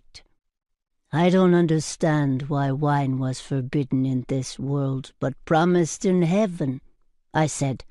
"If it's as bad as they claim, Why would they serve it in paradise? Questions, questions, Ristos murmured as he threw his hands up. You are always full of questions. Do you have to question everything? Of course I do. That's why we were given a brain, don't you think? Suleiman, I have known you for a long time. You are not just any customer to me. You are my friend, and I worry about you. I'll be fine, I said, but Ristos interrupted me. You are a good man, but your tongue is as sharp as a dagger. That's what worries me. There are all sorts of people in Konya, and it's no secret that some of them don't think highly of a Muslim who has taken to drink. You need to learn to be careful in public. Hide your ways and watch what you say. I grinned. May we top off this speech with a poem from Khayyam? Ristos heaved a sigh, but the Persian merchant who had overheard me exclaimed cheerfully, Yes, we want a poem from Khayyam. Other customers joined in, giving me a big round of applause. Motivated and slightly provoked, I jumped over a table and began to recite. Did God set grapes a-growing, do you think, and at the same time make it a sin to drink? The Persian merchant yelled, Of course not! That wouldn't make any sense. Give thanks to him who foreordained it thus. Surely he loves to hear the glasses clink. If there was one thing these many years of drinking had taught me, it was that different people drank differently. I knew people who drank gallons every night, and all they did was get merry, sing songs, and then doze off. But then there were others who turned into monsters with a few drops. If the same drink made some merry and tipsy and others wicked and aggressive, shouldn't we hold the drinkers responsible instead of the drink? Drink, for you know not whence you came, nor why. Drink, for you know not why you go, nor where. Another round of applause followed. Even Ristos joined the excitement. In the Jewish quarter of Konya, in a tavern owned by a Christian, we, a mixed bunch of wine lovers of all faiths, raised our glasses and toasted together, hard though it was to believe, to a God who could love and forgive us, even when we ourselves clearly failed to do so. Ella, Northampton, May 31st, 2008. Better safe than sorry, said the website. Check his shirts for lipstick stains. See if he comes home smelling of unfamiliar perfumes. This was the first time Ella Rubinstein had taken an online test, titled, How to Tell If Your Husband is Cheating on You. Although she found the questions tacky, by now she knew that life itself could occasionally feel like one big cliché. In spite of her final test score, Ella didn't want to confront David on this matter. She still had not asked him where he'd been on the nights he hadn't come home. These days she spent most of her time reading sweet blasphemy, using the novel as an excuse to cover up her silence. Her mind was so distracted that it was taking her longer than usual to finish the book. Still, she was enjoying the story, and with every new rule of Shams, she mulled her life over. When the children were around, she acted normal. They acted normal. However, the moment she and David were alone, she caught her husband looking at her curiously, as if wondering what kind of wife would avoid asking her husband where he'd spent the night. But the truth was that Ella didn't want a piece of information she wouldn't know how to handle. The less she knew about her husband's flings, the less they would occupy her mind, she thought. It was true what they say about ignorance. It was bliss. The only time that bliss had been disrupted was last Christmas, when a survey from a local hotel arrived in their mailbox addressed directly to David. Customer service wanted to know whether he was happy with his stays. Ella left the letter on the table on top of a pile of mail, and that evening she watched him take the letter out of the opened envelope and read it. "Ah, a guest evaluation form, the last thing I needed," David said, managing a half-smile for her. "We had a dental conference there last year. They must have included all the participants on their customer list." She believed him. At least the part of her that didn't like to rock the boat did. The other part of her was cynical and distrustful. It was that same part that the next day found the hotel's number and dialed it, just to hear what she already knew. Neither this year nor the one before had they ever hosted a dental conference. Deep inside, Ella blamed herself. She hadn't aged well, and she'd gained considerable weight over the last 6 years. With every new pound, her sexual drive had declined a bit further. The cooking classes rendered it more difficult to shed the extra pounds, though there were women in her group who cooked more often and better and still remained half her size. When she looked back at her life, she realized that rebellion had never suited her. She had never smoked weed with boys behind closed doors, gotten kicked out of bars, used morning-after pills, thrown fits, or lied to her mother. Never cut class, never had teen sex. All around her, girls her age were having abortions or putting up their out-of-wedlock babies for adoption, while she observed their stories as though watching a TV program on famine in Ethiopia. It saddened Ella that such tragedies were unfolding in the world, but the truth was that she never saw herself as sharing the same universe with those unfortunate ones. She had never been a party girl, not even as a teenager. She preferred to sit at home and read a good book on a Friday night rather than whoop it up with strangers at some wild party. "Why can't you be like Ella?" the mothers in the neighborhood asked their daughters. "See, she never gets herself in trouble." While their mothers adored her, the kids themselves saw her as a nerd with no sense of humor. No wonder she wasn't very popular in high school. Once a classmate told her, "You know what your problem is? You take life so seriously. You're fucking boring." She listened carefully and said she would think about that. Even her hairstyle hadn't changed much over the years. Long, straight, honey blonde hair that she pulled into an unrelenting bun or braided down her back. She wore little makeup, just a touch of reddish-brown lipstick and a moss-green eyeliner, which, according to her daughter, did more to hide than to bring out the gray-blue of her eyes. In any event, she never managed to draw two perfectly curved lines with the eyeliner, and often went out with the line on one eyelid looking thicker than that on the other. Ella suspected that there must be something wrong with her. She was either too intrusive and pushy with regard to Jeanette's marriage plans, or too passive and docile with regard to her husband's flings. There was an Ella the control freak and an Ella the hopelessly meek. She could never tell which one was about to emerge, or when. And then there was a third Ella, observing everything quietly, waiting for her time to come. It was this Ella who told her she was calm to the point of numbness, but that underneath there was a strangled self, harboring a fast freshet of anger and rebellion. If she kept going like this, the third Ella warned, she was bound to explode someday. It was just a matter of time. Contemplating these issues on the last day of May, Ella did something she hadn't done in a long while. She prayed.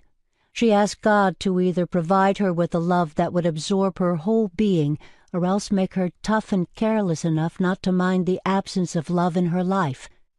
"Whichever one you choose, please be quick," she added as an afterthought. "You might have forgotten, but I'm already 40, and as you can see, I don't carry my years well." Desert, Konya, October 18th, 1244. Breathless, I ran and ran along the narrow alley, unable to look back, my lungs burning, my chest pounding. When I finally reached the busy bazaar, I dodged behind a wall, almost collapsing. Only then could I muster the courage to look behind me. To my great surprise and relief, there was only one person following me, Sesame. He stopped beside me, out of breath, his hands dangling limply at his sides, his expression bewildered and vexed, unable to comprehend why all of a sudden I had started running through the streets of Konya like crazy. Everything had happened so fast that it was only in the bazaar that I could put the pieces together. One minute I was sitting in the mosque, absorbed in the sermon, drinking in Rumi's pearls of wisdom. In my trance, I failed to notice that the lad next to me had accidentally stepped on the ends of the scarf covering my face. Before I knew it, the scarf came loose and my turban slid aside, exposing my face and a bit of my hair. I fixed the scarf swiftly and continued listening to Rumi, confident that nobody had noticed anything. But when I raised my eyes again, I saw a young man in the front row looking at me intently. Square face, lazy eye, sharp nose, sneering mouth. I recognized him. He was Baybars. Baybars was one of those pesky customers none of the girls in the brothel wanted to sleep with. Some men have a way of wanting to sleep with prostitutes and yet at the same time insulting them. He was such a man. Always cracking lewd jokes. He had a terrible temper. Once he beat a girl so badly that even the boss, who loved money more than anything, had to ask him to leave and never come back. But he kept returning, at least for a few more months. Then, for some reason unbeknownst to me, he stopped visiting the brothel, and we didn't hear from him again. Now there he was, sitting in the front row, having grown a full beard like a devout man, but still with the same fierce sparkle in his eyes. I averted my gaze, but it was too late. He had recognized me. Baybars whispered something to the man next to him, and then the two of them turned around and stared at me. Next they pointed me out to someone else, and one after another all the men in that row stared in my direction. I felt my face blush and my heart race, but I couldn't budge. Instead I clung to the childish hope that if I stayed still and closed my eyes, the darkness would engulf us all, leaving nothing to worry about. When I dared to open my eyes again, Baybars was pushing his way through the crowd toward me. I made a dash for the door, but it was impossible to escape, surrounded as I was by a thick sea of people. In a flash, Baybars had reached me, so menacingly close I could smell his breath. Grabbing me by the arm, he said between clenched teeth, "What is a harlot doing here? Don't you have any shame?" Please let me go," I stammered, but I don't think he even heard me. His friends joined him, tough, scary, confident, disdainful fellows, reeking of anger and vinegar, raining insults on me. Everyone around turned to see what the commotion was about, and a few people disapprovingly, but nobody intervened. My body as listless as a lump of dough, I meekly let them push me toward the exit. Once we reached the street, I hoped Sesame would come to my aid, and if worst came to worst, I would run away. But no sooner had we stepped into the street than the men grew more belligerent and aggressive. I realized in horror that in the mosque, out of respect for the preacher and the community, they had been careful not to raise their voices or shove me around, but outside on the street, there was nothing to stop them. I had been through harder things in my life, and yet I doubt if I had ever felt so dejected before. After years of hesitation, today I had taken a step toward God, and how had he responded? By kicking me out of his house. "I should never have gone there," I said to Cecily.